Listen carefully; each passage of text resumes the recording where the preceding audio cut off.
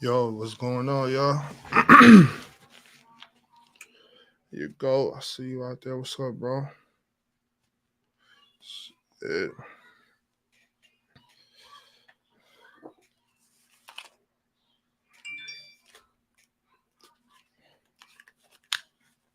Oh, yeah, that's better.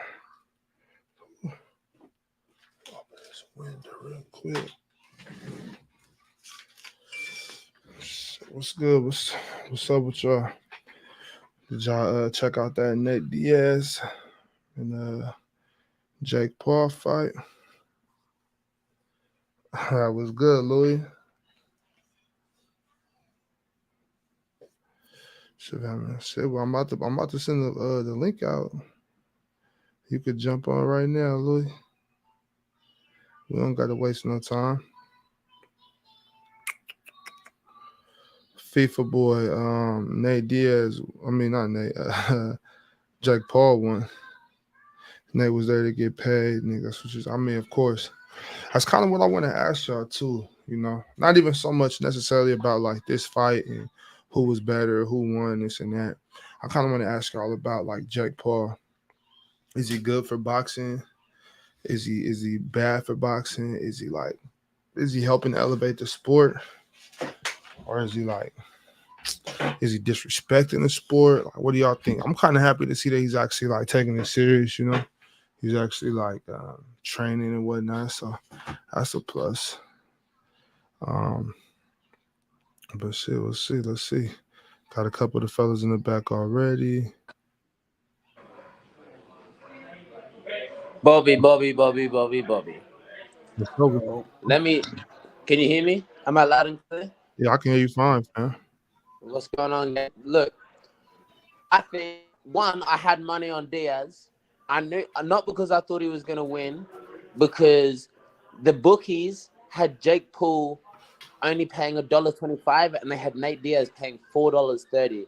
So no bookie had Nate Diaz winning this. But I was like, oh, you know what? Fuck it. That Stockton fool can fucking throw a punch in there, win me a quick, snap me off a couple hundred real quick. Yeah. Jake should have ended that shit when he dropped him. He had that fallout. I thought it was going to be over in the first round. Mm-hmm, yeah. I can't believe Nate Diaz lungs need to have fucking tests done on them. How the hell he was able to last 10 rounds? He run marathons. He looked like he was bro. He does triathlons every day. He's a crazy man. This guy is special. Salute to Diaz just for staying in there.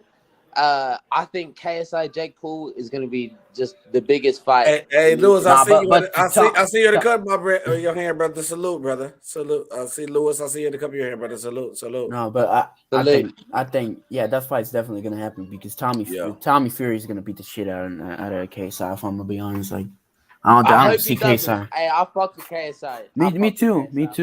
But I don't see KSI winning that fight, to be honest, because I just feel like he's too exposed. Hey, we should do a watch along on Bobby's channel for the KSI.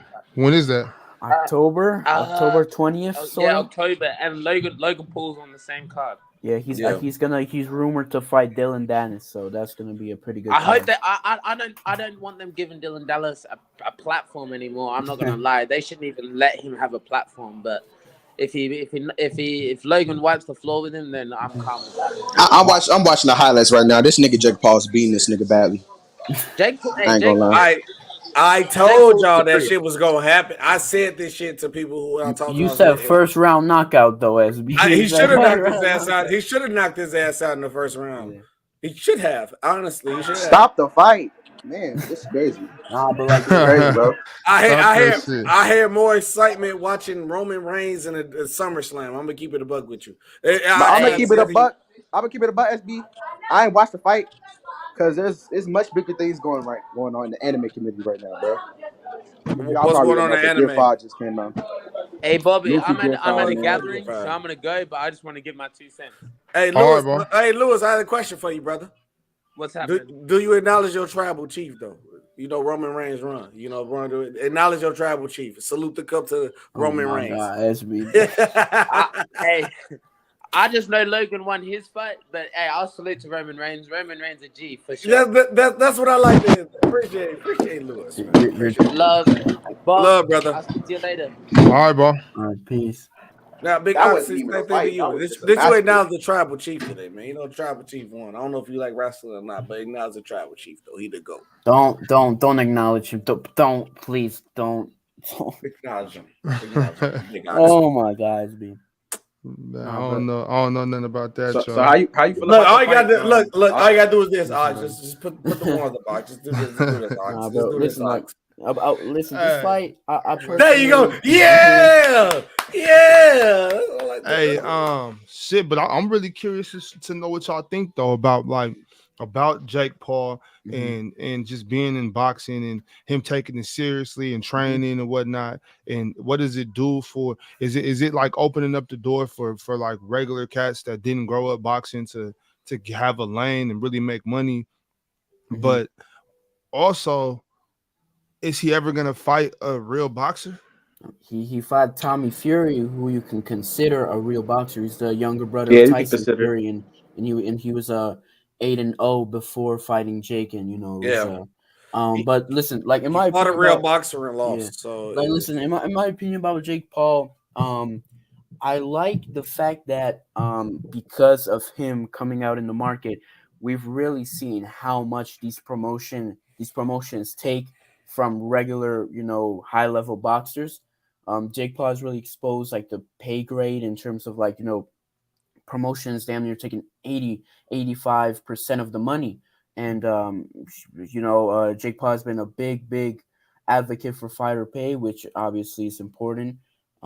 He's like, honestly, I don't like that Jake Paul as a person that much, but I can say I really respect his work ethic. I feel like everyone can take an example from him saying, oh, this guy 6 years ago was on Disney Channel, like 160 pounds, didn't even know how to fight, how to throw a punch correctly.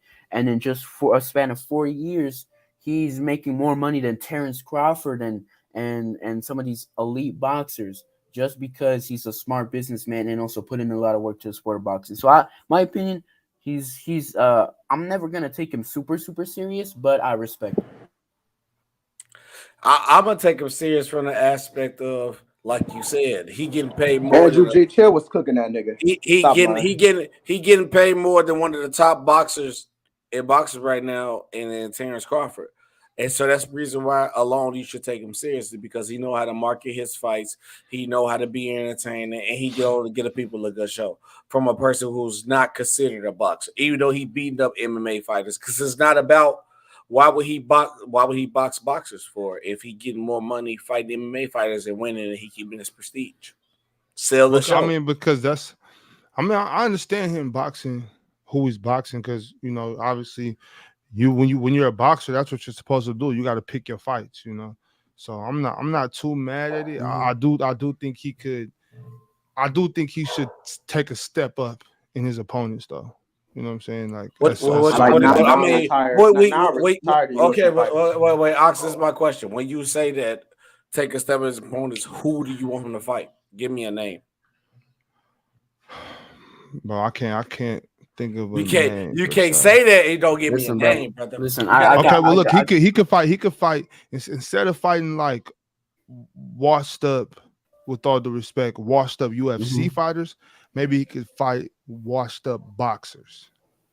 I mean, he fought Tommy Fury and lost. So Tommy Fury ain't listen. Yeah, well, that's what I'm saying. I ain't gonna lie, Tommy Fury. If he gonna lose to Tommy Fury, he gonna, you know what I'm saying? It's kind of that's why I'm like, the fact that he's getting paid, like I can't do that. Like I'm just not the type of cat. I can't fall back on he's getting paid a lot. So now I gotta respect it. Like I can't. That's just not how I operate.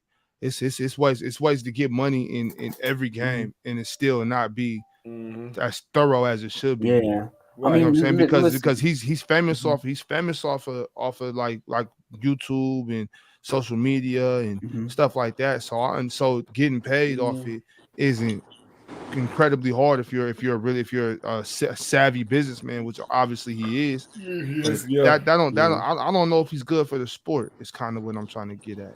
I'm gonna say Yo, salute I ain't Clarissa. gonna lie, Ox. He gonna have to fight. He gonna have to fight a 60-year-old boxer if he think he can beat a retired boxer. Like they gotta be like 60 for him. I'm gonna tell you why. I'm Respectfully. gonna tell you why he is good for the sport, because he's showing boxers what Floyd tried to show people. But he let the hate agenda of Floyd, that people didn't listen to Floyd, to show them the money they really could get, and they show how much these promotion companies are making off these fighters. Because Terry Crawford is a guy who should be at the top of the game in running boxing, but his promotion didn't believe in him and they let him go, or they wasn't really pushing him as they should have pushed him. Now all of a sudden everybody loved Terrence Crawford, and wasn't nobody showing Terrence Crawford love until after this big fight. It is like, because Terrence Crawford should have been. He's 40-0. Why is we not talking about him? Because his promotion not doing a good job, bro. And also, I feel like a lot of kids, teenagers, can be inspired with Jake Paul. Like not as a person, but as just a pure boxer. As I said, the example of him 6 years ago, he was on the Disney Channel. He was a Disney Channel regular, 160 pounds. Fast forward to now, he's 7-1 in boxing, made over 200 million, actually over like 300, 400 million in revenue for himself and various companies and for his opponents. He is famous. And there are actually people who look up to him, and I feel like he could be a good example in work ethic and a strong mindset can really take you anywhere in life. Because I don't think if you would have asked Jake Paul 6 years ago and told him 6 years later you're going to be not a world renowned but a very, very recognizable figure in the boxing world, making hundreds of millions of dollars, and knocking out opponents even they are like 60 years old UFC fighters, he'll say, no way, that's not me, dude. But with work ethic and a strong mindset, you can reach. Let me say this. This is the problem we have. People don't listen. JT, I did never say Bud was not respected in boxing. I said his promotion team and I promotion him as a top fighter. And him being 40-0 or 39-0, he should be at top of the game. It's like how Floyd was, and he wasn't. He was under. He was respected as a boxer, but he wasn't getting paid and promoted as a boxer. Goat literally just said Jake Paul just got paid more than him. That is a problem. Like, what do you not? I mean, real quick, like that's just his business partner. A little counterbalance point, though. Real quick, a counterbalance point. Like Floyd Mayweather had charisma. He had and Jake Paul too. They got charisma. They got something they could bring to entertain you or draw you into the show. Bud not like that, bro. Bud is just basically straight to business. You feel what I'm saying? So like I understand your point. Like the promoting is bad, but like it kind of go.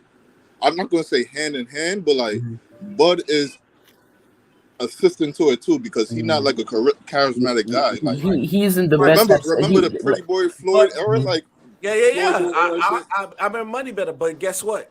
Your job is the promotion team. That's like having the manager, but they kind of like wrestling. So it's like a guy who can wrestle, who can't cut a promo, but he can wrestle his ass off. So Terrence Crawford is in that position where he can box his ass off and he can do his thing, but he can't sell a fight. Your job as the promotion is to be the mouth of that to sell a fight. They did not do a good job of that because why are we not talking about a guy who's on the brink of being 40-0? But we talking about Canelo. Yeah. We talk about we wasn't even giving Errol Spence more love, and he got in a car accident. Tank right now is the biggest boxer right now. He overrated too. He's not overrated. That's I mean, yeah, I feel like he needs to do a little bit more. He not overrated. He not overrated. But people he don't fight nobody. Ox.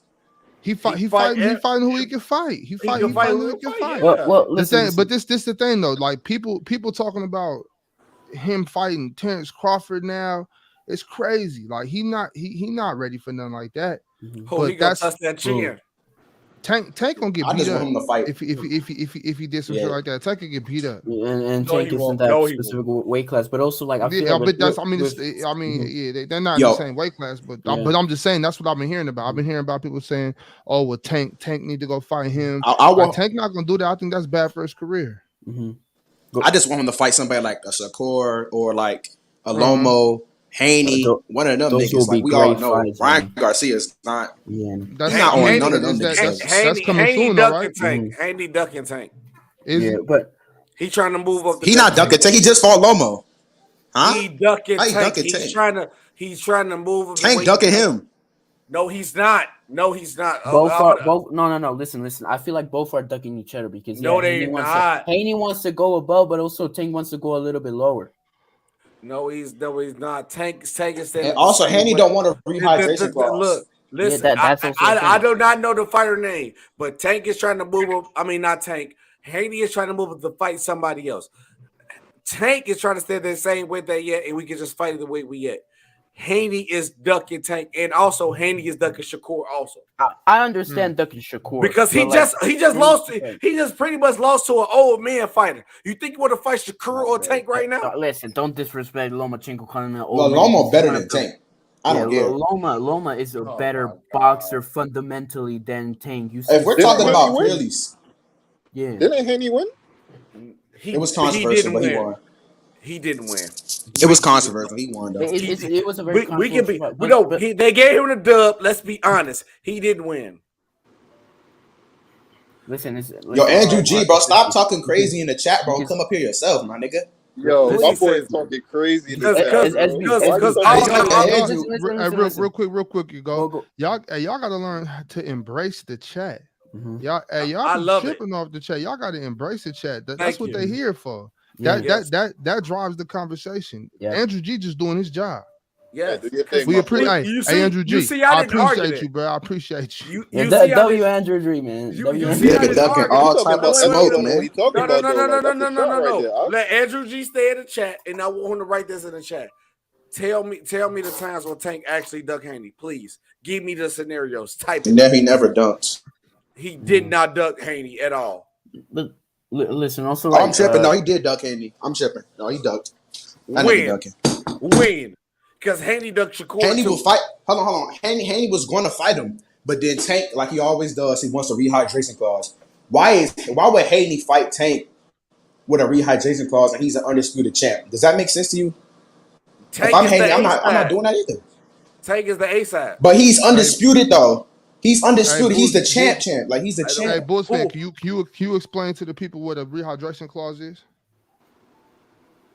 I really don't know, bro. I don't. Oh my God. Oh, shit. I know what it is. All right, no, I know what it is. just Let me know Haney explain don't it. want it. Let me I explain just it know because Haney I don't feel want like hold on. The rehydration clause, I imagine it's the same as UFC. So, for example, someone has to cut weight for example, they're 156 and they have to cut weight to 150, right?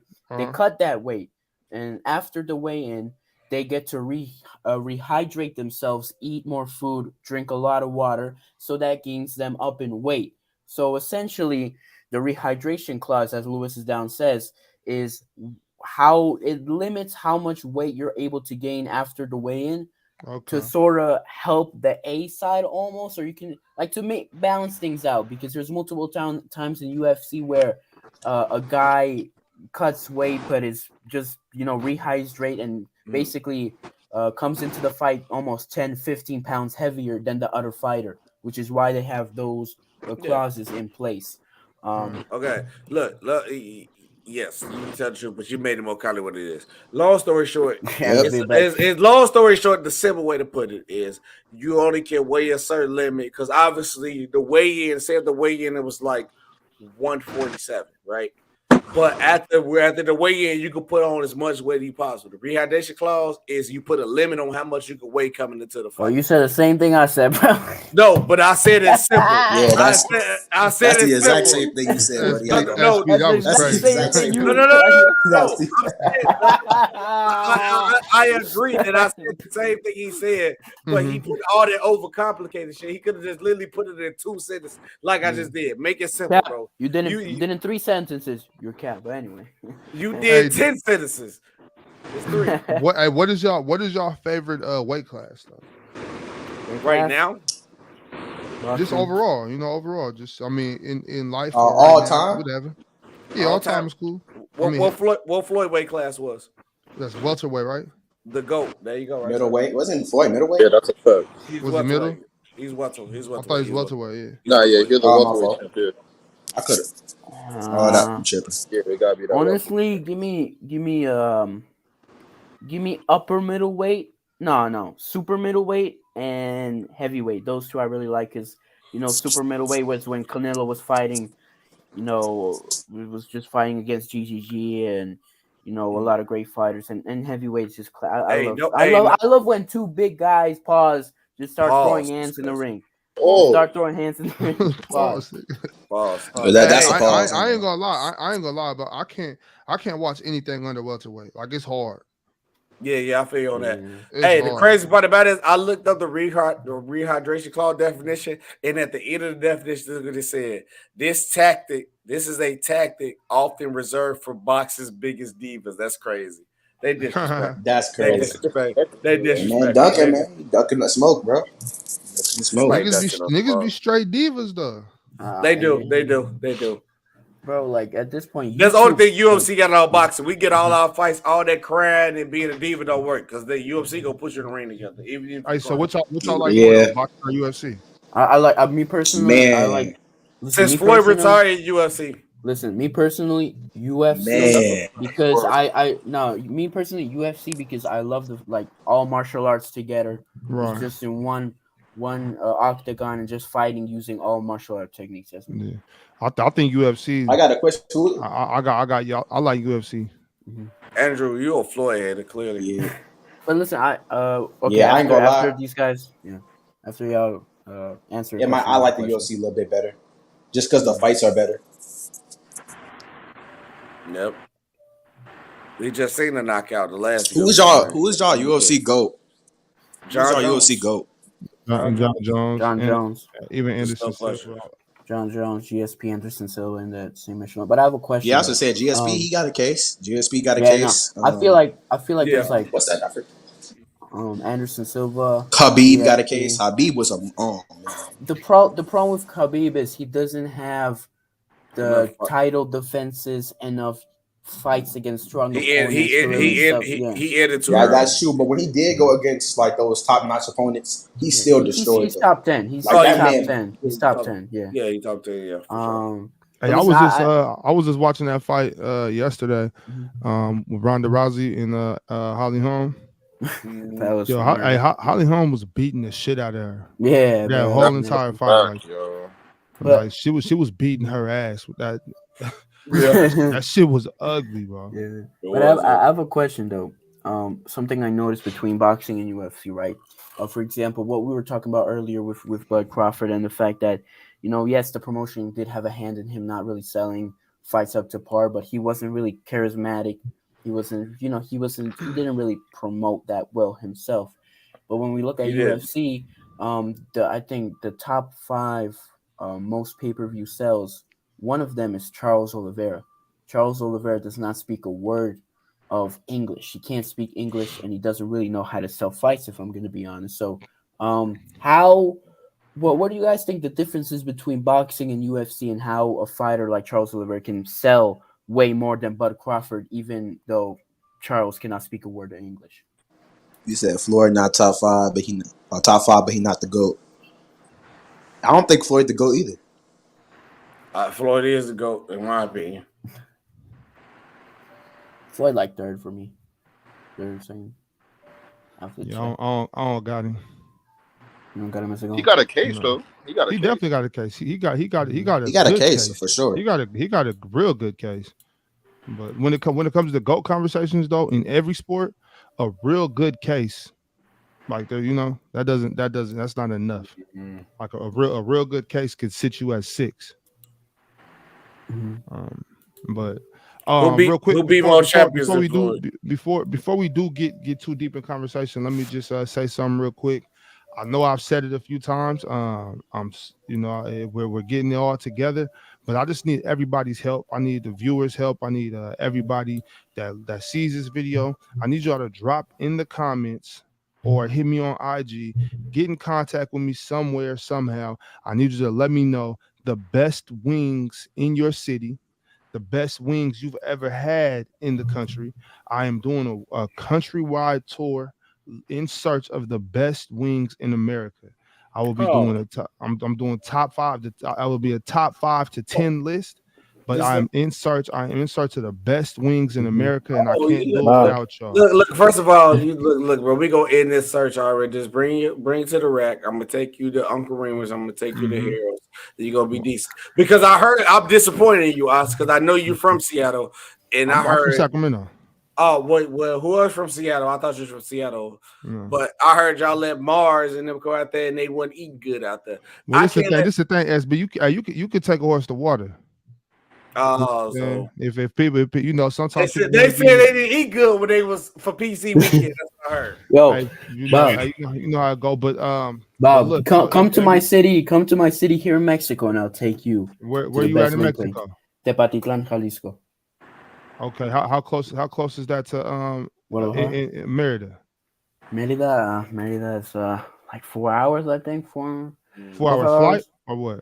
No, not a flight, but like car. Like I think a flight would be like 1.5 hours. Are you towards? Are you like on the other side of Cancun or? No. I'm like very close to Guadalajara. Okay, cool. Hell yeah. I always eat down there. I love it down there. But so right now I'm doing America, but I am gonna seek the best wings in the world as well. All you do is come to the rack. I love wings. I'm definitely going.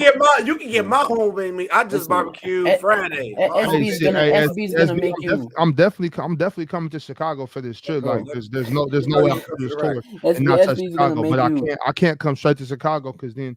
You know, where's all the content gonna come from? bro, SB's gonna make you come to the rack. Sauce, let me know, and I'll make sure I'm free. I'll take you to Wrigley. You do the interviews. You know, you want to make content, go to Wrigley, and you get the content off Wrigley, and I'll take you to the hood, get you some wings, and we can do all that. SB, you're gonna make him eat mild wings, huh? Yes, mild sauce, fried hard, lemon pepper. And you go get right. I got you. Just SB, what part of the city you from, SB? Out west. 290 shit. Ah. Yeah. You say I can't stay out west niggas. Bro. Yeah, you one of them south side. You one of them south side banners. I don't like you either. Let's go. I don't like you either. 290 shit. You know how we get down. But shit though, yeah. So like I said, y'all hook me up. Y'all point me in the right direction. I will, you know what I'm saying? Once I get all my list together, I will be putting out the map and how I'm gonna do it. I'm gonna separate it into regions. We're gonna get it in. I just need y'all help though. I got you, Big Eyes. 2 things, Big Eyes. 1, I want you to do, if you ever free available, I'm gonna launch like a basketball podcast. It's gonna be like the Start to 5. And I'm gonna have different people all the time. I want you to do that. But also I do like my solo podcast where on my channel where I do like an interview and we do discussions on it. I would love to have you on it. Oh yeah. Real takes no fake debates. So I definitely need you on it. So like the first 30 minutes of my interview is like what you did, who, and what made you go to like the media side. And then the second half we'll probably discuss like your team that you like or what news going on. But I definitely need you on. Yeah, so it's all good. But real quick, so this banner down here say strength and growth only come through continuous effort and struggle. That's a quote from Napoleon Hill. If y'all haven't, y'all go check out some of Napoleon's books. You know, it's a lot of good game in there. But I know we missed last month's 24-hour stream, but we will get back to it this month. It's going, I'm gonna be at home a little more this month, less on the road. But once again, I just want to put that on your mind. Y'all, let me know where the best wings at in your city, and if it's not in your city, just let me know. I'm trying to put my map together so I can get this thing going. Name the series The Wing Connoisseur, bro. The Wing Connoisseur. The Wing Connoisseur is crazy. This heat. Once you hit the city, it's over with. You gonna feel like you won. It's over with. SB. Because look, even if you say like, if I take Big Ox, right, and he be like, I ain't rock with the mouse sauce, right, and I know you gonna rock with the mouse sauce. It's a hit. Yeah. I'm gonna take you to a place called Output, who got Buffalo barbecue, and I don't even like ranch. They got these Chipotle ranch rings. It's a hit. I got to go. Chicago. I got places you could go. Chicago got any culture food that you want is gonna be a hit. Yeah, bro. Well, shit. I'm definitely coming through there. So if you know, have them ready for me. And all I said, give me the heads up, and I'm gonna open my schedule up and make sure I'm free. And I'm gonna take you wherever you need to go. Mariscos are way better than Chicago food, but that's all I'm gonna say. No, we ain't doing that. Yeah, that's what we call. We ain't doing But shit, back to the topic at hand. I just wanted to make sure I Mm-hmm. got that out the way. What was he saying? We was comparing UFC to boxing. Yeah, it's not And close. kind of and what we thought about. You said it's not close, SB. Not today. It's not close no more. Bro. UFC got it.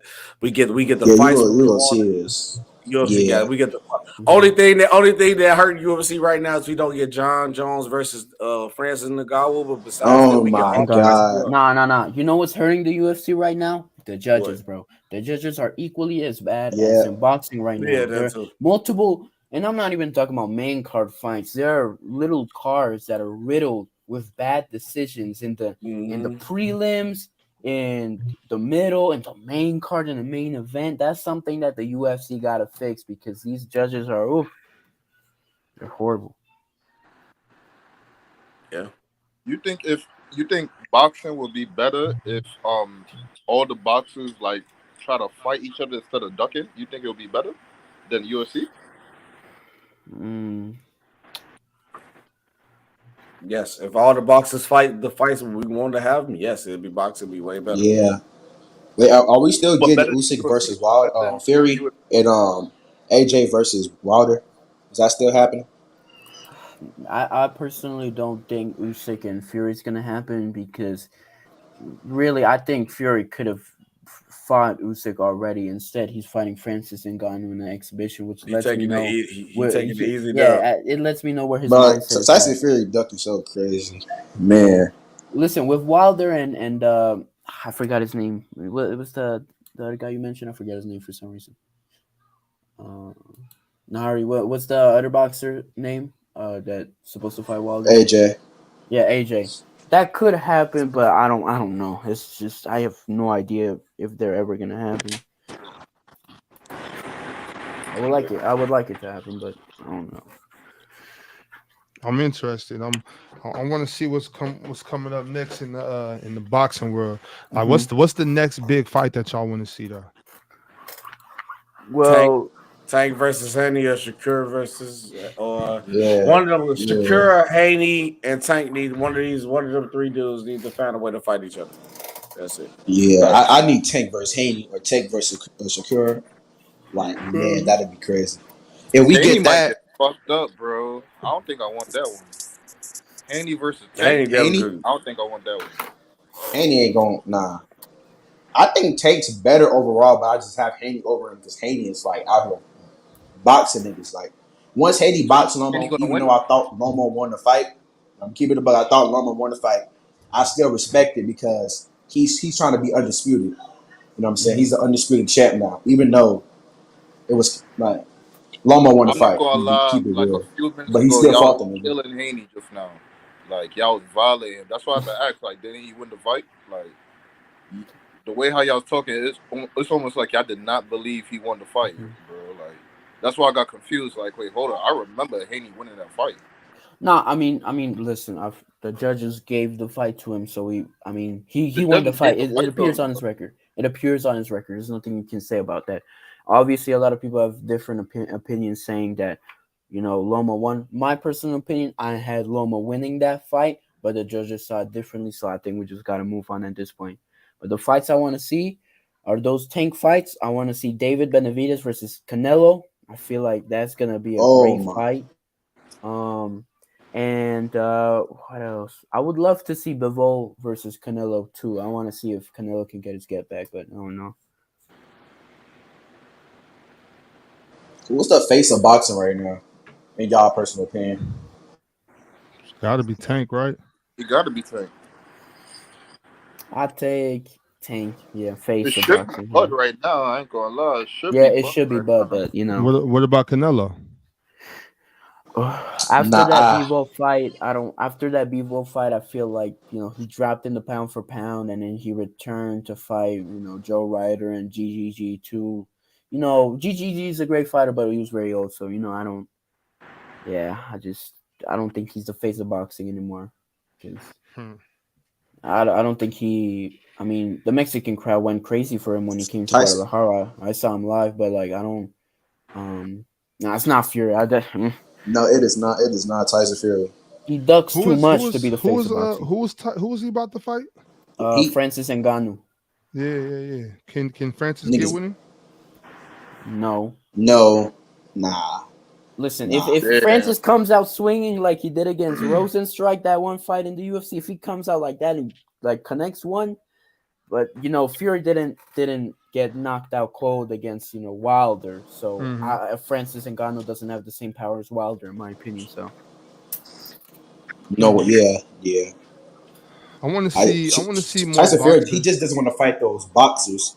yeah, Like he'll fight a power puncher all day. He ain't gonna fight somebody with head movement, jabs, different type of punch. He ain't gonna fight nobody like that because he's scared of those type of fighters. yeah. They can outbox him. Yeah, Like I I'm want to saying- see. I want to see more boxers like fight UFC. Listen, you know what I think it should be? I think they should do something where in ONE FC, they did something where basically one of the greatest fighters ever in Muay Thai fought against one of the greatest fighters ever in MMA, Demetrius Johnson, and they did something where round 1 was a Muay Thai match and round 2 was an MMA match. I know there's a lot of differences between the rings, the gloves, between boxing and UFC, but I would like to see something implement not only just UFC guys going to the boxing world. I want to see some boxers going to the UFC world. Yeah. Too. Yeah, that's what I'm saying. Yeah, JT says UFC fighters need to stop stepping in there. Yeah, it's true. I mean, a prime UFC fighter could be a bit dangerous against some opponents in boxing, but the only real examples we've seen of UFC fighters are against Jake Paul, and they're like 40. So, man, it go the same way for UFC fighters. Boxers, they cannot step in the octagon. yeah, they at all. cannot. They get destroyed. But that's what I'm thinking. I think UFC fighters are probably more equipped to box than boxers are to fight UFC. Mm-hmm. Yeah, because like even when Shannon Briggs, who was a 2-time heavyweight champion, not at the highest level, but was still a great fighter, 64 wins. He fought a kickboxing fight, right? Which it's just punching and kicking, right? Only one element of full MMA was used in that fight, which was kicking, and the kickboxer was just landing hard kicks to his thigh, his calf, and Shannon Briggs was literally crying of the pain. Like these boxers, they can't even take 2 leg kicks in the UFC. Man, I don't think that shit hurts. Yeah. Those leg kicks hurt bad, especially with people that have been doing it for a long time. Because like once your shin once it like keeps chipping right there, and when it repairs itself, it's like steel. You know what I'm saying? You get hit by that, it's like getting hit by a baseball bat, damn near. Probably harder than that. And after you get hit especially in the calf, there's nowhere for that swelling to go. It's pure. There's a very limited amount of muscle in this part, so it just swells up like a balloon. Damn, that shit hurts. That's crazy. Does, man, I'll be mad as fuck being a boxer going in there just start getting kicked.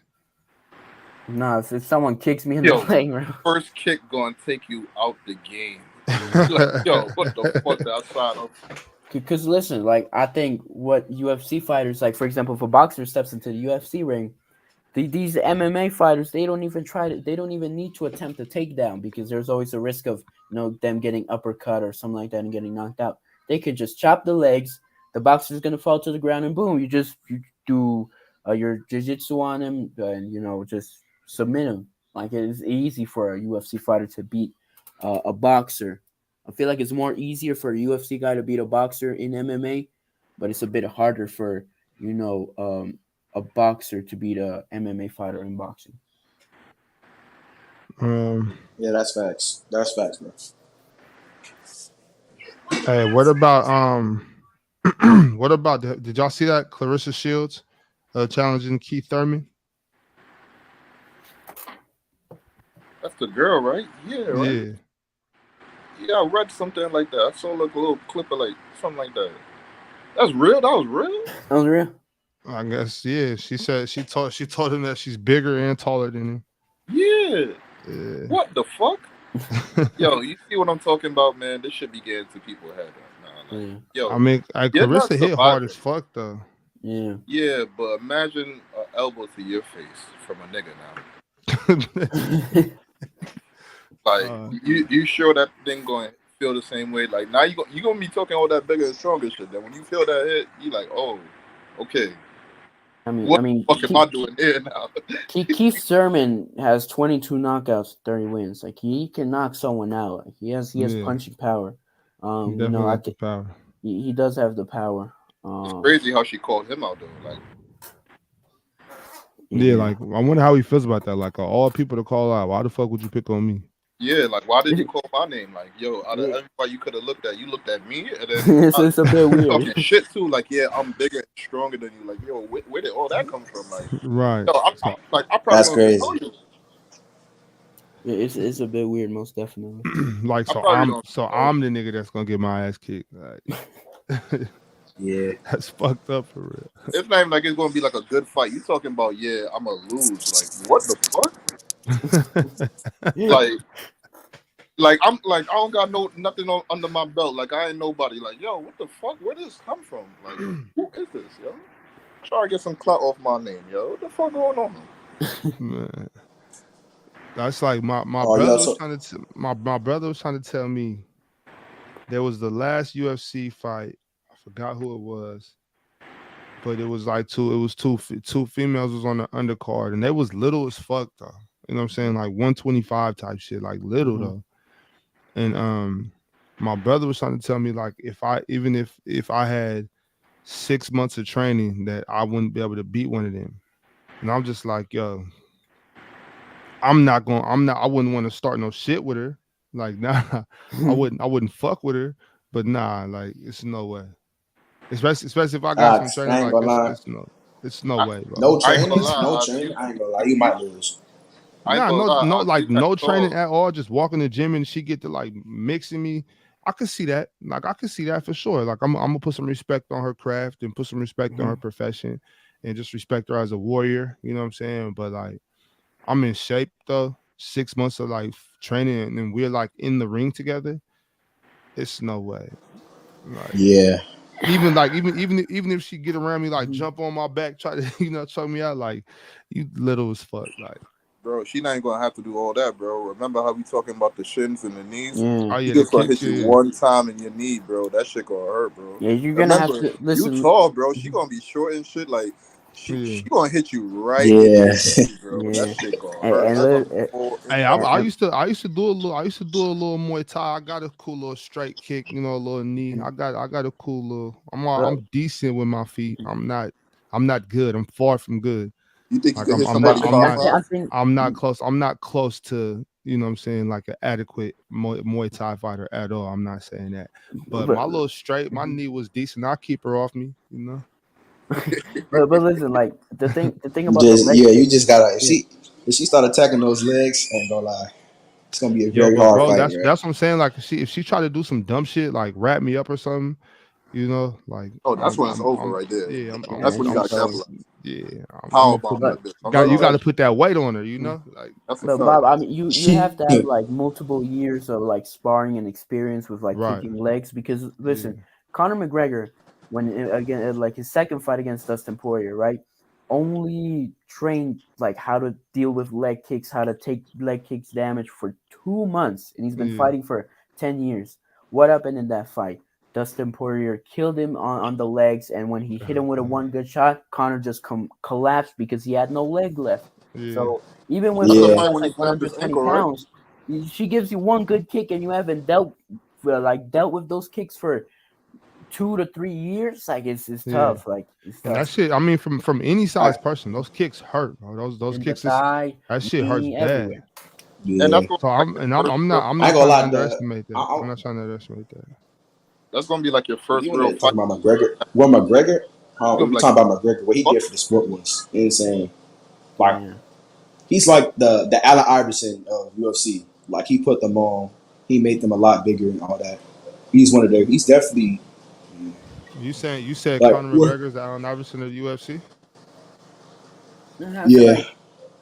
The thing is, because Conor McGregor is like true division champion at the same time, featherweight and lightweight.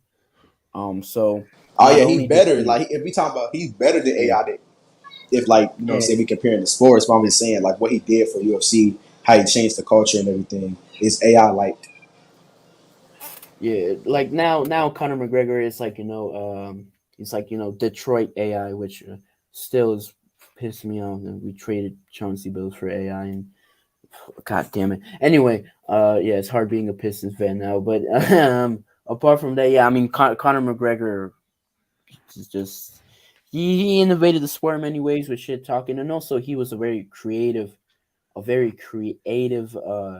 striker in the UFC. He knocked out Jose Aldo in 6 seconds, and mind you, Jose Aldo didn't lose in 15 bouts. He was undefeated for 7+ years, I believe. Yeah, that was crazy. And it was like a video of him practicing the shot before he hit Aldo. Mm-hmm. Like he was just in the gym practicing the shot, and then he actually hit him with that shot. But that was crazy, bro. That was wild. And then he beat Eddie Alvarez. Like Yeah, if you go and rewatch that fight against Eddie Alvarez, Connor controlled every second of that fight. the Diaz brothers is a really good one too. Yep. Yeah, the Diaz brothers. Like the thing about Nate, like who would you say is better, Nate or Nick, in terms of career and skill? Nate. I mean, the thing is, I think Nick fought for a title 2 times, I believe. No, he only fought against GSP. Nate has never fought for the title. So that's one thing in favor for Nick. But Nate Diaz definitely has the skill, and he beat Conor McGregor, so fair play to Nate out of them time. Yeah. That was a good time in UFC. Mm-hmm. Yeah, it Yeah, I was. remember. Yeah, y'all remember like Yeah. those early days UFC, those crazy fights back in the day. Yeah. I mean, Before I like didn't all, watch them live, but the yeah, highlights. yeah, that shit is crazy. Got them little dudes Yeah, fighting big those ass yo, like I watched sumo those. wrestlers type shit. Yo, UFC was wild back then, bro. It was crazy. You got like Yo, freaking kung fu niggas going against wrestlers, sumo wrestlers. It was crazy. Yeah, that It shit was was it was wild as hilarious. fuck. yo, you know what I was watching the other day, bro? Remember that nigga Kimbo Slice? Oh damn. Yeah, hell yeah. My That nigga, nigga was a YouTube sensation. Mm-hmm. I was watching one fight with him, yo. Man, he fucked this nigga up. That nigga was begging for the fight to stop. Nigga said, "Fuck that, let's go." I'm like, damn, yo, like, you don't remember Kimbo, son? That nigga was crazy. Yeah. I remember y'all see that Jimmy Fox shit. What you talking about? The well, I'm trying to cancel. What happened to Fox? Yeah, y'all seen remember the one I think who was he fighting when dude in the UFC where dude was trying to like tap him out and he stuck through it. Ah man, who Oh, was it? Volkanovski, I the think featherweight. so. Might have been. So what was it when the guy had him in a mount like a choke? Yeah, yeah, It was yeah. Volkanovski versus Brian Ortega. It was 2 separate times where he could have tapped out, but he didn't. Oh, I remember that. I didn't watch that live. I ain't gonna lie. I just watched the highlights of that I fight. watched it live. It was I remember crazy. It that was was wild. crazy. It was crazy. Like I fully Yeah. expected him to tap at least 2 times, and he didn't. And then he he dominated that fight. The only chance that Brian Ortega had were those 2 submissions, but he couldn't finish it. What about y'all remember Chet Congo? Oh, bro, you remember when he got like knocked out in like two separate times by Pat Barry, and then Yeah. he came back up and knocked Pat Barry out, bro. Yeah, that was a crazy fight. Hey, you know what? On another note, when me and my son was watching the other day, which is back, it was Slam Bar. Oh, what? Yeah. I was watching Slam Bar the other day. That shit was kind of cool. I don't really understand how the points and shit work, but Mhm. I was watching it for a second though. I don't know. I think it might make a cool comeback. Yeah. I Hold on. I got a imagine that question too. for you, Alex. What's up? So I had saw your video, man. It was like Snowfall versus The Wire. I never watched The Oh Wire, yeah, but let's get so into it. I automatically gonna assume Snowfall. But Wait, I ain't gonna lie, Snowfall even if versus I watch The what? Wire, I still think Snowfall gonna be better. I still think Nah, Snowfall gonna bro. be better, man. It's just that good. Wait, Nah, Snowfall bro. versus what? So look, so this is the backstory, Easy. So yesterday I was watching, I was just scrolling through the internet, and somebody was talking about Snowfall, in comparison to The Wire, and I was like, the what? Like these not even on the same level of TV show. Like the Wire, like Snowfall not fucking with The Wire at all. That's kind of Snowfall, man. It's a classic. Man. It's a classic. It's a classic, man. That last season, like I ain't Nah, it gonna probably was bro. lie. their best season, bro. I ain't gonna lie. That last season was crazy. Easy. Have you Like when, seen yeah, if you both? haven't, I only saw Snowfall. I ain't never watched The Wire though. Okay, well y'all look, oh, y'all okay, y'all okay. got to go check out The Wire, bro. I'm not gonna lie to you. From the shit I heard about The Wire, I can't. I might have to give it to The Wire. Even though I ain't watch it, I might have to give it to The Wire. I mean, Snowfall was Yeah, tough, but me too. like Snowfall was. I don't know how to really describe it, but like it just can't fuck with The Wire. I know that. But I didn't even Uh, watch niggas, you The never Wire. even watched it. You can just tell that the wire better. Huh? Nah, I You could can just just tell. tell. It's Uh, just it can't fuck with it. Like I can't really Snowfall, describe Snowfall is Snowfall up because there. I'm not trying to shit on Snowfall. You feel what I'm saying? Mhm. But like the way yeah. how it went Yeah. about some shit, like I don't know. I can't like. See what boy Wonder talking about. That's what I was saying, Oh, like in the video, Sopranos. like Look, that's another yeah, one. but that's the thing, like The The Wire and Sopranos. I'm tripping. Sopranos, those are shows that are like up here though. These are upper echelon, top tier Hold shows on. where Yeah, yeah. Breaking. Snowfall Hold in on. like Snowfall in Narcos was tough the too. one movie, not the one movie, the one show, with Lucius, what's the Power. shit called? Not Oh, the other one. Empire. Empire. Like Snowfall is like on that level, like Empire and shit. Like it's not Oh up here no, with no, no, Sopranos no, and The no, no, Wire, you no. know. I think it could move into a next Nah, well, Snowfall's way better than Empire. I ain't yeah. gonna lie. I Like prefer way better. I, Empire was trash at the end. Like those last seasons were trash. Well, I don't know. I I'm only not saw the gonna first lie. season of Empire, so you know what I'm saying. I don't know, bro. Nah, I never even watched too much of Empire, but like to be honest, like Empire had a lot of shit going on, so it had to change its script just for the show. So like, Yeah, 'cause right, right. I ain't gonna I lie. like The best ever remember TV show is we Breaking know Bad, who the hands down. people. Remember the people who the actors in the shit. We already know what's going on with some of them. Yeah. Mhm. Going on, you feel me? So they have to change their script and shit like that. But it's Yo, Bulls fan, Breaking Bad not fucking with Sopranos and The Wire, bro. I never watched neither one of them. I tried to watch The Sopranos. I couldn't. I couldn't, bro. It was just too boring. I was stuck on like the second episode. I couldn't do it, bro. I couldn't do it. But Yeah. I'm gonna get a wire shot. so here's the So question. Breaking I Bad gotta is watch better The though. like I Wire was too. saying, I'm this not this ruining how the this wire. how I look at like with the Wire, right? The Mhm. Wire got 5 seasons, and they broke them. Each season was pretty much kind of more focused on a different aspect of the game. Like it was the corner, Ooh. and then you had like the school, and then there was like the actual like the actual government, like the politicians. Then you had the doc. You had even like the police angle, and so you was kind of seeing it from all different ways. Like the show is crazy, bro. You got to see Mhm. how it all intertwines with each other. Not only that, but the Wire has legendary characters. You know what I'm saying? Like legendary characters, Mm. like characters that will never die. You got Avon Barksdale, you got Stringer Bell, Marlowe, Omar, Prop Joe, um well Chris, like the characters from The Wire are legendary characters where I mean Snowfall, like Yeah, you got you Franklin. got Franklin, but Franklin was a fucking cornball. Like Franklin was. I ain't gonna lie. I just can't get with the transition from just him being, you know, the little crybaby, you know what I'm saying, to the boss kingpin type nigga. Like I know it's just a TV Uh, show, but still it was just kind of like this is hard to buy, you know. For Mhm. me, I was yeah, like, I feel this you. is just really hard for me to buy right now.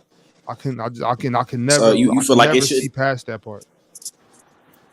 Okay, I feel you. So I understand why you said The Sopranos and The Wire, The Breaking Bad. It's not on that level. But like when it comes to their TV shows, like Power, Empire, like it's so much better than those, in my Okay. opinion.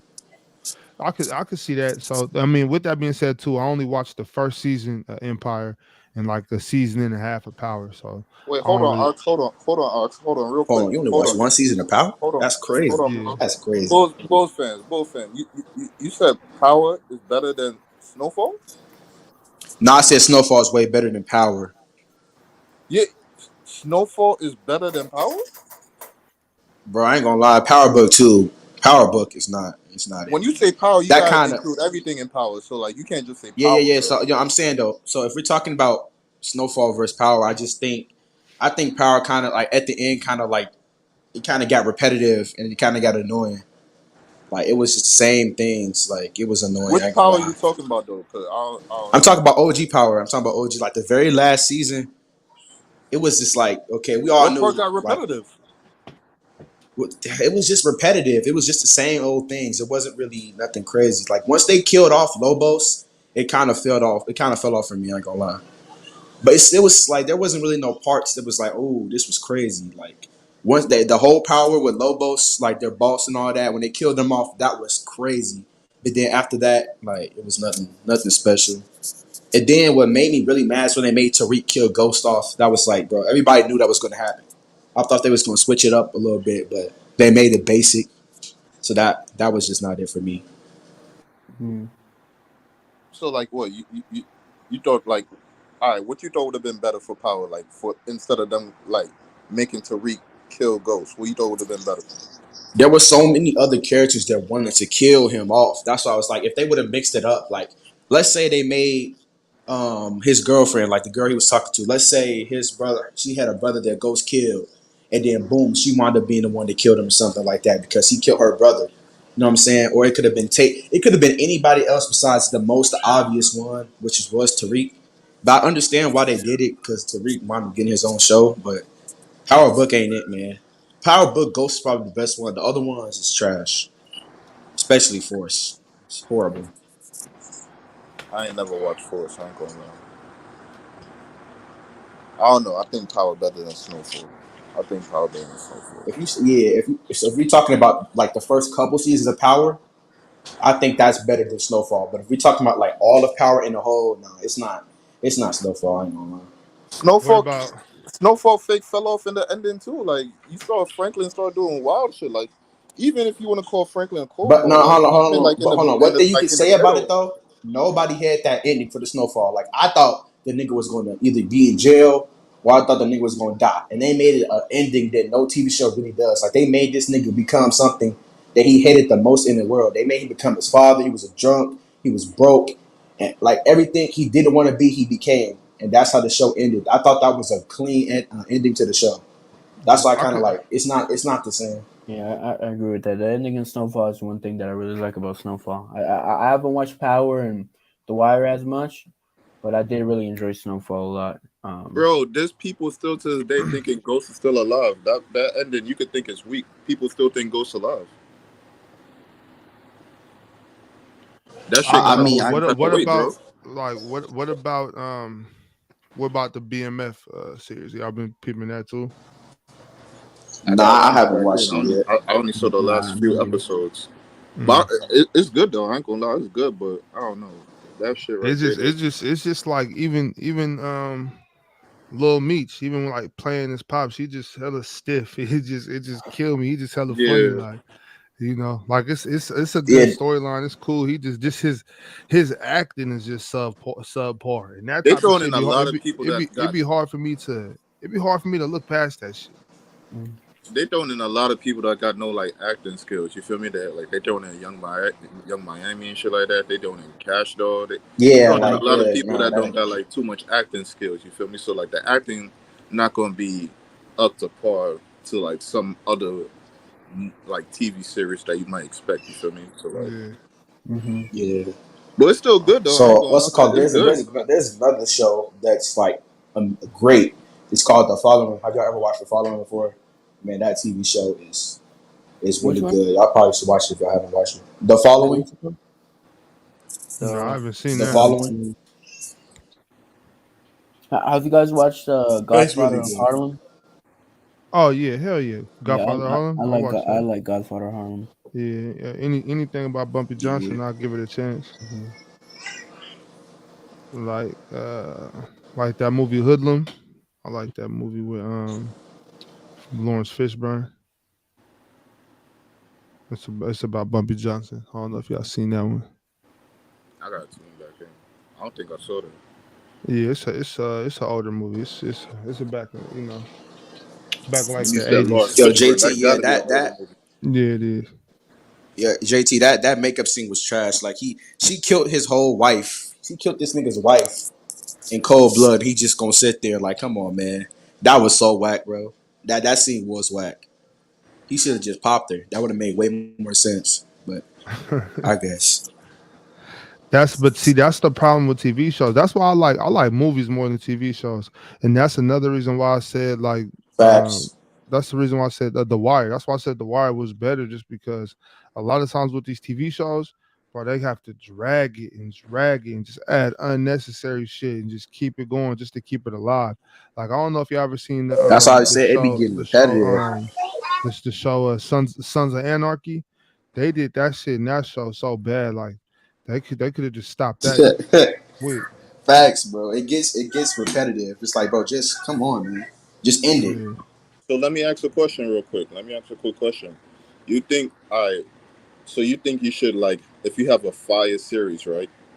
Do you think you should end it in like 3 seasons? Give the viewers 3 fire series and end it, or drag it out and see if people gonna like the story more because they just love the story of like the universe you created. Keep on dragging it out to like 6 seasons. You think which one you think is better? So I I think mean, I like a good 4 or 5.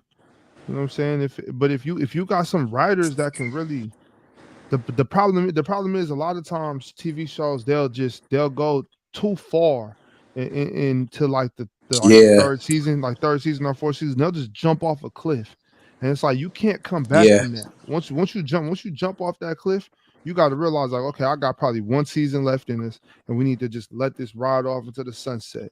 Because sometimes people jump off a cliff and then they got to make up some old unrealistic shit, some shit that doesn't even make sense to yep. keep the story going. And it's like, bro, I would rather you just end this shit. It's kind of Facts. like Like if it's like, it's kind of like a basketball player, like Kevin Garnett. Like Kevin Garnett, if he just would have retired with Boston, would have been perfect. facts. You spitting facts right now. That's exactly how I feel. Like it just gets too long sometimes to these shows. Like Power, they drag that out. They should have ended Power like in like the fourth or fifth season. And then like sometimes the story could be so good it could be like 6, 7 seasons, but that's only sometimes. But majority of the shows that are like classics, they're not like 10 seasons long, bro. They're like Mhm. 4, 5, 6 seasons. So I agree. Yeah. Well, I have there don't ever know. been a TV series that been like 7 series long, good, like every series for 7 series, I seasons? mean, I'll say one, Seven, and yeah. I know y'all probably gonna laugh at me. Y'all not gonna agree, but like Friends, you know what I'm saying? Friends was fire. I mean, Hey, Friends. no, Friends was tough. Listen, Friends listen, was bro. tough. Friends. I used to only listen whenever I was on, like, whenever I That's had kind of a. different though, right, bro? Like that's kind of different, like a TV sitcom. Yeah. Oh yeah. Okay. Right, it Well, was just like a show. Nah, but if it has listen, to be bro. a drama or something, then Friends, okay. Yeah. Friends carried me whenever I had to go, like fly and plane, go somewhere. I was in a plane. The screen at the back of the seat. I would only watch Friends, bro. That Yeah. was what carried me through like 7 hour flights. Watching Yeah. Friends. Yo, people Uh, used to say Friends was weak. Yo, people say Friends was That's weak. yeah. Like that shit was trash. I can't believe that, bro. well, Like, Nah, that's ain't no, that's that's crazy. that was Nah, a that's lot of crazy. people. A lot of people just felt like they kind of stole Living Single, and I never really thought about it until it was kind of brought up, and I was like, okay, I can kind of see that. I can see where they get the idea, and then Living Single kind of just goes off the air, and Friends keeps going. Um, there's that, but I mean, Living Single was fire too. Friends was fire. I watch Seinfeld. Seinfeld was funny as shit to me too. Yeah, Seinfeld was funny. Um, nah, Seinfeld yeah, was that that was funny too. man. I ain't gonna lie. There was one post I I saw that just there said was like if you take the funny claps away from the funny claps and the music away from the TV show that should be ass. That should be weak. It should be trash. Like if you took all the laughs away from Friends, that Uh, shit would be trash. And I'm like, yo, yeah. that's crazy, bro. Like, You damn, like, that's It that's definitely. I that ain't gonna happens. That lie. happens to me. That happens to me sometimes. Have you ever been with somebody, right? And something funny happens, and you know it's funny, but when as Don't soon as laugh. that person kind of laughs, then it makes you kind of like, haha, you kind of laugh like, and initially you kind of like it's funny as shit, and you're looking, but you kind of like actually forget to laugh. Yeah, Yeah. yeah. that Like does That's happen. it definitely won't hit the same for sure. It definitely won't yeah. hit the same. Another show that's not that long. I don't know how long this show is. If y'all ever watched, it's called The Ozark. Oh Amazing yeah, I show, watched man. some It's yeah. on episodes. Netflix. It just ended. The few What episodes I've watched are very good. what was that? What they do? Four seasons? Yeah, I think it's like 4 or 5. I don't know. I think it's between one of those. But Ozark is tough, man. Yeah. Ozark was cool. I watched Weeds a little bit. That shit was funny. Y'all remember that TV show King of Queens? Oh yeah, hell yeah. With what's his name? Oh yeah, yeah, Kevin. What's his yeah. Kevin name? James. Kevin James. Yeah, I almost Yeah. called him Kevin Samuels. Kevin James. Yeah. So yeah, what see like I used to watch antenna TV all the time. So I would just have like UTV on, if you know, you know. But you would have That's a fact. UTV and it had like all those shows come on, like Seinfeld's, all of those shows, Seinfeld, and it just come on Friends, at one channel. King of Yeah. Queens. Friends, yeah. The Game, yeah. Though all those shows just come on. I just used to watch those. Everybody Loves Raymond. I think that's what it's called. I think Yeah, that's what it's yeah. called. Everybody loves Raymond. My mom used to watch that shit, bro. All that bullshit.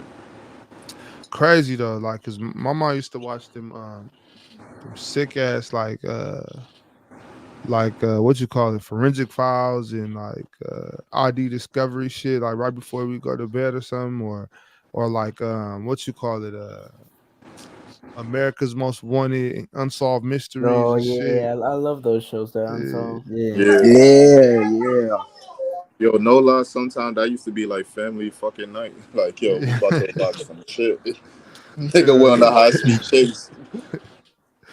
Man, we gonna sit back and watch America's Most Wanted. Talk about these niggas wilding out. Yeah, Yeah. yeah, nah, that shit was fire. Uh, shit, y'all got any movies or anything y'all looking forward to, like coming out soon? Um. I'm gonna get back to my shit real quick. You feel me? What's Hold that? on, real quick, Ox. Uh-huh. I'm waiting for the Big Bang, my nigga. Pause. You feel me? I'm waiting for the Big Bang from Marvel. This shit from the King and all that other shit. This shit better be a go, my nigga. Cause if not, we right back to what I we was got a talking feeling about it's gonna be a earlier, flop, bro. bro. No, remember the You, season shit? Like, yo, bro, you think how long you think you should keep this shit going? So this little Marvel shit moving like the season shit. Like you've been keeping this shit going for so long. If this shit don't work, nigga, you should have pulled the fucking plug at Endgame, like I said, my nigga. Like, yo, y'all kept this shit going Facts. Cause these for no Marvels reason, bro. movies, they are not Shit was hitting, my weak, nigga. bro. Now I got a whole They are universe not with hitting. Captain America, the Falcon, he flying around with my nigga Shield and shit. Then we don't even got no Iron Man, no fucking Captain America, like no real Captain America. We got fucking Shuri as Black Panther. Like no disrespect to Shuri, but like I need to see my nigga T'Challa, my nigga. That's what the whole Black Panther shit is, my nigga. No funny shit. Like I'm sorry. so you saying like Spider-Man finna carry? I don't know. I Spider-Man still is got my faith trash. in Spider-Man. I'm sorry, and I fuck with Spider-Man, but like, what he about to carry, bro?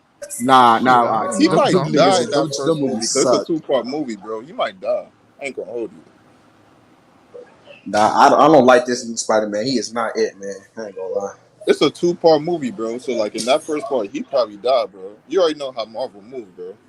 they finna off Spider-Man. They might off that nigga, bro. That's Leave it crazy. up to the B I team. Like, honestly yo, y'all think know y'all have the Spider-Man from the current. first one? Nah. Honestly, I I'm think this Spider-Man we got currently right now, Tom Holland. I think he's the worst one so far. Like I just can't give these movies. These movies is just yeah. not it, bro. Oh wait, hold on, Like hold that on, No Way Home movie was. hold on. You saying he Because here's trash, the bro? thing, because you got what. I don't think he that good, man. I think obviously Tommy McGuire is better than him.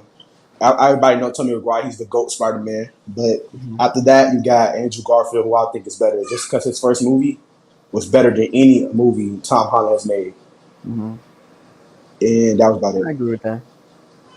'Cause Andrew was my childhood. What about the second movie? Facts. What about the second It movie was. Andrew made? I ain't gonna lie, it was alright. It, It was so cool. Um, it wasn't that Hmm. crazy, but the first one, I ain't gonna lie. The Amazing Spider-Man one was, man. If you know, you know. Man, I used to watch that movie all the time. Yeah, It was a good movie. it was. Listen, I'm just waiting for the next South Park movie, bro. Cause South Park is my shit, bro. I love South Park. They're gonna do it. They're gonna do another movie. I think so, yeah. That's Um, fire. but I'm just waiting for stuff to be confirmed. I love I South miss Park. those. I miss those shows. You know what I'm saying? The ones like when they was coming out, because they can't do Yeah. like they still do shit like that now, but not like South Park. Not like South Park, The Simpsons. Hmm. When Family Guy first dropped, like that shit was crazy. yo, if they American Dad, yeah. All Yeah, real American them Dad. shows was tough. real quick, if they make a South Park movie, are they gonna really like remember the first one from way back in the day? They pushed the fucking line, bro. Like the shit they did back then, ain't no fucking way in life you could pull that off right now. They Bro, will cut that movie. You think they could do that today? nah. Not But I like mean, that. listen, if you see the new South Park episodes and that, they're still great. I love them, but they're not at the same, offensive dark humor jokes as they were before. Because Yeah. The back cancel culture then, got them boys. bro, back then they would make jokes about anything and everything. Really. Facts. Now with you have to be a bit careful. They still make good jokes and some dark humor jokes, but not as much as before. Yeah. I ain't gonna lie, the funniest episode I ever, like the most wild episode I ever saw in South Park, like you know the episode with the dogs and the teenagers went up to them like, hey, milk the dog, and then they went into the front of their Oh parents, they was no! milking the dog. Oh my god! That was crazy, but that was the funniest episode they probably had. One of my favorite ones was That when was crazy Cartman. episode. One of my favorite ones when it was Kyle's birthday and Cartman wanted to go to Casa Bonita, which was like a Mexican theme park restaurant, and Kyle invited Butters. So basically, Cartman literally kidnapped Butters, made him think there were aliens outside, locked him in a basement for 8 days, went to Casa Bonito, but as soon as he was gonna enter, the police came. He was running around in Casa Bonito trying to do all the stuff, and at the end, he jumped off a water cliff. Bro. That was so Yo, I funny. remember that episode, bro. That was hilarious, bro. That was Nah, hilarious, but bro. of these shows, I feel like we sleep by not mentioning Boondocks though. Mm, That's a fact.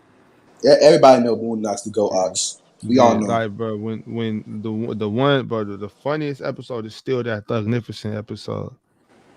When he moved on the block and he was coming when he came through and he was like, what he say? He said, Hey yo, what Yeah, up, come old on, nigga? enjoy. Yeah, what up, oh nigga? But then when the nigga said, he said, yeah. oh, we out here with what he said with the bagels and cheese and white bitches and shit, or white bitches and bagels and cheese and shit. They got like Boondocks got too many classics. You got the Facts. teacher one with the teacher.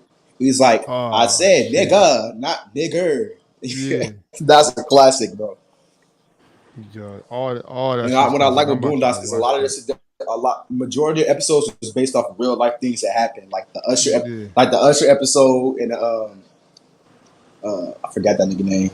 Nigga was peeing on kids. What's the nigga name? R. Kelly. I'm tripping. Oh, R. The R. Kelly. Kelly episode. Those are all based off real life, and they just made it crazy. Nah, Yo, when they look how brought long they was talking about R. Kelly back in the day, bro. Look how long man, that was ago. but We now got to it. when they brought what's his name? When they brought Martin Luther King back, Oh, that shit was crazy. he said, "Would you ignorant niggas, please?"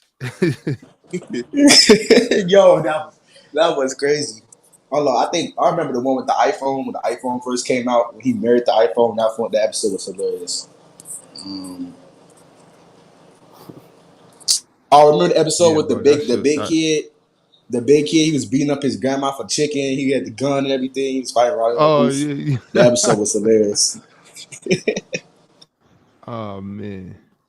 Them But type of little kids scare me, bro. You don't got y'all niggas is crazy, bro.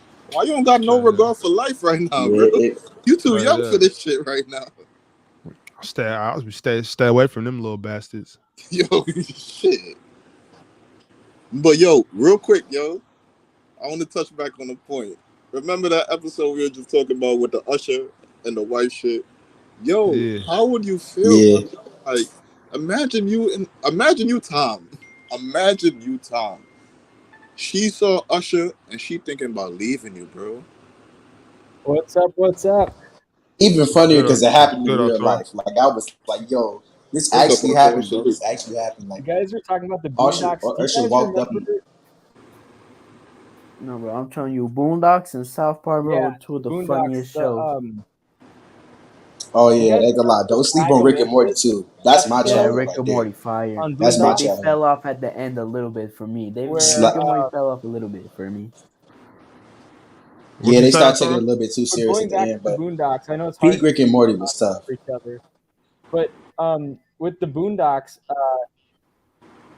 the Swagalicious episode with the MC Swagalicious on it, and Yeah, Jamar, he used that as a intro for his diss of Kanye West. yeah. I don't know if you guys remember that. No, I don't. Nah, I don't I remember don't. I that. don't. I don't remember. I don't remember him like the Kanye West diss or nothing. I never heard that shit. It actually was Yeah, I ain't gonna lie. I don't remember that. DJ Vlad talked about it because Uh, DJ D- Vlad had Lord Jamar on DJ his show, Vlad, bro, DJ Vlad, the king of 12. and Lord Jamar talked about it. So of course, naturally, I y'all had see. to look it up.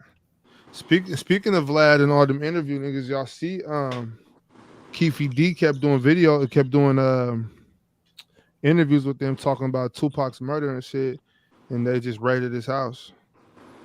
Yo, Wow. word, I saw that shit. You They, think they he got something to do with it? He talked about the thing about it is, so this is the thing. What he had with the feds, you know what I'm saying, with like the proffer agreement or whatever he had, that works to where you get immunity based on what we're investigating right now. So what you tell us right now, you get immunity based on that, just so that we can know what happened. But now, if you go off and you keep talking about the crime and talking about shit that you didn't tell us in the proffer agreement, now we can indict you on that. Mm-hmm. You know what I'm saying? So now he going around talking about he handed dude the gun and all this and all that. Well, that makes you an accessory to Yo, murder. what?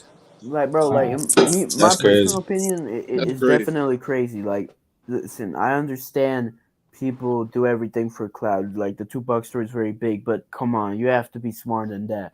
Like, Well, a lot of people they go off of what they see on TV and movies and shit. yeah. Even though I'm sure Keefe D has a very good understanding of the American justice system, just by being in the system and shit. I'm sure he probably knows more about it than I do, but still, like that's just how those agreements work. So a lot of people, and also a lot of people think that just because they raided his house and you know he's saying these things, that doesn't necessarily mean he's actually going to be prosecuted, because you still got to have hard evidence. You still got to have physical, you know, at least more than just this amount of circumstantial evidence, because all you have to do is recant that statement, and it's, you know, there's nothing to charge him on. But if they can do anything to tie him to that shit, to any guns, to anything, any confession through like you know, text messages, anything like that, then they're definitely going to try to prosecute, because it's just like, even though it's been almost, you know, 30 years, it's been like 27 years, 26 years. And but you know, I mean, y'all know there's no statute of limitations on murder. Yeah. So, you know what I'm saying? So just to Facts. talk about it, it's crazy to me, like, but don't you got whatever you did, whatever happened, if you were involved in it and you got off with it, like, bro, don't go do videos on Vlad and Art of Dialogue and shit. Yeah. Like, you And I don't even praying know on who it. Niggas be he snitching is. themselves way too much, bro. Yeah. It'd be crazy. Like these niggas just be straight snitching themselves. Yeah. Yeah, Yeah, because that's if the something. feds find like probable cause, they'll do anything to indict. And the feds, they'll wait. You know what I'm saying? They'll sit around. You think you got off scot free, and then 3, 4, 5 years later, boom. Yeah, there you go, indicted. Bro, it's like it reminds me of I don't. It's like the feds are sort of like a type of virus, right? That Hmm. you don't know if it infected you or not, right? But it's just sitting there Exactly. lingering, as Alex says, for 3 or 4 years, and then boom, it attacks you. Because listen, the feds, they don't do drastic measures until they Right. are certain that Yeah, they have enough evidence to indict probable you and make you cause. guilty, probable cause. So yeah. Yeah. Well, and then there's political prisoners like you have Mumia Abu Jamal and you have Leonard Peltier, and actually Tupac's stepdad Mutulu Shakur was a political prisoner as well. The late great Mutulu Shakur, who sadly passed like in July. Actually, Black Power Media with Jared Ball did a video about that, and I believe Kenyatta Diallo Kenyatta from BPM also did a video about that. So Mm-hmm. yeah, Ox, I got a question for you real quick. So, What's up? do you listen to any new age rappers? Like, you just listen to old school rappers? That's it. You listen to any like new age ones? It depends. I'll listen to certain songs if they come up. Like I don't. Not really though. No. like what do we mean old school? Are we Mm. mean like Grandmaster Flash, the Sugar Hill Gang, stuff No, like no, that? that's not no no That's that's old way school to old me. school. That's way old school. Yeah. That's old school to me. Like new stuff would be like Vinny Paz, Ill Bill, Slain, Apathy, Self-Titled, Reef the Lost Cause, guys like that. Yeah, but why you ask that though, Yeah, I Buffy? don't know none of them niggas. Me neither, bro. I'm gonna be I was just honest, asking bro. because it sounds like Wait, Nahari, what's your favorite artist? My favorite artist? who Yeah, me? Nahari. Yeah, yeah. Right. All time is Uh-huh. Tupac. On the Mm-hmm. all time is Tupac and Eminem. Right Okay. now, Polo G and Juice WRLD. I got Travis, bro. Travis been coming out with crazy stuff right now. Yeah, And Denzel Curry, bro, he's fire. Like Denzel Curry's underrated Oh, too. Denzel Curry so fire, bro. Right? You listen to the new album he put out. Well, not new, but like the one he put out a year ago. That was so good. yeah. I don't know. I think the best album of this decade was Medusa by Ill Bill, and I think the best song of this decade so far, Bora Bora Aura, Slain, Ill Bill, Vinny Paz. Wait, hold on, bro. Hold on, bro. Hold on, bro. Chill. Yo, Yeah. Wait, yo, Nahari, you bumped hold that, on. right? Chill out real quick. Are you making big, You said actually what? big? That's your I favorite think song. What Arturo said? That's your favorite song, Nahari. Medusa by Ill Bill is the best album of this decade, and I think We don't Bora even Bora know I have Ill Aura. no idea what that I have is. no like idea Dude, what he's Ill talking I'm Bill, about, definitely that hearing bro. that. crazy. I have no idea. Lie to you. Ill Bill's a legend. Uh, he's been a part of several hip hop supergroups, Heavy Metal Kings with Vinny Paz, La Coca Nostra with Slain and Everlast. He's a legend, dude. He did Nuclear Medicine Men with Immortal Technique and Slain, and Q Unique from Snow Goons. He did War Is My Destiny, but with Immortal Technique. Black Helicopters with Nonfiction. What else? My brother, Master of Dark Arts with my brother, Slain. Yeah, those are my favorite brother, albums, bro. my brother. I truly apologize. We do not know what you're talking about. Like, I truly apologize. Like, that's why it's so crazy for Yeah, I ain't gonna lie. like I'm for not you to gonna lie, make I don't that know. claim is crazy. Like, I But like dude, they're I'm trying to underground. put Like this right now. Like, I want to know who this Oh is. yeah, To be I honest. ain't gonna lie. I'm in if you know Philly. Facts. underground I'm gonna hip have to hop, look then him you up. know. Yo, he just named off like 5 albums, bro. Yeah, It's like yeah. I'm Damn, saying it bro. gotta be underground. It gotta be Yeah, underground. like look up. 5 Actually, I albums. believe Oh no, Ill Bill's underground. greatest song ever, I believe, would probably be Bora Bora Aura. Although the greatest song he was featured on would probably be Keeper of the Seven Keys by Vinny Paz. But again, Vinny really makes that album. Like Vinny is the reason why that album slaps. Like I think Vinny's definitely one of the top 5 MCs of all time. Just because of his delivery, his All the cadence, time. his rhyme scheme.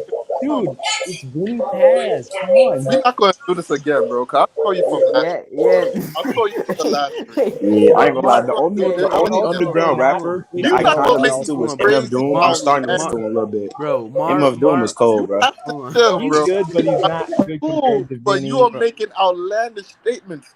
Vinny What? Vinny, Like, top 5 MC of all time, bro. yeah, Bro. Vinny Paz is a top 5 MC. Bro. I Somebody don't just said Bora Bora about Lil Durk. That's crazy. Yeah, Bora Bora That's by Lil crazy. Durk is fire, Nah, bro. That's I don't know. I think Slain. What's another good song by Slain? Golden Goose by Slain's a good song.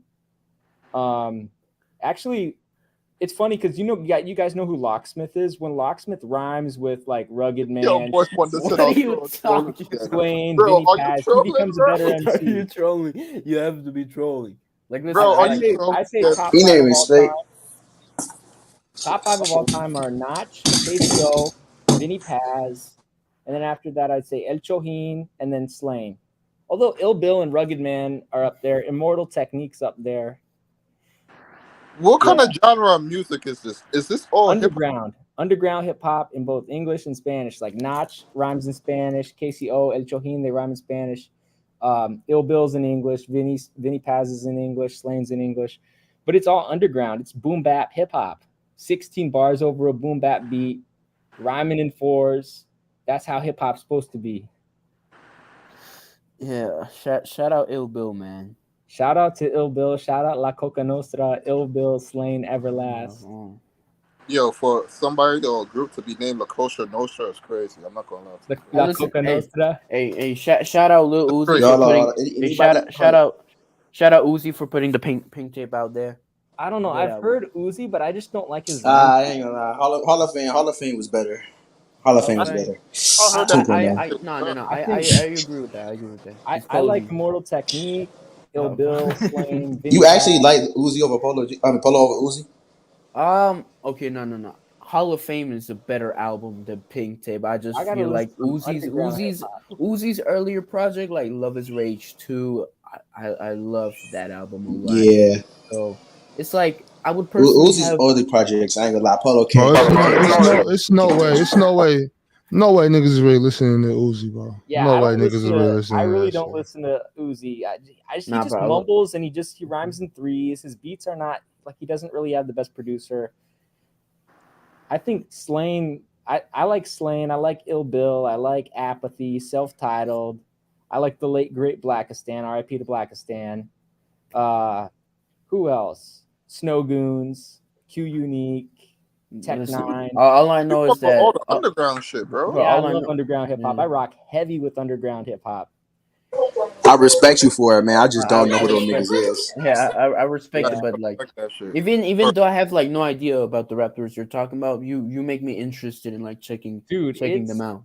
It's like hardcore hip hop. It's got that nice grimy boom bap underground sound for the most part, except Tech Nine's he's more like a Midwest chopper type of rapper, like just the beat selection. He's similar to like, you know who Bishop Slice is, the songs from the song Subsistence, The North, or he actually featured on Tech Nine's Boogeyman, or Tech Nine featured on Boogeyman with him. He's a local rapper from up here. He's actually from up in the interior in Fairbanks, but like that's their kind of sound. But I'm more of a boom bap type of guy. Yeah. Me, bro, I listen to rap and corridos tumbados from Mexico. That's what I listen to. Yeah, I listen to hip hop, and that's about it. But underground hip hop, boom bap hip hop, a little bit of horrorcore. Arturo, did you say Tech Nine just now? Did you say Yeah, Tech Nine? Tech Nine's good. Yeah, he's good. I was listening to Horns by Tech Nine. That's the only one I know. Horns by Tech Nine King Gordy. That's a good song. Arturo, is your favorite? Do you like Hobson? Hobson's good. Yeah, Ill Mind is good. Witch Doctor is good. Witch Doctor's the best song from Hobson. I like Am I a Psycho? His bars in that one were hard. His bars slapped in that song. All right, you know what? Let's. I want to hear your guys like top 3 favorite artists of all time. Ooh, all time: Notch, KCO, Vinny Paz. All right. Easy. Damn, that's tough. Off the top of my head, Pause. Pause. Pause. I'll say Biggie, Mhm. Lloyd Banks, and Nipsey. Lloyd Banks, he's good. Lloyd Banks is good. Nahari. Biggie, Tupac, man, Nas. Those are my favorite. Oh, Eminem too. Okay. Give me Nas. This is gonna sound crazy, but Denzel Curry is one of my favorites of all time, bro. I rock with him since 2014. That's not crazy. Denzel Curry. I don't know. I haven't really heard of him, but He's fire. He has great quality albums and I don't know. I'm not a big fan of Drake. Other than Forever, like I just don't like Drake because he don't write his songs. he's not a lyricist. Like you gotta have bars. Pusha Like, T kills Drake. is he? You just gotta write it for me. Yeah. Is he on the same level as Vinny Paz? Is he on the same level as like any good underground? I'm gonna be honest. I don't know, like, listen to Vinny Paz, so I can't, confirm nor deny that he's like. Okay, do you know who Immortal Technique is? Is he on the same level as Immortal Technique? Listen, I feel like Drake makes completely different music than those guys. I don't think Drake is like 0.1% close to rapper as maybe the underground guys are. But like, no, Drake still has good songs. Like I like. I mean, other than Forever, and it was just Lil Wayne and Eminem that made that song slap. Wait, hold on, bro. Hold on. No, bro. I just hold on to what you just said. I ain't gonna lie. Nah. So you think? So you telling me the only fire song Drake made this whole time? No way, bro. I mean, yeah, God damn, bro. All right, you know how much work been out after? I ain't gonna lie. Yeah. Drake killed that. I ain't gonna lie. He killed that. I don't even like Drake like that. Bro, listen, and Take Care. If you're reading This Is Too Late, Nothing Was the Same. Those are 3 quality albums. Like, yeah, I don't like new Drake that much. But like, how do they compare to underground MCs? Like, okay, but like, what are we comparing them to? Because when we're talking about underground MCs, what you go off of most of the time, you could say, is either the production style and the lyrics. Drake it's isn't all about the bars. Yeah, the bars. But Drake isn't the type of rapper or artist to just strictly make music about bars. Sometimes his album are more about, a vibe. I don't know how to explain. But the bars create the vibe. You know what I mean? Not really. Production, vocals. Drake sings on tracks. Ambience, auto tune. Like, that's not. No. Listen. I can agree with you that Drake isn't the best artist, so I don't like Drake that much. But like, I don't think we can compare Drake to an underground hip hop rapper when those two styles are completely different. Now, if Drake was to release a hip hop album, if Drake was to release an underground hip hop album, then we can compare those two, and it'll be obvious that the guy that's like has perfected underground hip hop for multiple years, and yeah, that's a watch. But we can't just compare different styles like that. But what if you put them head to head in a battle? You know what I mean? I mean, like a hip hop battle, or he's getting destroyed. He don't even write his songs. He don't write his songs. If we talk about like a rap battle, he don't even write his songs. So why like would a battle rap? Like Daylight and Osna did in Honolulu like a couple years ago. Or Kendrick clears. Nah, Kendrick is not. He's not that good in MC. Wait, hold on. Whoa. I'm sorry. There's no way entertainment. That's a crazy take. I said MJ. I said Kendrick clears. Yo, Big Store, hold on. I hope you're trolling. That's crazy. He sold out to the mainstream. He's not a pure MC in the way that somebody like Immortal Technique, Dope Nixon, Conway the Machine. Okay, first things first. Conway the Machine? Arturo, rap battle. Who you got in a rap battle? You got Tupac or Kendrick? Gotta pull this back, bro. Come on. No, but wait, someone say Conway my the name. Machine's elite, dude. Yo, one at a time, yo. One mic. Conway the Machine is an elite I have a question. So, yeah, I have a take. So I think. So I don't know if y'all agree, but I think Tupac is kind of overrated because I think when people like think about him as a rapper, I think get the fuck out of here. Yeah, I can already tell you that you should not have. Yeah, I ain't gonna lie, he bugging. calling Yeah, Tupac he's- overrated is just come on, I'm not man. too much. Y'all know I'm not going for none of that shit. Nah, but listen, like Come on, Arturo, Tupac like is- the thing is, I know. Kendrick Lamar has produced so Hold on, No, can I hold on, finish? hold Can I on. finish? yeah, finish. Go ahead, I'm saying go because I'm ahead. saying like people think like he's undeniably Love, like just the drop GOAT, it, bro. where I You're like I gonna get disagree. sent to the shadow That's what I again. that's what I mean. I think Like, Casey. I'm not saying that he's Nah, trash. that's. Oh my. Well, think- listen, Arturo, I understand you listen to a lot of underground hip hop, so you could Just because the underground does not make it better. Yeah, but you can compare the level of these guys better than me. But in my opinion, you listen to Kendrick Lamar's albums, like just Good Kid, Mad City, To Pimp a Butterfly. Those are all amazing quality albums. You can't compare those albums to an Compared to- underground rap.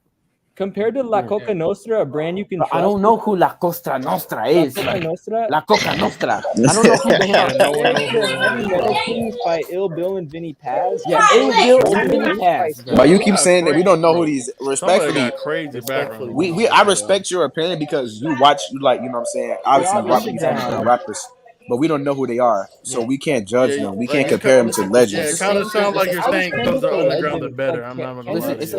the same commercial thing. rapper. Like he's not No, a pure but commercial lyricist. isn't bad though. Commercial doesn't have to be bad because Kendrick Is it Lamar, though? his run with Damn, Good Kid, Mad City, To Pimp a Butterfly are three amazing albums. Probably one of the best to I come don't out of know the about 2010s. that, to be honest. Okay, that's Okay, just, now you're just Alright, now- no. Wait, hold on. Mediocre at best. Go ahead, Big Storm. If Go he's ahead. not Wait, hold on, let rhyming me- in 16s, if the rhyme schemes are not in 4s, if the beat's not a boom bap beat, Arturo, I think you're just listen. The problem with it is you're just classifying all types of music as just boom bap, comparing it to boom bap. You can't do that's that. Boom bap that's gets the old after golden a while. standard. Listen. That's Music not is the so golden much standard. more. Hip hop. Listen, music is so much more than just he says bars. Music can also be production, vocals, How it ambiance, sounds, because boom bap beats get boring to hear. rhythm. Listen to. It's Rhythm not too. boring. It's just nice because it's And a for that precise reason- pattern. It's a precise pattern. It's like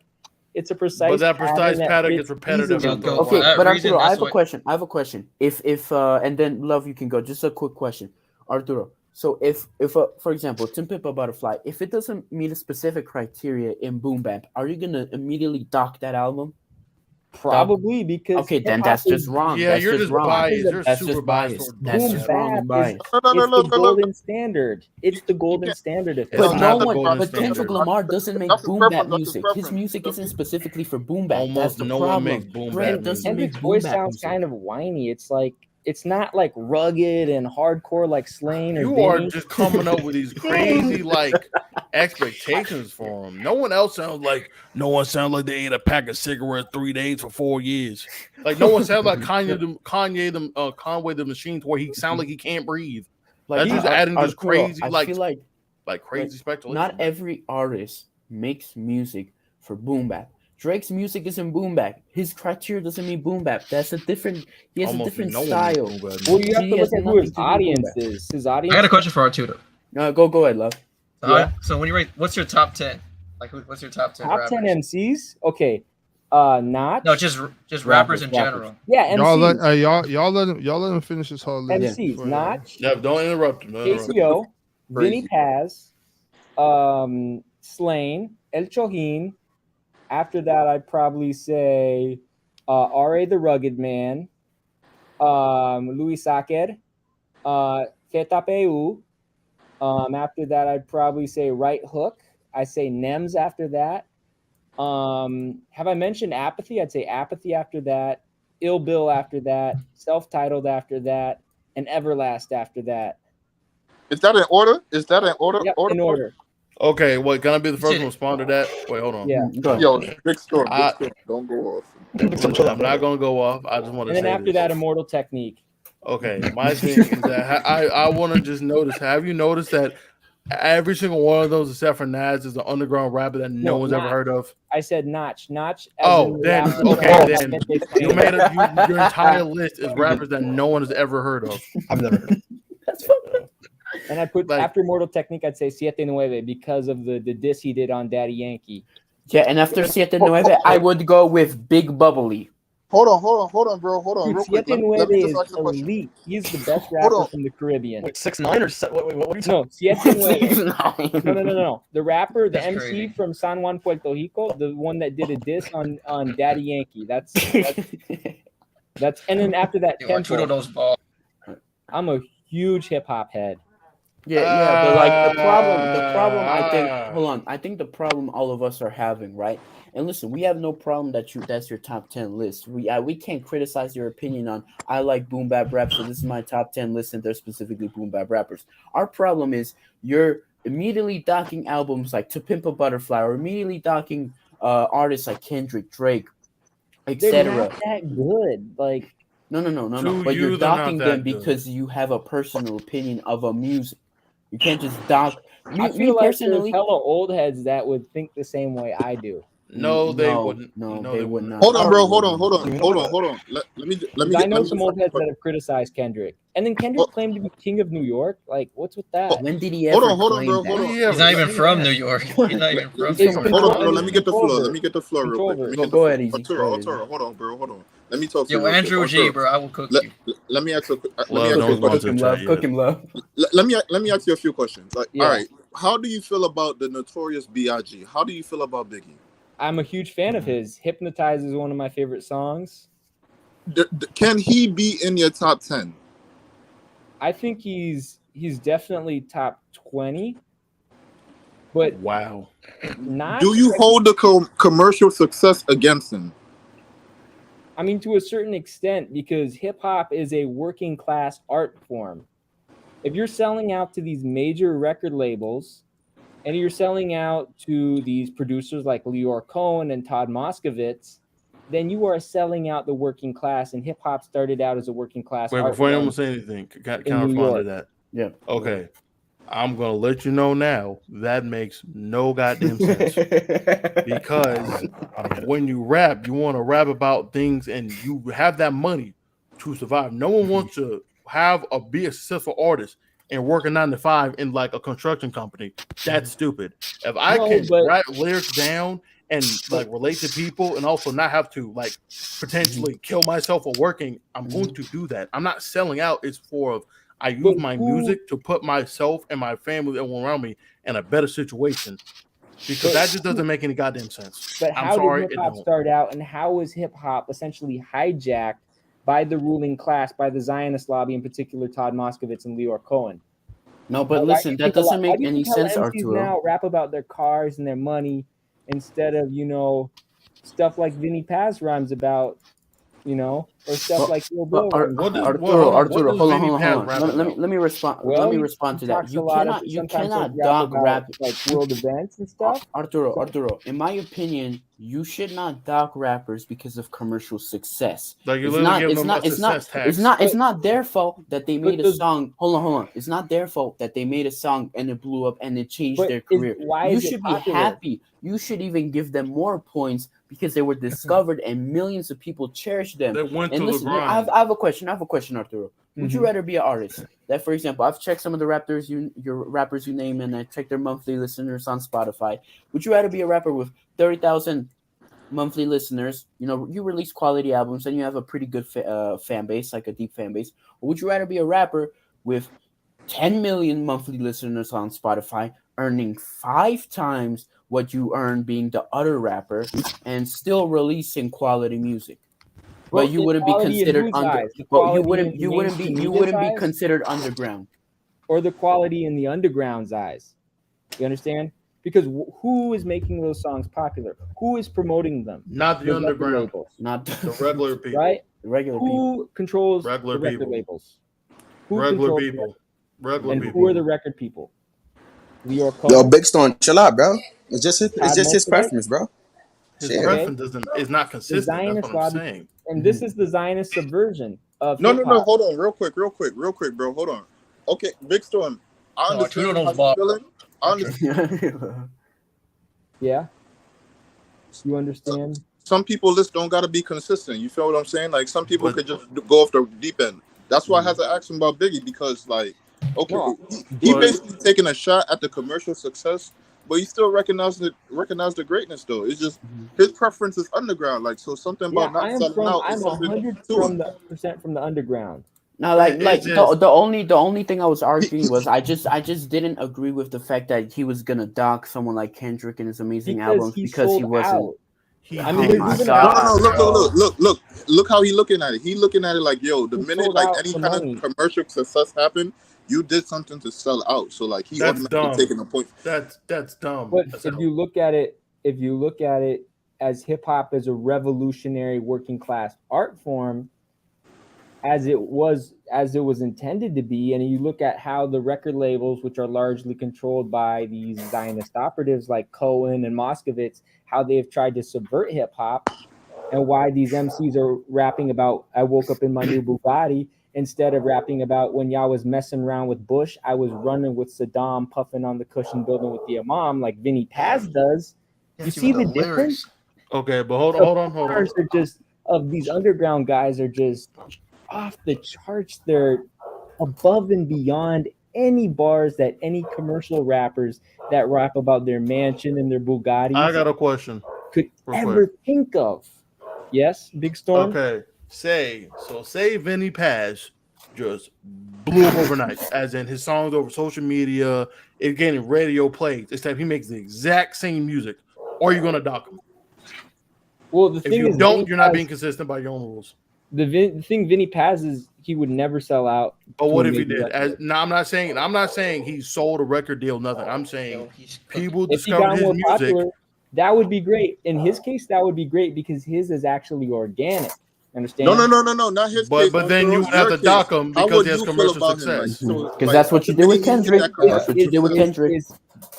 Does he still have the same bars? Is he not? Yes, he has the Yes, exact same because music. Kendrick has the same, if not better, bars than when he was underground to now. Hold on. Real quick. No. So you saying when they hit commercial success, their They bars changed change? completely and they're not good anymore.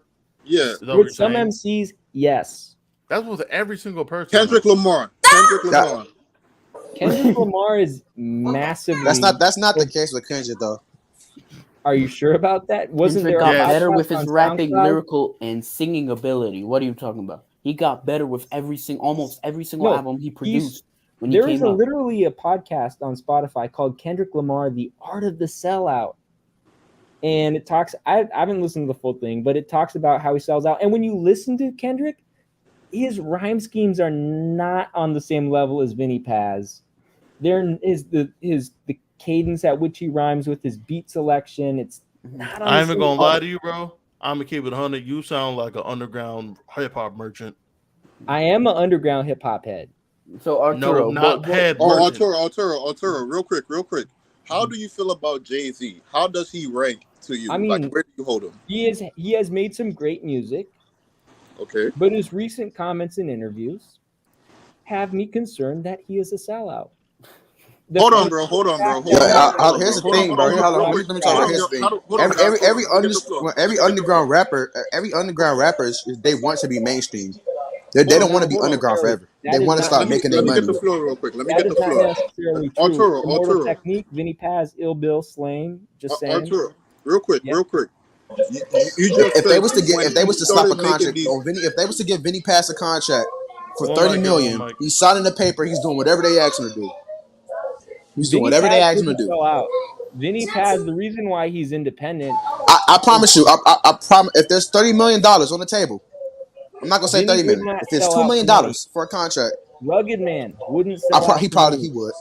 Ill Bill, wait. Slain. Wait, okay, so I got another question. Those guys have been rhyming since the 90s, and they have not sold out, or even the 80s in some cases, and they have not sold out for any amount of money. Their bars still slap. They're some of the best MCs in the world, and they have not sold out. Bro, I understand what you're saying, but like, there's no way. I promise you, there's no way no one on the planet Earth has a $20 million contract, right, on the table. Hold on. Why would you sell Just out? because they don't want to sell out the not. Wait, hold on. Wait, one mic, y'all. Hold on. Listen, okay, here's my thing. I just feel that I respect the type of MCs you're talking about. I just feel that I could not consistently listen to them because that gets boring and draining. Listen to the same people rap about the same type of like styles constantly over and over, rapping about the struggle and going through the hood and all. Like, I feel that's very draining, and you need to like diversify what type of rap you listen to. But these boom bap MCs actually talk. You know why, bro? Because based on you Boom can't bap relate MCs to it, though, kinda man. Because sound you're the not same. from the hood, so Let him you finish. can't Let him relate. finish real quick. Let him finish Respectfully. real quick. Yeah, no, Bro, I can't. I grew up One in the mic, guys. boonies. Let him finish. Let him finish. Go ahead. So I grew up in the boonies with all the bears and lynxes and coyotes and stuff. But hip hop is a working class art form. These MCs that rap about their Lambos and Raris and Rovers, what type of image are they spreading? Okay, What type of image are you spreading with the working class people that everything's let me a ask you a struggle? question, bro. Let me ask you a question. I think so. It's a difference between being like the better, like overall, like the better rapper, and somebody being a greater rapper. It's kind of like basketball. Like it's a lot of players better than Klay Thompson, but it's not a lot of players greater than Klay Thompson. Hold on, Because bro. he's a four-time champion. Hold on, Bulls fan. Let me ask you a question real quick, bro. So Arturo, so you're telling. I want to ask you this question. So do you think hip hop artists, rappers, are you telling me they should not profit off their music and only make their music for the community? They should profit off of their music, but they should not be promoting a capitalistic lifestyle where it's all about the mansion and the Lambos and stuff. They should be rapping about what's going on in the world, like Vinny Paz, keeper of the Bro, seven no one keys. wants to listen to conscious rap all the time. That gets boring, dog. I don't know. I listen to conscious rap sometimes, but then there's sometimes where I want to listen to someone that can be more versatile and talking about their own experiences, or even talking about something that doesn't even exist. There's pleasure in listening to someone that is talking about someone else's experiences, or just talking about a completely different topic, or talking about a girl, or talking about celebrities, or something else. It doesn't always have to be. I understand all that, but if you go to the club and you try to get lit, you don't want to be hearing, I made out the hood, this, that, the third about the word. Like you trying to turn up. Like it's different types of music. Struggling or something like that. Yeah, like it's different. See, yeah, but like if you going out and you trying to turn up, you trying to turn up to some music, some hype music, you don't want to be listening to all that. You just want to turn up and listen to some lit music. Like it's different. Like so sometimes Big Storm is right. It can get a little bit boring sometimes. Listen to that all the time. But I understand that's your preference. But like, if somebody has a little Uzi over them, it's not that big of a crazy. It's not that crazy because people have different preferences in music. Like somebody can like I just don't get bored. All right, would you rather listen to Lil Uzi or Vinny Paz? Lil Uzi, it's my favorite rapper. I'm giving 100. I've never heard of Vinny Paz a day in my life. Look up Vinny Paz, Keeper of the Seven Keys. It's probably his greatest song ever. I think Faith Healer is a good song. I think Carnival of the Soul. Arturo, let me ask you this question. Yeah. How do you feel about Michael Jackson? I'm not a big fan of Michael Jackson. I'm really not. Yo. Let him wait. Let him finish. Hold on. Almost got a heart attack. Almost fell out my chair. Arturo. Let him finish. I don't listen to R&B like that. Hold on. Let me ask you again. Okay, that's fine. That's fine. Michael Jackson. You know it's the R&B.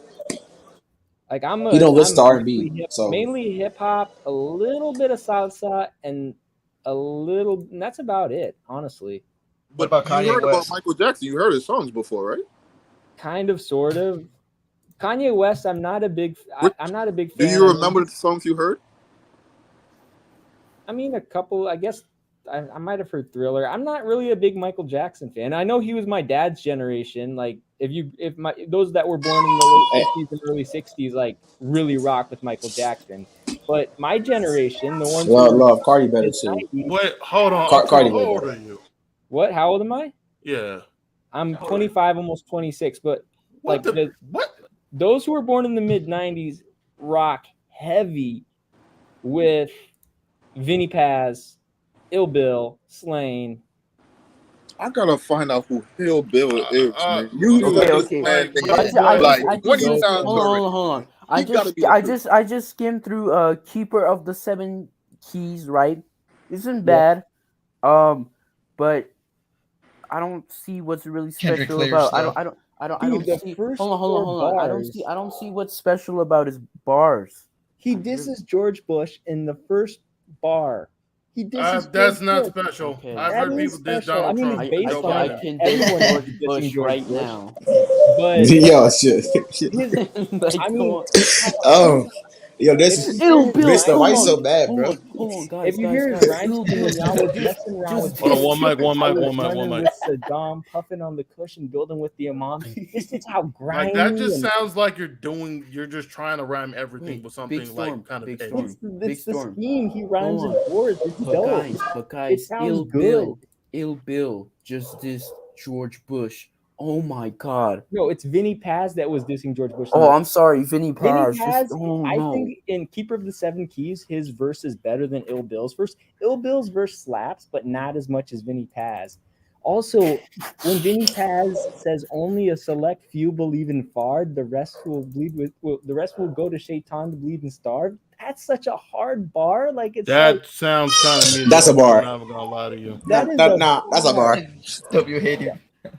Or I'm in not hating. I what was just it? Was it Secondhand Smoke? He says, "Do you want it the same as an op? I know firsthand leopards ain't changing their spots." Like that's not a bar. That's that like is a Eminem bar. level of Though. rapping. That is a Appreciate bar. it, guys.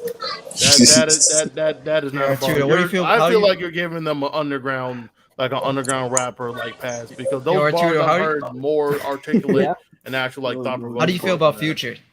I'm not a fan I of know he Future. does not He's like too Future. auto-tune. He mumbles too much. He's not. You I don't ain't gonna lie. It. He's whining. don't like Okay, more he- like okay, so- melodic? Kane in a press Yo, conference. boy Wonder, I'm You not don't- asking about you He don't like Future. more mumbles melodic? than He's a Mary bars. Kane in He the likes post-match bars. press He conference. likes bars. I understand. I understand. Yeah, but you got Biggie in your top 20, so like it's not just the bars. It's about something about It's- commercial is holding you back.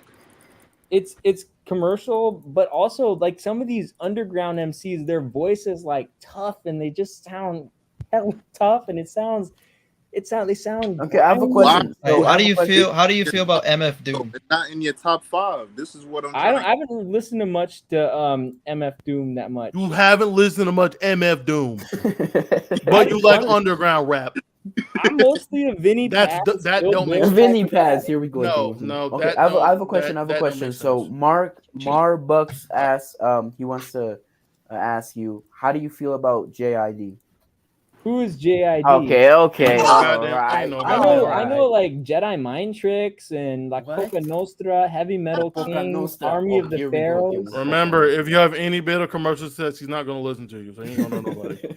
And No, then he'll listen to you. He's just not gonna respect you. Yeah, he's Or I he won't just really- won't rank you. He just won't rank. yeah he's just gonna say, oh, you sold out, and Because just he probably respects Jay Z No, and Kevin. He just doesn't rank them. no. He's saying that once you hit commercial, somehow, some way, your bars Andrew gonna G get said weak. these kids like Your mumble bars rap. are going to get weaker if you see more money. So he basically saying the struggle gonna make you stronger. So you're telling me if you're in a car with the girl, you're playing Vinny Paz. Yes. Well, possibly. I don't know. Depends on what if she likes Vinny Paz, I'm probably She's gonna not going to like Vinny Paz. Okay, I have Yeah. a question. She ain't Question gonna though, know who he Arturo. is. I have a question though, Arturo, because you seem to like these rappers, Vinny Paz, whatever, talking about their struggle, right? Yeah. If they never blow up, they're just gonna say the same thing. They're gonna have a But continuous they same cycle of thing. struggle. Are They're popular. hold on, listen to me. They're gonna Not have a as continuous. other people. They're gonna have a continuous cycle of struggle because they haven't had any commercial success, which leads to basically not making enough money. But they're the It's the people's same MC. thing. What you're complaining about mumble rappers is talking about the same They're thing over and they're over. the MCs That's of your the problem people. with these As to quote the Rappers. rappers. Say the same great thing rugged about man, Jake. they're the champ I'll of the answer right now. people. Hold on. Like y'all know the Rugged Man song? What about J. Cole? No man? one What knows about the J. Not Rugged a Man Cole? fan song. of J. Cole. He's too whiny, too much auto-tune. My the God. Auto-tune. Auto- Can we change the topic? He sings on a hip-hop track, and it's not even on the hook. Bro, You didn't like his 2014 I'm Forest Hills gonna album? let you we know can't now. say Really this. listen Hold to on, J. hold on. Cole. I'm like, if you look at my playlist, it's mostly Vinny Paz, Ill Bill, Slain, Right Hook, Ari the Rugged Man, Apathy, Self-Titled, Notch, KCO. You are You a gotta hard join- underground merchant. Are you in the Discord? I Arturo? don't think he's in the That's Discord. Yo, I'm Andrew, in this one. I'm in a couple don't- Discords. You gotta join the Discord. You Hey, gotta hey, No, he don't shouldn't. join that No, he Discord. Them shouldn't. niggas Don't take do it way that. You're too gonna get serious. bullied if you say Look, your music. Don't join the Discord, man. Them niggas Do take it way not too join. serious, around with man. that nigga. Cause he dissing everybody, bro. I ain't gonna lie. You sending I'm shots. a underground hip hop head. Yeah, but it's like I feel like Yeah, but you You like yeah, tax but it's way like too the much. everybody. listen. Like, at You this can point, Let's you really change just the to topic. every. listen. You can be a fan of underground. I have no problem. We have no problem with you liking underground rap. You Our just think problem is underground's the best form of rap on the side. when we bring up artists like J. Cole, artists like Kendrick, who have been influential, great albums, But why are they have even influential? better bars than Vinny Because more has most people of have the heard the time. music and And relate to the hold on, songs they're hold on. Better saying. bars? What? Bro, No. I literally But I just who read is through that your favorite song, Keeper of Keeper the of the Seven Seven Keys, Keys? went through the bars. They are not identical as Keisha's song by Kendrick Lamar. And Keisha's song isn't They're even a Or way sing lyrical better. about one. me dying of thirst. I'm sorry, Yeah, but like come no. on, bro. No, when they talk That's if you about talk when about y'all some. was Listen, messing even around with Andrew Bush, doesn't agree with you maybe it's anymore. Andrew maybe, G doesn't agree with you anymore. That's how you know you lost. maybe it's because Yo, Andrew G I'm hopped off that train old. quickly, bro. The minute he said that, he hopped off that train quickly. You never saw that in the Yeah, chat before, bro. Maybe Never. it's because I'm old. you're 25. 25. You're not old. You're But not old. No. You're I have in the it. mentality of an No. old head. Maybe it's because I like my hip hop. You Just can't like, cover the mentality of an old head if you're disrespecting other people, bro. You but have here's to the play thing, every side of the coin. dude. Here's the thing. Vinny Paz doesn't rock with the mumble rappers. Okay. Oh, Vinny that's Paz not an is original Vinny. thought process, What? dog. Did you That's not just see him on Joe Rogan? Did you not see him on? He went on Joe Rogan. no one cares about Joe Rogan. I mean, I watched that episode because Vinny Pazienza was on it. So Sucks there. And I like more than 3 MCs. I like hella MCs, but I like the But if underground. they see any bit of success, you call them a sell and don't listen to them. No, Yep. I call them a sellout Yes. if they're rhyming about the capitalist, if they're supporting the capitalist. Listen, the people that rhyme like that, they rhyme about the success they have, that they've made it. They've gone out the struggle and they actually made But something what is instead of truly just, getting at the I'm in the struggle? corner Capitalism selling a is not brick. getting at the Arturo, I had to after shoot a nigga you in the go, hip. Like, okay, hold on. Let me just say Wait. one thing. I much rather a rapper to talk about their success and also their come up, because they're two then different just the things. And struggle. their Ooh. struggle. The problem with your rappers is, Arturo, they haven't had any commercial success, so it's an ongoing cycle of struggle. They can't talk about their success because Why? they've had Because none. capitalism. Hold on, bro. Hold on, real Promotes quick, bro. Hold on. Like, hold Capitalism on. promotes selling out. That's No, why it doesn't. yes, it does. No, it doesn't. Capitalism, No, let him get it off. Let him get it off, bro. it promotes class collaboration. Okay, it promotes What does that class mean? collaboration, and it promotes anti-working class behavior. Right? It promotes the ruling class, and the guys that sold out, they're saying stuff the ruling class wants to hear, guys. Like what? What do you consider selling out? So if you're Ain't a bit of rhyming commercial about success, waking up in Bob. your new Bugatti, your fancy cars and all that, your mansion and stuff. If So you're saying that that's the people that sell out. They rap about anything that they That's rap. what the They rap. They sellout's rap. all They about. rap about. They rap about. Well, that's what? their come up though. Hold on, y'all. That's Hold on. come up, Look, that's yo, them hold on. selling out. Let me ask Vinny Arturo a don't couple sell questions, out. bro. So hold on, bro. So you said that they rap about what the ruling class wants to hear. So like urban kids are the ruling class. They have been, a lot of them have been brainwashed by the ruling class. So they're the ruling class is what you're saying. They're propagandized by the ruling class. You guys don't realize how much ruling class propaganda is in the media, music, TV shows. I think we understand just fine. I think we all live in the same world, Arturo. I think that you kind of I think that you hold up, y'all. I think that you kind of have the idea that you're the only person that sees what you see. I see a lot of things that other people don't see, and I see how the art of the bourgeoisie and the art ruling that class, the This man talking like a Soviet. What the hell? Soviet. And promoted as opposed to the art of the proletariat. laugh. Like Vinny Paz is proletariat art. Yeah, Kendrick Lamar. that's cool. That's cool. Kendrick Lamar's on stage at the Super Bowl. Ain't no good MC. Ain't no good like hardcore. No. Boom bap. Yeah, I ain't gonna lie. I'm hold on, y'all. Wait, yo, chill. All I Hey, yo, want to hold on.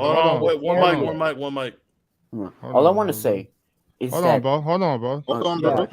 Relax. Mhm. Cause Yeah, y'all on, bro. Chill out. We got time, y'all. But y'all put me to sleep with that shit already. Yo, So, I'm for just real. trying to change the topic. Nah, for real, yeah, we got to move on because like I swear to God, like I've been just trying woke, to change I it. just woke up. swear. I just woke up. I don't want to hear. All right, man. I don't want to hear about no sellout rappers no more. No, let me change the topic, Ox, real quick. Let me change the Do that, topic. please do. Yeah. Please. We're Yo, gonna keep real going in quick. circles. Real quick. Sebastian, you put a Yeah, what's question up? in the comment. How about you bring it up, bro? Yeah. We were talking about it last live on the StreamYard. Sebastian, you got this something about that Where's mic, the bro. comment at? Your mic is Let's crazy, talk bro. about platonic Still messed up, relationships. bro. Oh my Yeah, god. it's still cooked, dog. It's cooked. This thing is Cooked ridiculous. like chow Sebastian mein. says, Can I get on let's mute, Beck change and the Knox? topic. So we'll Yeah, change What the the topic. hell? Yeah, you got to get off and get back on. But let me start it off. Let me start it off then, because I don't know how you want to start off, but because we got to change this topic, bro, please. Yeah. So, I guess he wanted to talk about platonic relationships. So, how do you guys feel about that? Yeah, we touched it a little bit the other day. Yeah. I remember we I touched was- about it a little bit on the one of the live streams on the grid. Like, Yeah, I was gonna wait to bring it back. Because I got two of my friends, two of my lady friends that said they was gonna jump on and give their input on it too. So I was just gonna wait until it was a better day for them to get on. But we know, I mean, if y'all want to talk about it without without a woman's point of view, I mean, y'all feel free. It's all good. I think platonic relationships are totally possible between men and women. I think 100%.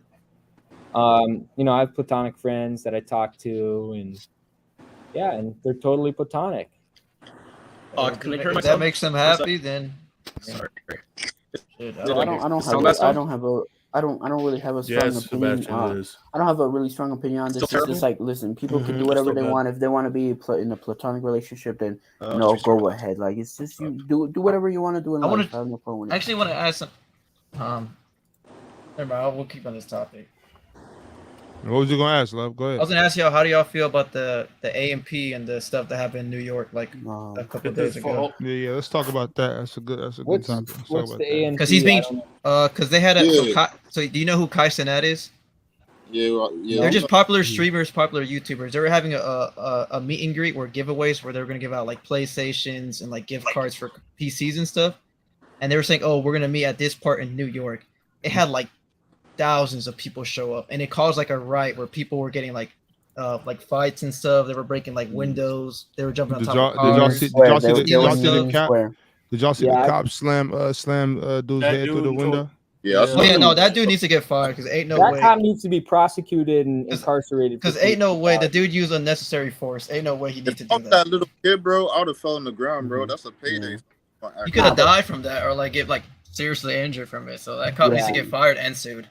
Well, I not feel only like that, As if the city allows it, I should be remember that. arrested for assault and battery, and that cop should be put in prison. But Yeah, they he can needs to also get say that he used necessary force since he had to put him against something to calm him down. It just broke. So they can use that excuse. Cops always make those I'm playing devil's advocate. I'm saying that's what they can say, and you can't That's not playing devil's advocate. That's just life in America. I know what you said wasn't crazy at all. That's just how it goes. You ain't wrong. I mean, That's why whenever I in get- terms of, Oh, we have a big problem with police brutality. The United States is a huge problem with police brutality. My solution: go limp. The moment they try anything, I fake pass out. I go limp. An unconscious person can't resist. I'm unconscious. What the hell am I supposed to do? Boom. but to tie back into hold the this fuck on. Don't just talk past that shit. Did y'all hear what he just said? What? I'm a fake pass out. I don't care. Yeah, he said fake pass out. The moment they get off of you, because the moment you fake pass out and they think you have a heart attack and you die, they're gonna shit themselves. And then go try to just talk past it like he didn't just say that shit. Like man. Hey, how many like? I'm gonna do the same thing Big Storm says when a cartel vehicle pulls behind me. If a cartel vehicle pulls behind me, I'm going. No, they're still gonna shoot you. No. That's Yeah, how they they gonna shoot shoot so regardless. they probably are gonna shoot me. But I don't know. I'm going limp. I'm never gonna. How many like mental looking after me? How many mental tests and like mental checks do police officers do? Not enough. I don't know. Yeah, I feel like they do more No, because no. a lot of them are just like insecure.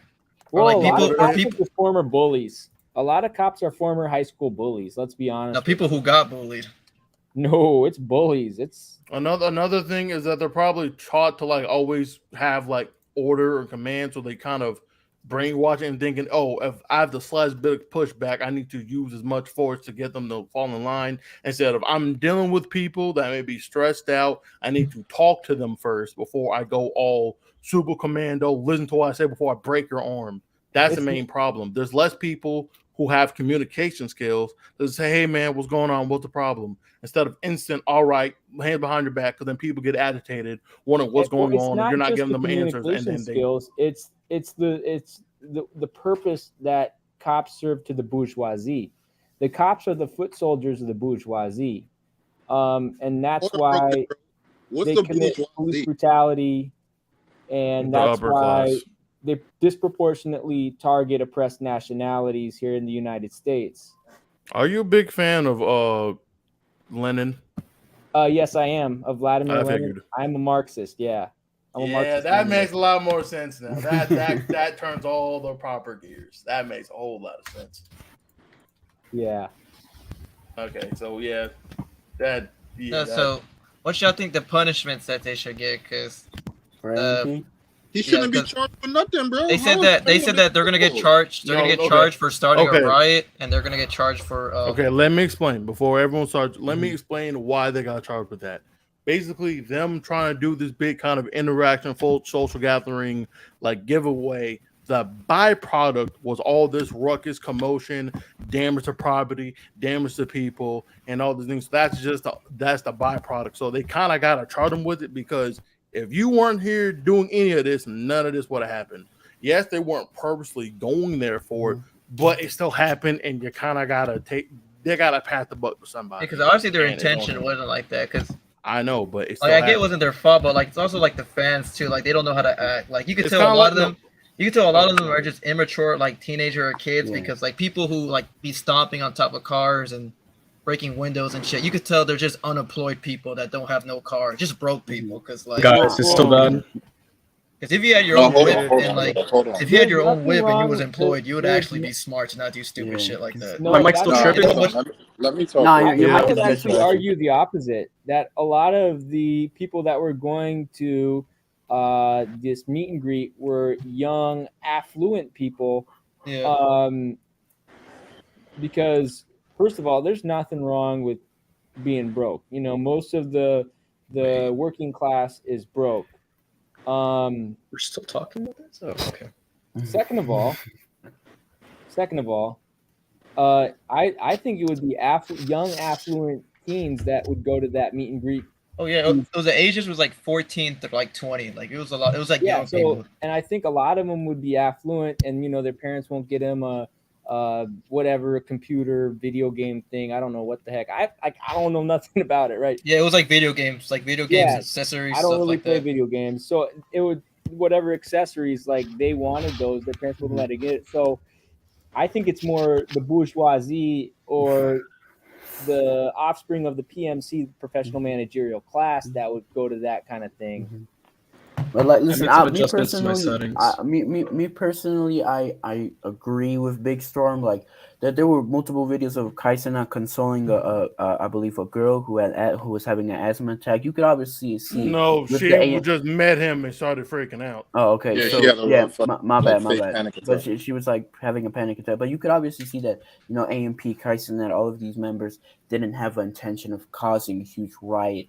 But then again, we have to look at it as, you know, it's just planned poorly. Yeah, I mean, you know, they can't control all these people, but it's like they have to be held responsible to a degree, because I mean, there's multiple instances where these big streamers have huge audiences and they try to do something outside or try to do a giveaway outside, and just they causes a bunch of ruckus because these young people are still immature human beings. They still like, listen, I'm gonna be honest, like I'm 15. I'm still immature. My brain hasn't fully developed yet. You're what?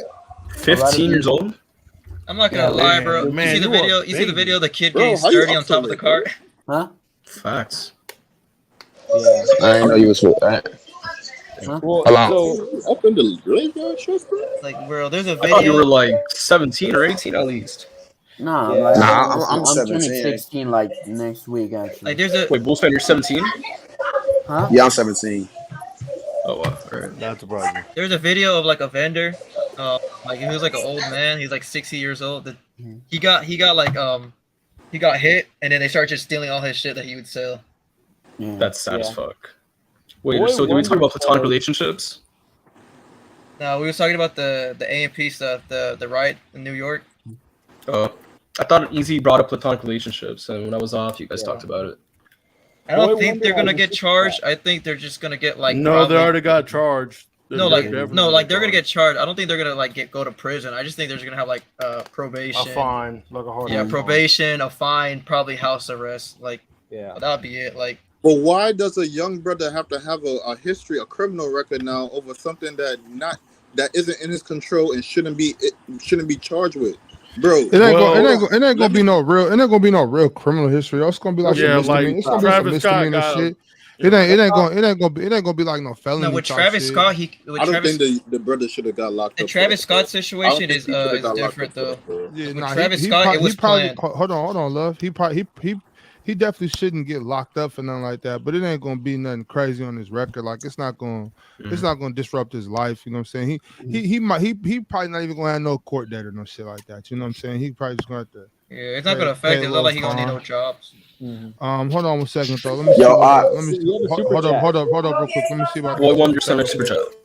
Yeah, I got it, bro. Just hold on one second. Checking in from the UAE. Yo. Whoa, let him read it. Yo, chill out, bro. Y'all be bugging, bro. So Boy Wonder says, checking in from the UAE. Salute Ox in the graveyard game. For sure gonna tap in and chop it up with y'all when I'm back in the States. No hole / Pac slander. El Toro. El Turo. I'm Arturo. Or my nickname when I played baseball in like grade 6 was El Toro. Actually, in all sports, my nickname was El Toro. Yeah, well, you know how it goes. I told you True. the chat, they're not going for that. They're gonna call you. No, Hell no, they're not going for that. True. But They gonna talk Boy shit. Wonder, tell everybody in the UAE, ahlan wa sahlan, and kif halkun. Yeah, that means tell International. أنا Oh, بحكي mama. شوية عربي Whoa. مو كتير، God لكن damn. أنا بحكي شوية عربي. No, big storm. I was gonna tell you the Yeah, difference. y'all with the mics and shit. Y'all gonna have to mute up for a little bit or something, bro. That's it's I was I gonna got say- background My noise mic is- going crazy. Yo, both. Is my mic bad? Sebastian, you know your mic is bad. This I shit's don't know. fucked up. I made some adjustments to it, so it still sounds terrible. It sounds no A different. lot of popping noises. Yeah. Yeah. Chill. It sounds just as bad as it did the whole time. Yeah, I was gonna say big storm. It's Yo, different with the Travis I dropped Scott the and the AMP situation because the Travis Scott situation is more of the management fault than the actual artist itself. With the AMP fault, it's just the whole group because they didn't have no permit or they didn't even like plan it. Like No, I Smartly. meant, but no, you know that meme of Travis Scott holding the like microphone up above his head, yeah, like a spear or something. He got charged with causing a riot. So, like I said, yeah, that I understand what you're saying, but that's different. That was in Either way, none of remember that that shit turns out to be felonies. You know what I'm saying? Like, Yeah. like that situation was misdemeanor. none of it's really a big deal.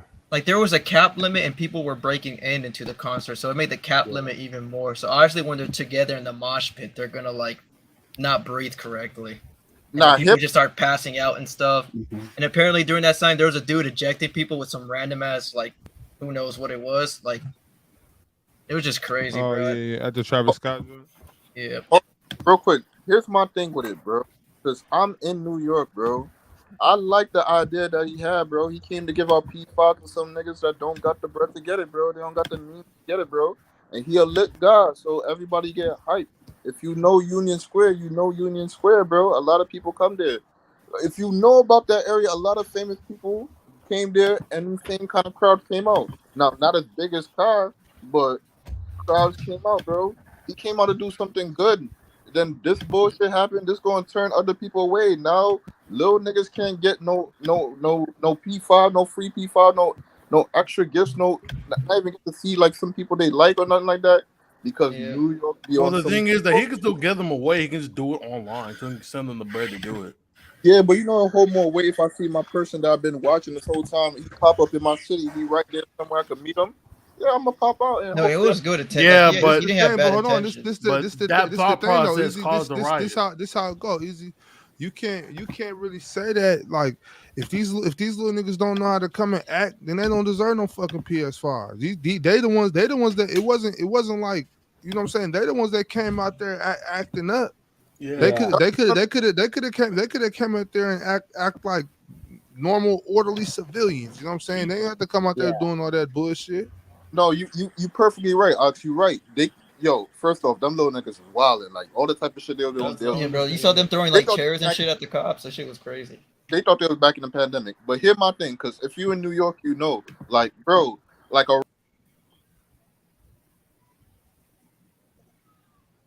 Microphone might not be working. Go ahead, Easy. Yeah, shit cut out, bro. Damn. His microphone doesn't seem to be working. No, I get what Yo, you're I'm saying. about to head out, man. I'm about to head out, man. Thanks for having me up here, bro. It's all good. Yeah. I get what he's saying. Like, he obviously didn't have bad intentions, and I mean, it caused Bad results happen of his intentions. Unconsciously. Yeah, you can't have bad. You know, it's not even about his intentions though. It's really about like the effect. Man, you can't give motherfuckers shit now. You can't give motherfuckers shit nowadays. He tried to do something good and motherfuckers get to tripping. Like if I was him, it wouldn't even be about the police doing that shit. Or I'm not coming back. I'm not coming back because you niggas don't know how to act. And not to mention, it's New York, which is that's a wild city. Yeah. What?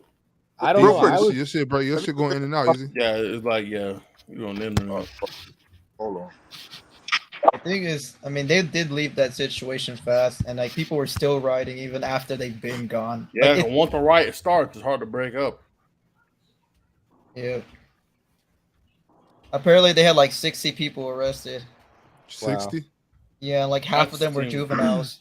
Yeah, because they're just a bunch of little jit that are acting crazy because they don't got no home training. But you see the thing about it is like that's his demographic though. You know what I'm saying? That age group. You know what I'm saying? Like that's his demographic. It still doesn't give an excuse, those people. Though. I'm not trying to get nobody excuse. I'm just what I'm saying is just like that demographic is they're so overwhelmed with seeing him. It's like that shit wasn't gonna go good no matter what. Like they knew there was gonna be some chaos. They knew that shit was not gonna be orderly. But I mean, I don't know if anybody knew that it was gonna be like that. Yeah, it doesn't make that bad. It doesn't make sense because now their parents got to pay the fine. Like the juvenile, they should get charged, and like there's no excuse to be like, oh, I'm little, because when I was a kid, I didn't do no stupid shit like that. Yeah, So but little kids don't have the excuse to jump on people's cars and break them and steal. That's what I'm saying. It's not an excuse for that. So, and it's just bad too, because when colleges look further into that, they're screwed. Yeah, they're not gonna. Yeah. Or like even jobs too. Like, but you do have to understand that their brains aren't full. Like young, they're adolescents. They're young. Their brains are not fully developed. The human brain doesn't reach full maturity. That's not an excuse either. It doesn't matter. When I was 15, I knew not to do dumb that. shit. If you do dumb shit, then you know what I'm saying. You deserve to be punished for acting like a fucking idiot. Again, like nobody of that age. I'm talking about 13, 14, or 14. 15. Like you know better. You know better than to be doing. Yeah, they're not a toddler or something. And if you if you don't know better than that, then it's kind of there's a lot of then you're just fucked anyway. You know what I'm saying? You're not. And our generation has to be good examples and not promote the type of clout chasing. Again, I don't know. Gets views, and that's what people see. So it's a conundrum. We have to be authentic about things. Like we can't be chasing clout. We have to do things because we like to spread knowledge or whatnot instead of doing things for clout. Nah, clout chasing is like the new drug. People just act different for that shit. And actually, people get a dopamine release when they chase clout or because they get recognition and popularity, and people like exactly that creates a dopamine release. Yo, Easy, your mic is still tripping. It's I still thought fucking. that was in my Yeah. game. Salud easy, salud, because it sounds like You sneeze. to say salud. Yeah, but no, I don't know any like big name streamers. Like I watch some sports guys, I watch some other guys and stuff. But I don't even know who these streamers are. No, with the Kai, he's the biggest Twitch platform. Like he has the most subscribers on Twitch. Yeah, I'm not really on Twitch. He's literally like the most viewed. Love, you don't know what Twitch is basically. So It's just a streaming platform. Yeah, I know what Twitch is. Like I think info. I'm saying like you know Twitch, but you don't know Twitch. Like yeah, I don't know like any of the streamers on there. I mean, I know there's some pariahs that are on there like Jackson Hinkle and Haas, but I don't know. We're having the same issue, Easy. You know, yeah, Haas, Jackson Hinkle, the wannabe politician, the one that was at the like whole rage against the war machine fed up in DC, and Haas the fed up. Yeah, okay, so there was a big controversy about whether a supposed anti-war protest in DC in February was an actual anti-war protest. Like people like Tulsi Gabbard were there. There were some unsavory individuals like Angela McCardle, Matt Heimbach, Caleb Maupin, people like that were there. These like LaRoucheites and stuff.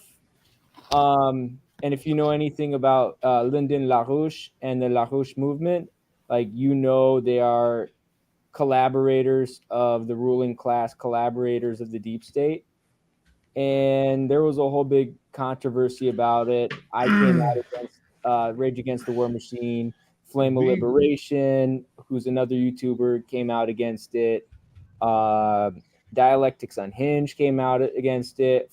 Frank Analysis with Franco came out against it. A bunch of us more left-wing YouTubers came out against it. But those are the only two Twitch streamers I know are Jackson Hinkle and Haas, and they're hella cringe and they're hella sus, and I don't watch them. So I don't. Twitch is like just the clout chasers platform, kind of like TikTok is. Guys, I went back to listen to my audio and it still sounds bad. You're good now. No, your audio is good, bro. Yeah, I don't even know what it is. I think it was my settings. It was so frustrating. I don't know if it was like a StreamYard issue or. Anthony, you ain't good. You still sound like you find the Time Lord in your mic. What? Yeah, easy. I don't. That was a car. That wasn't him. That was a car. That was a car. Yeah, I ain't gonna lie. That shit was crazy. Chill. Ox, do you know what platform they use for the PC interviews? Because oh my god, if I have a PC interview and my mic is this bad, I cannot deal with that. Yeah. I have a PC interview on Monday and I cannot have my mic being this bad. I'm gonna lose it. I don't know. You gotta fix your mic, bro. Go buy a new one. Yeah. Worst come to worst, use your phone. What's your interview going to be about? Like, what are you trying to do? It was a really general application, so pretty much any You can part talk of, about that, bro. they asked for like fill out that application. I might. I did. My interview is this Monday. They basically asked what are my strengths if I worked in certain things, and they also asked like separate information, like if I had any affiliation with PC, and I said I guess I did. Yeah, things aren't. Well, the only thing I can say is if you're worried about your mic, bro, get a new one, man. I don't even have a mic. That's the thing. I just use my headphones. I use AirPods. That's why they're bad. Get a mic. Get like a $20 mic. That shit ain't gonna cut it. You could just get like the snow globe one, like the Blue Yeti snow globe. Blue Yeti. Wait, what's your budget on the mic? What's your budget? If you That's got like $30. Yeah, I don't know, the thing is, I've never had Ox. I've never had issues with my mic until like the past month or a couple weeks. Hey man, like, you never have an issue. That's how it happens. That's how it happens. You know what I'm saying? Like my car, I never had an issue with my car. Then my AC goes out. Like damn.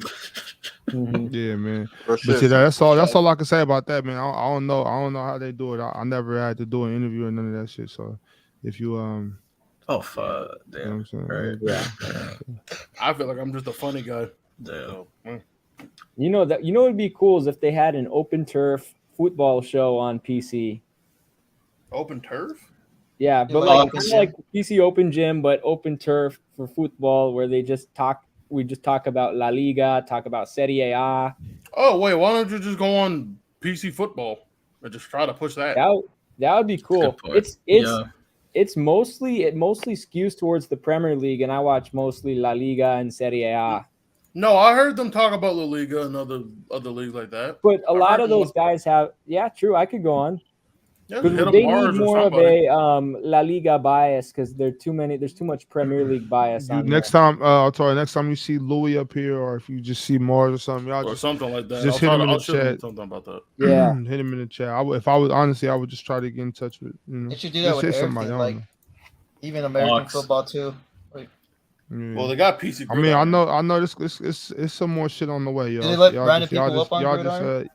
Nah, y'all just be patient. Y'all just be patient. It's a lot of shit coming up, man. Yeah. That shit takes time, bro. They can't just drop shows. You can't just drop shows every, as soon as the idea come up, you know what I'm saying? When you have idea that motherfuckers got to meet about it.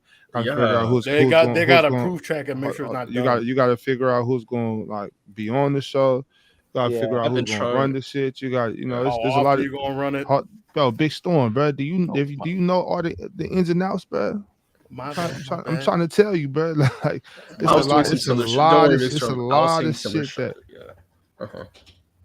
of shit that goes into it. Yeah, there's hella just behind the scenes in it. It's not like having like your own YouTube channel and posting. You guys can ask Ox, how long have I been trying to get PC baseball going? That I don't know that's gonna work. I think it will. PC baseball can definitely be a thing. It's just got to have enough people that's going to consistently be on the shows. It's got to know who's gonna host the shows. It's a lot of shit. Got to figure out what time slot works best because you can't be changing the time slot every week. It's got to be consistent. I heard Fridays are pretty. I think it would be cool. They do like a graveyard shift for PC, like how you do it. Let you host it. Nah, I'll just do it on my own channel. So you could promote it. You can also promote it to your channel, but they could do like. I don't know if that's PC content. I mean, I don't know. It ain't. I don't know. I'm not sure. I'm sure they can, but that's my thing too, though, love. I'm not really trying to just do basketball shit all the time. Especially when it's not like, especially during the off season. Like I'm not trying to keep talking about the same shit over and over all day. Yeah, because NBA season doesn't start till like October, right? Yeah, October. Baseball gets hot around this time. That's why I think it's gonna work out. And then football starts like literally. There's already in football preseason. Yeah, so I mean, gridiron about to get jumping. Yeah, they about to get jumping. Yeah, gridiron. I know they got some shit going in gridiron. They working on some shit. I heard that they were gonna do y'all talking about Asia Wilson on chill. Fuck with the touch of cloud. Right now, Asia Wilson is right now my favorite WNBA player is Asia Wilson, followed closely by Jewel Lloyd. I also heard that they were gonna do PC gaming too. That I heard about. Like there was a poll about it. Yo, boy, wonder this shit is never gonna happen, man. Hey, look! I'm gonna tell you like this. The big homie Ticket, he's scared, man. He's shook. He is scared. He's not trying to do it because he done spoke too much. He done said more than he meant to say. He bit off more than he could chew. So now he's gonna find. He's gonna find any reason. He's gonna find any reason not to show up. You know what I'm saying? So that's how it be. See his IG live. That would be cool to do another PC weekend. I mean, we about to start doing a bunch of different shit. Well, you guys were in Seattle. Mars said there was no good food in Seattle. I find that hard to believe. I mean, that's why we're trying to say. I always say this shit all the time on the stream. Like y'all just motherfuckers will say anything. They'll say anything. I know Seattle, like you can't tell me that there's no good food when you sit around and if you order not really going out and finding good food. He said he had burritos. So anyways, what I'm saying is you can't say that there's no good food if you just come in and you sit at the table and just look on Grubhub and Uber Eats and shit and you order Wingstop, like, you know. I mean, Mars is that age though. He's a young adolescent and he just, you know, It's not Naive. cool. It's not cool to care. You know that shit. Like, oh, you know, he's just Like you guys constant didn't go to troll mode. Itos So. Tapas there, or Yeah, like what else is there? we're in Seattle all the time, but we eat at all the places. We Hey, wasn't Ox. like when I come to Seattle, I'm not like, oh, I got to go to this spot. Like we eat I all the already know time. what's going down. You know what I'm saying? We know all the hot spots. We've been spent, you know, most, you know, we know Seattle. Like I know Seattle like I know my bedroom. So Yeah, it's not no big deal yeah, for I know me. Seattle like the back of my hand too. Like Marston, Itos yeah. Tapas is good. Mamnoon is good. What's the little Vietnamese place downtown? The one that's like in the basement. I don't know, bro. There's a lot of spots downtown. Bro. That one's good. What's the is it Thai on First? That one's good. Yeah. Oh, I miss Seattle. Seattle's like my favorite place. Yeah, but you know that's sometimes. So like when I travel, I travel quite often, and when I do, I'm always looking for something. Like I'm always I fall in love with places I go just because I'm optimistic and I like new shit. Some people aren't like that. Some people go places and they want to talk about the reasons why the place where they're from is better than the place where they're at. That's ignorance. Instead of interacting with the people and try to trying to enjoy yourself, you know what I'm saying? Yeah. People got to be more optimistic. Complain and shit. You know, what's that shit my man Dr. Phil say? He'd be like, you gotta learn how to get excited about your life. You know what I'm saying? If you're not gonna get excited about your life, then what's the point? You know what I'm saying? What's up, Tex? What's up, Context? Play Among Us with us. What's up, Context? You know, what's the point? What you say, love? I said, when are you gonna play Among Us with us? They be having Dub, Mars, and J-Rock play. I don't know, bro. They also be streaming. Nah, but it'll get gaslit to hell. I feel like Bobby. Yeah, it'll get gaslit. Like people start putting fights, man. People start putting shit on God. Like it's crazy. Yo, Tex had the game of his life today, bro. I'm not. She got wicked. She got wicked, man. I had to go get a bottle for that one, Ox. I'm not even gonna hold you. She got wicked. Yeah, I'm still not up on that shit, man. Yeah, it's not even like a game like that. It's really kind of like a mental thing to keep it a band with you. It's kind of like you gotta manipulate people. You just gotta be good online. It's not like really like a video game where you gotta like really lock in and like be on, but you just gotta be mentally sharp. That's about it. Yeah. Yo, if that's the case, I'd rather just play poker. Yeah, I'd rather do like trivia quizzes and stuff. Hey, Tex, y'all got crosswords. Y'all, what type of casinos y'all got in New York, or you got to go to Jersey? Jersey. Oh no, we got the joint. You got the one in Queens though. Yeah, we got the one in Queens. But the one in Queens is just slots, or y'all got just cards? Is slots, and I think it's a few tables. They got a few tables, but I don't think it's the full. I think they got the full joint. The one that's in, I think they got the full joint. I think they got the full joint. It's not as big though. Full. It's not big. They got the full. It's full. So you're not gonna find as many blackjack tables. Yeah, but they got the whole thing. They got the whole setups though. Okay. Yeah, sure. I've been to the Jersey joint though, but the ones in Queens I haven't been to. The one in Queens I haven't been to. I just go to G spots. I'm not even gonna hold you. I just be going to the G spots. Hey yo. How far is Atlantic City from Newark? It's actually not that far. It's like probably like driving 45. Probably even maybe a little less than. I'm guessing. Atlantic from Newark. Okay. I'm He's guessing talking from Jersey. He's talking about from Jersey. It's not that crazy. It's probably like 45. That ain't too bad. That's right down the street. Yeah, I'm guessing you could take a commuter train.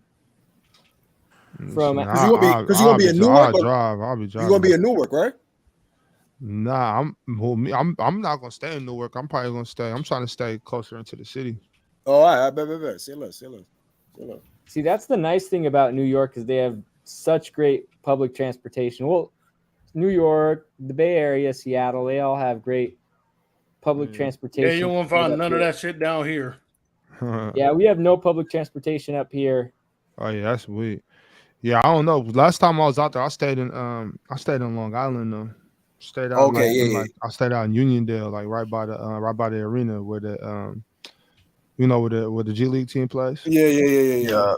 Yeah, I stayed like right around the corner from there. Yeah, you was out the way. You was OD out the way. You was OD out the way.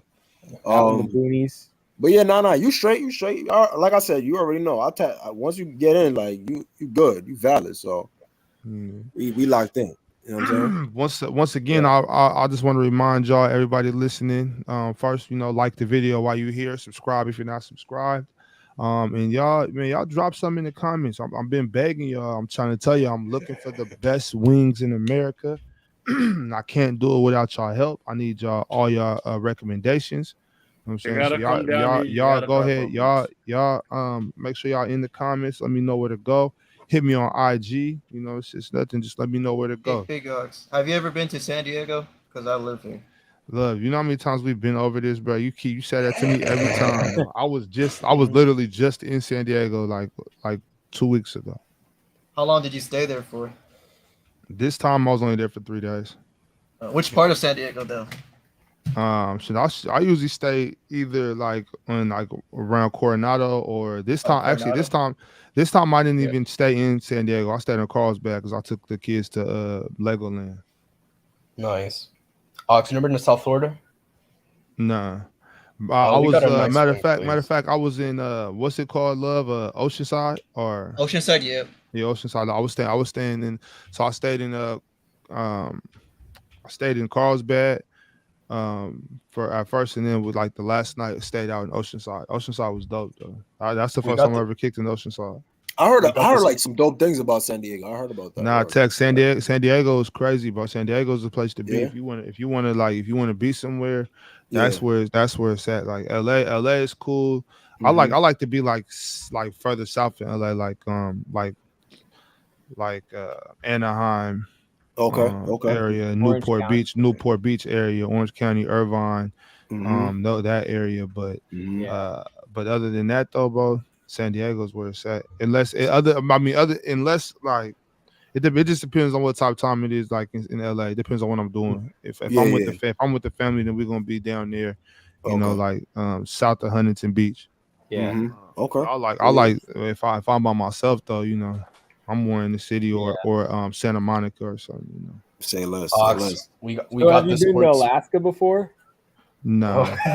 No? Yeah. No, I haven't. But we was just talking about me and my girl was just talking about taking one of those cruises from San Diego up there though, because her grandpa went out here last year and did the cruise from Seattle to Alaska. To where? To Seward? To Whittier? I don't know where he went. And then they probably took the bus or the train up to Anchorage. I don't know. Like I said, they were just it was a cruise. They didn't go. Okay, it was just a cruise. Okay, so maybe to Juneau, from Seattle to Juneau. Could be. I don't know. And then they flew out of Juneau, back down to Seattle. No, it was a cruise. They took the cruise there and took the cruise back. You either take the cruise up to Juneau or to Whittier or to Seward. Well, what I'm telling you is that he took the cruise up there and took the cruise back to Seattle. Oh, he took the cruise back? Okay. Yeah. There's hella tourists up here now, because it's cruise ship season. Oh, yeah, that's fire. So, you go down to, the Bill Sheffield train depot. There's all the trains coming up from Whittier and Seward. Arturo, you don't ever go to the Alaska Bush Company? No, I've never been to Alaska Bush Company. That's what's up. That's fine. No, I don't really go clubbing. So I've they never got they got an Alaska Bush Company in Phoenix. Yeah. That's a little spot, Ox. That's like a little. That's a strip club. Oh, wow. That's yo. I mean, I didn't even get the reference. That shit, I just clicked into my head. I'm like, oh shit, I see what they're selling out there now. Okay. How was that? The one in Alaska though, when it's when the fisherman season and shit like that, and the tourist season, they up there getting money, boy. Yeah. I know a couple chicks I used to work up there. That's my Ox. Hey, context. I'm tapped in, Listen, you want about to talk about Thomas? I love it. I'll catch y'all later. Yeah. All right, Storm. Hi, big Storm. We got this sports bar in South Florida. It's real nice. It's called Sports Grill. Their wings are awesome, really good. I don't really know. You said wings? Yeah, wings in Sports Grill. That's the name of the restaurant. It's fire. It's really good. Almost everyone in South Florida's Florida's going to get in the region like in the South region from Georgia, it's gonna have to be like Louisiana to Georgia and Florida. That's gonna be that region. Mm-hmm. That's a Oh fine. no, That's a no, no! fine This move. is South Florida. This is Yo, South Florida, like in what Miramar. you talking about in the comment section? What you talking about, Harry Coochie, bro? What you talking Oh, the Alaska Bush Let's Company. talk about the Alaska Bush Company, bro. bro? Hey, listen, yo, you gotta find them wherever you can find them. You heard? You know what I'm saying? Well, So salute to so Ox. Nah, You know they where be it's at. they be bad up there though. It's not like, you know what I'm saying? You gotta, Like yeah, cause word. you gotta realize like they coming up there like in during season, like it's yeah, money up fishing, there. So they fishing, it's the canneries. competition. It's competition up there.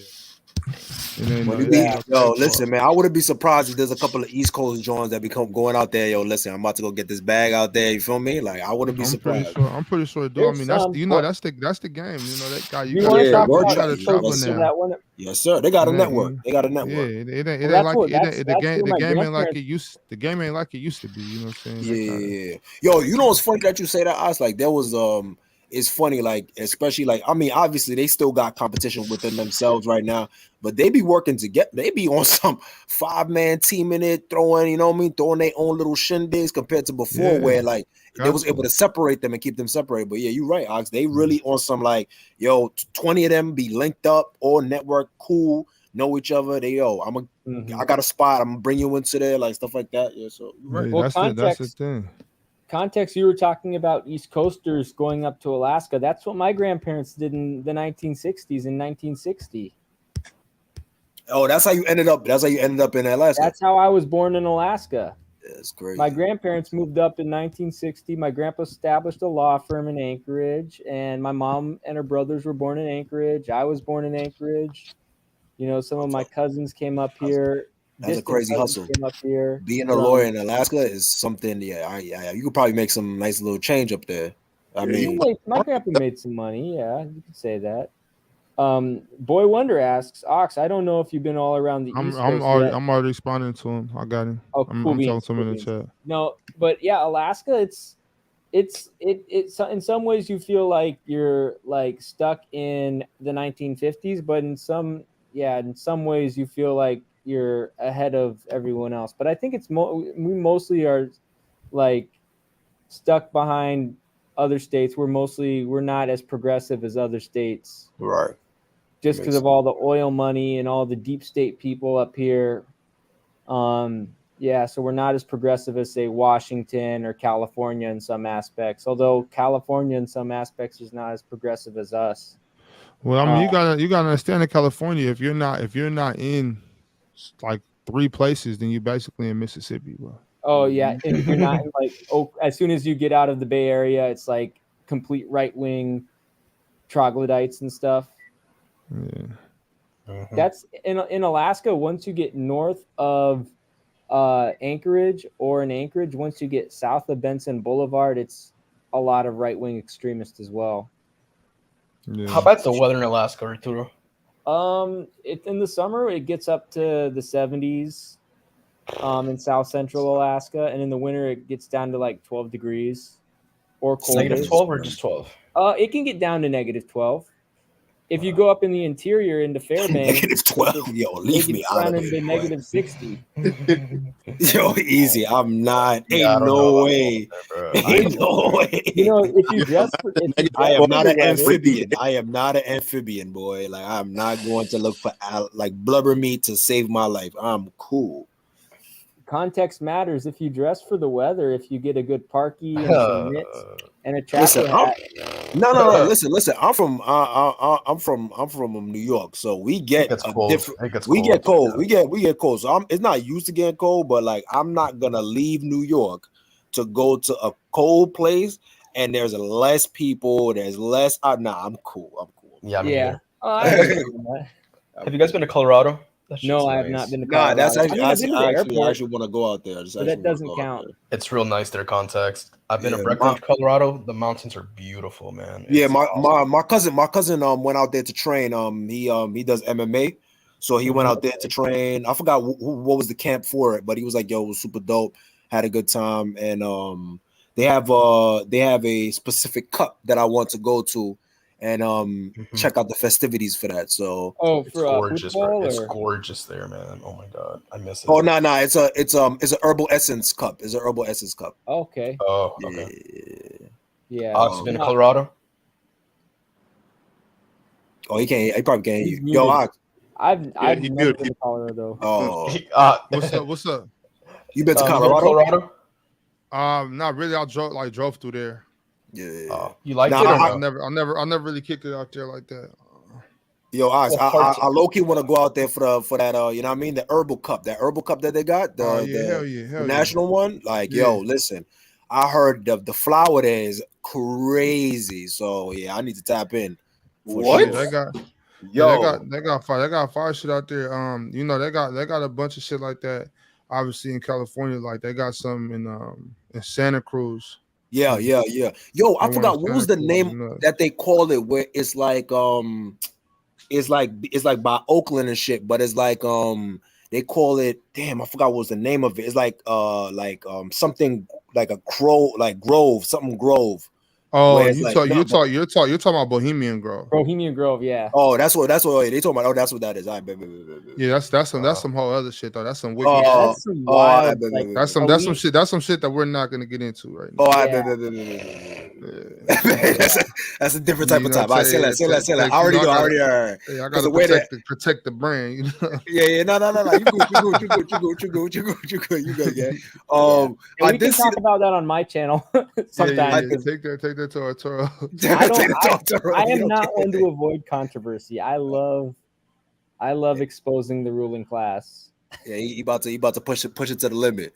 Oh, Tex, yeah. you wasn't here before, bro. Hold on. Nah. No. Oh, Toro. Have you guys? What I missed? Your top five. You don't got Biggie in your top 5 rappers all time, right? Can you explain to Tex why? Can I explain to Tex why that? Well, wait, Biggie's real quick before you do it, Toro. I do want to say this though, Easy. I don't think it's crazy to not have Big in your top 5 just because of his early untimely demise. What about top 5? Here comes Ox shooting bail. Here comes Ox. No. I'm just saying, like, if we're talking about just top 5, if we're talking strictly top 5, brother, there's too many rappers for us to have a problem with somebody not having Big in their top 5. Especially if you're under the age of if you're under the age of 30. 35. If you're under the age of 35 and you don't got Big in your top 5, I'm not mad at you, bro. I'm not mad at you at all. So I have Notch as my number 1 MC. I have KCO as my second MC. I have Vinny Paz third. I got fourth. I would probably have to say Slain, and 5 El Chohin.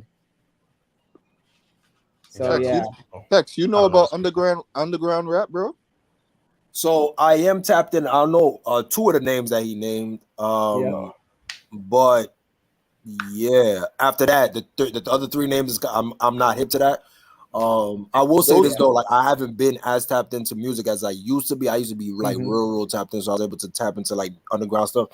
Like I actually listened to like trip hop at one point, which is kind of crazy to me. So context. Who's like, do you listen a lot to like used to listen a lot to like Vinny Paz, Slain, Apathy, Ill Bill? Yeah. You know what's up, dude. You know what's up. I'm tapped in. Like I actually used to listen to like even the Chainsmokers. A couple of people. I don't know if you're familiar with Flatbush Zombies, but Flatbush Zombies. I haven't heard any. Flatbush Zombies is really super fire. I actually met them a couple of times before they was actually popping off in the circuit. I met them. They were super dope, super cool, and they were really nice. Like they're like rappers, like legit MCs. For sure. For me, when people tell me that they don't have Biggie in it, I can understand it. But I always tell them, yo, just go back and really like kind of like try to like ingest that music. Like he was way before his time. The cadences, the flows, the storytelling. I think his first 2 albums like there's no skips. And Ox, you see how you say like the limited music that we did have for Biggie. I kind of give him a notch for that. The fact that to have such a short sample, but it still resonates from then to now. I think that's like mind blowing to me. You know what I mean? Like I think if you could put, even if you put like the younger crowd to them, I don't think it's gonna be like, oh damn, get this out of here. You know what I mean? Yeah. Like compared to guys like, now don't get me wrong, Nas has been having he's having like a fourth revival in his career. Yeah. So I could say like, you know, Nas definitely is still, you know, doing his thing. But I think there's some music when you listen to Nas is not going to captivate people the same way that Biggie can. Like I think Biggie, no matter what, can captivate any type of crowd, any demographic. You know what I'm saying? So that's why for me, I got Biggie up there. Yeah, that's my favorite. He's my favorite rapper of all time. So I'm a little bit biased. You know what I mean?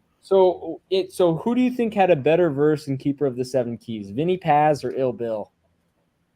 Vinny. But I'm biased to Vinny Paz. Yeah, same here. Okay, so what about Bora Bora? You heard Bora Hold Bora? on, real quick, bros. Hold on, real quick. How good is Vinny Paz? Because y'all talking like he's like a really great MC. Like, nah, he's nice. He's nice. Top 5 all time. I wouldn't say that. I wouldn't say that. Shit. I just want like, I don't know anybody, so I'm really curious to know about these people. Yeah, nah, Vinny Paz is nice. He nice. He nice, easy. I would. Let me see if I can give him a comp. Give me a minute. Let me think about who I'll give him a comp. But if there's somebody that if I would say from my aspect, like, you know what I'm saying, like the way I'm tapped into certain stuff, and I can still enjoy the music, I would say start off with Vinny Paz, and then from there you could go into. But that's because I'm biased to Vinny Paz. I like his rap style. I like his cadence. And that's why I'm really big on. I'm really big on delivery, cadence, and your rap style. And then from there, I'll go into your lyrical content and things like that. But Hold on. But let me ask you a question real quick. Let me Yeah, go ahead, Easy. You got in and out, gang. Ask the question. Oh, he probably trying to fix the mic. It's probably gonna take him a couple seconds. Yeah. Like, y'all consider Benny the Butcher underground? More or less. I gotta say no, man. I gotta say no. No. I think Griselda has been able to put themselves on the main stage. Now, are they like in the public eye all the time? No, but I think that they got themselves out of the underground. Yeah, I think they got enough exposure to get out of the underground. So they still rap like they underground. So if in that case, Ox, I think they still rap like it, but nah, I can't. Because you got guys like 38 Special, you got guys like Ransom, you got guys like damn, he just put out an album, I forgot his name. But like 38 Stretch, Ransom, yeah, I'm good. Yeah, you straight. I mean, easy.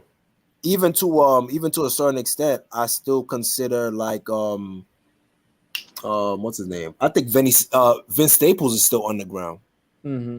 But I think that's by choice. I think that's by choice. I don't listen to much rap, honestly. What you was gonna ask, Easy? My fault, Brody.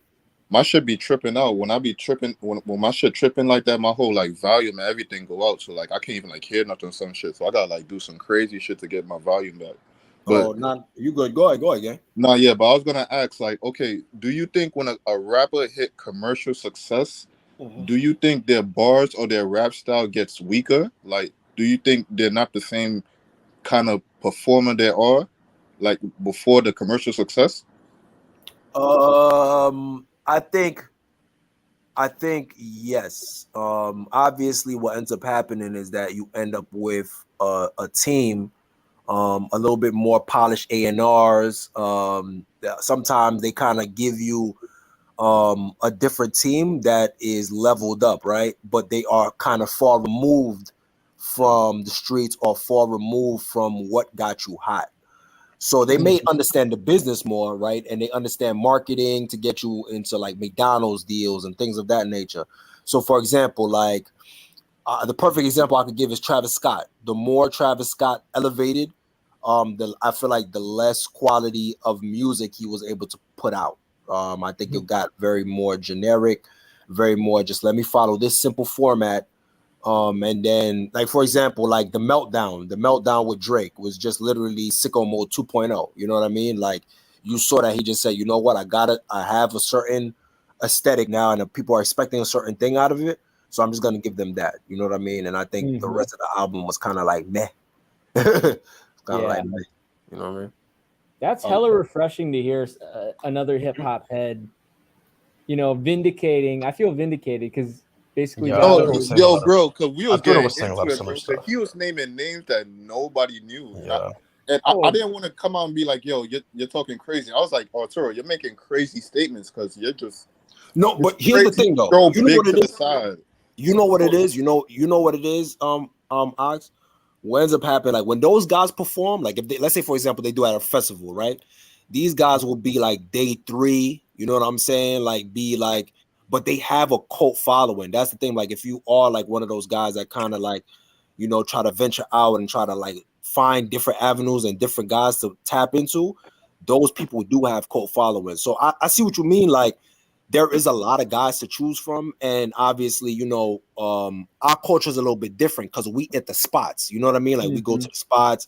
You know what I mean? Versus like just being in a crib and kind of going through the crates, or you know what I mean? Like they don't showcase underground hip hop the way they used to. You feel what I'm saying? Exactly. It's not before. It used to be a niche. Like they used to like actually like Peter Rosenberg, he will go towards that. You dig what I'm saying? Like certain DJs, certain radio personalities. But now, everything is about money. Everything's about ad revenue. Everything's about, you know what I mean? So there's gonna be an emphasis on what's hot, what's marketable, things like that. Even in YouTube to a certain extent, right? You got Leo Cohen, he's the head of YouTube now. So they will push more so like things that are culture based versus rap based, if that makes sense. You dig what I'm saying? Like you gotta give the culture, the aesthetic, the shit like that. They're looking for a certain type to push. You feel what I'm saying? Yeah. Wait, Leo Cohen's the head of YouTube now? Yes, sir. What? Yes, sir. He is evil. That dude is evil. Him and Moskovitz are both evil. Actually, you can see me. I did a video with Ramiro Sebastian Funet about how hip hop's been subverted by the Zionists and stuff. Yeah, the Zionist subversion of hip hop is what's driving the capitalistic clout chasing and the mumble rappers and all that. Would you agree with that? Yeah, I mean, they made it. I mean, it's obvious. It's obvious to see that. I won't go fully in depth to that aspect because I'm not like I said, I don't want to get Ox's channel because it's kind of crazy. It's a crazy rabbit hole to get into. But I will say this, like on the surface, if we want to, we could do the surface level of it, right? On the surface level, don't get too crazy. It checks a lot of boxes, right? Yeah. You are showing a certain lifestyle that is braggadocious, based in consumerism, right? Based into like more, violence and all that shit and turning up and things like that. So you kind of are able to keep everybody in a cycle continuously. Exactly. And I told you, I don't know if you guys remember. I don't know if you guys remember last time I said Leo Cohen specifically got interviewed and he said, we are not going to be in an era of icons. Because you got to remember what Michael Jackson, Prince, and all these guys were doing towards the later part of their career. They were trying to pull back the curtains and show us what's up. You know what I mean? So they don't want that no more. You know what I mean? They don't want. They want people like they can create a star and shut you down whenever they feel like it. You know what I'm saying? So clout chasers, not truth tellers. Right. Yes. There you go. Yeah. So it's just one of those things where. But to me, like I always, it's harder to explain to my younger dogs. But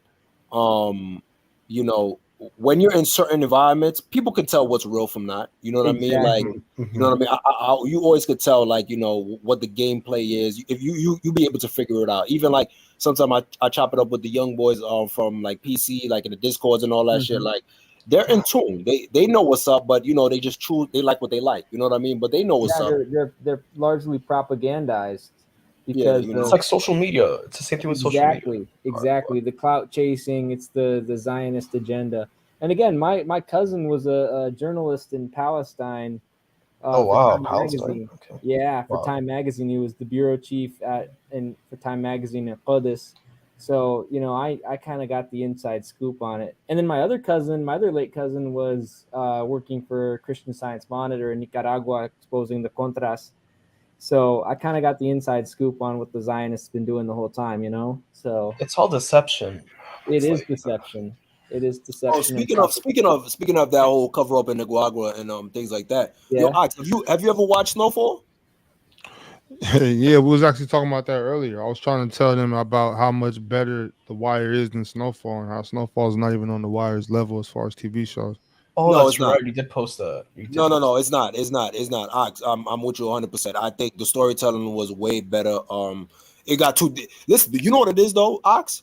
They went full fledged like they went so deep into it on both sides. You dig what I'm saying? Like they didn't cut short from the police side stuff, which was right. like, you know what I mean? I think that's what made it way more better versus Snowfall. I think Snowfall didn't touch on everything the way that you could have. Snowfall was less like the people are less interested in the history.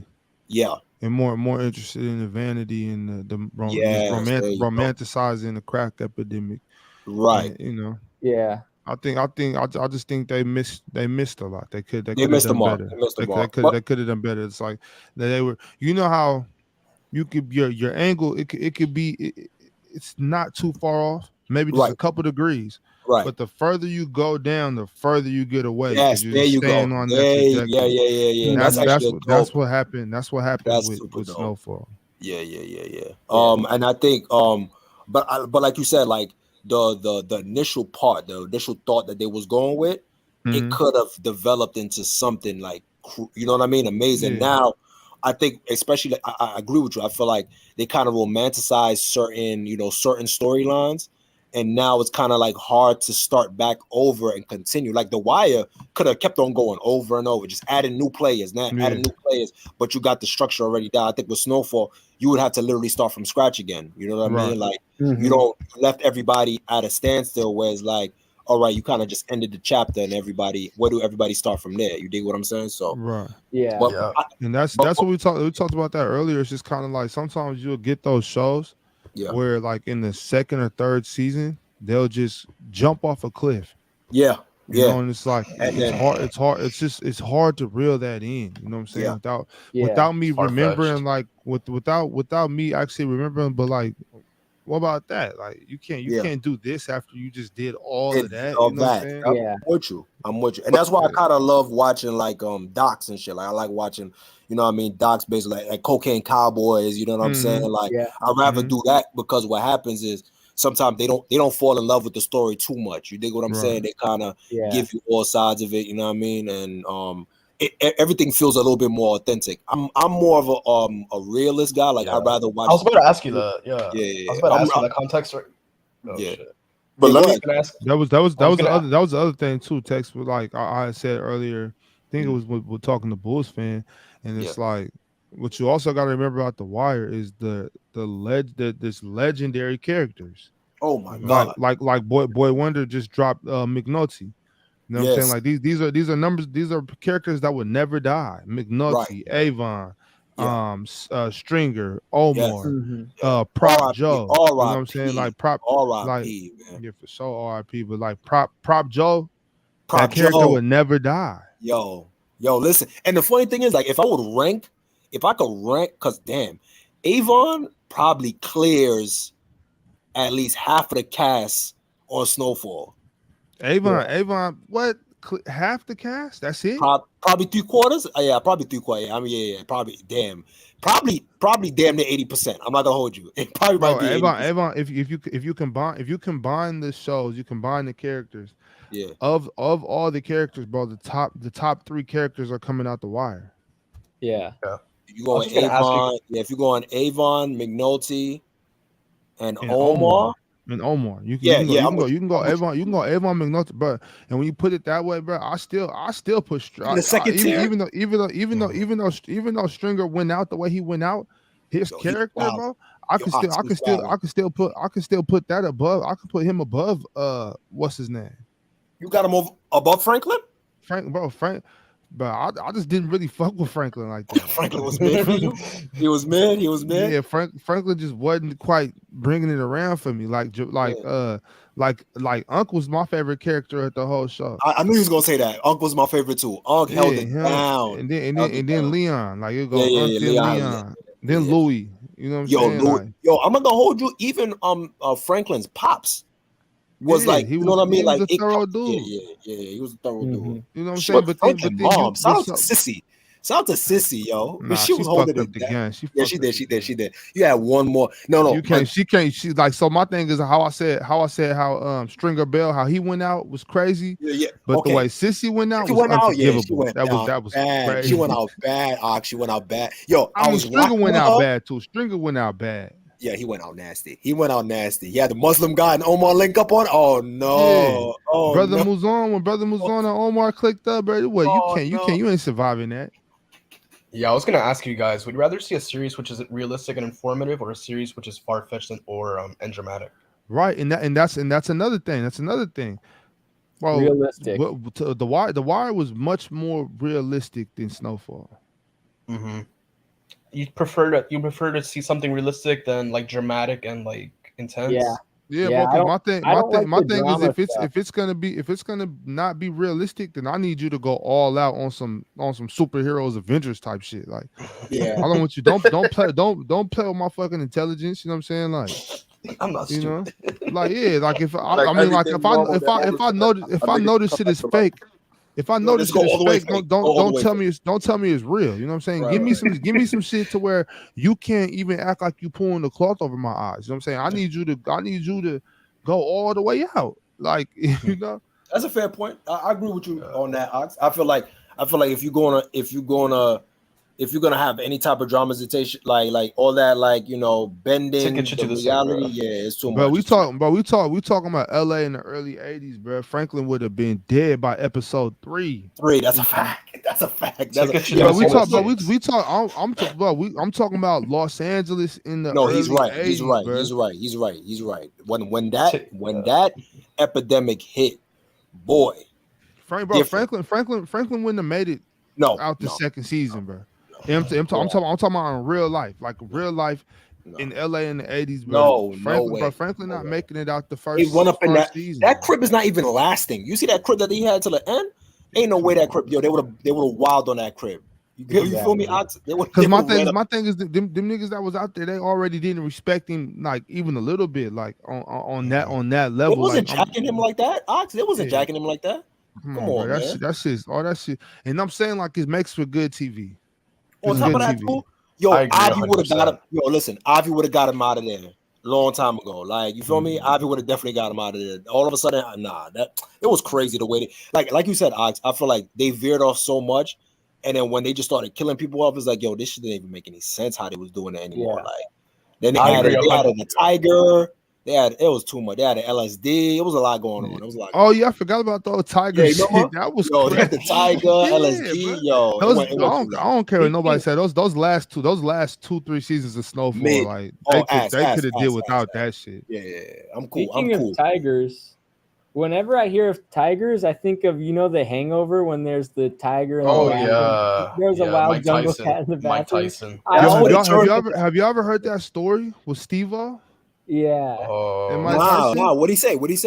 Well, he was basically just saying like he went to the party that he wasn't supposed to be at, and then Mike Tyson opened the door and he was like, he asked him like, you got some cocaine? And he was like, yeah, like he had like, I want to say he had like a quarter ounce of duff.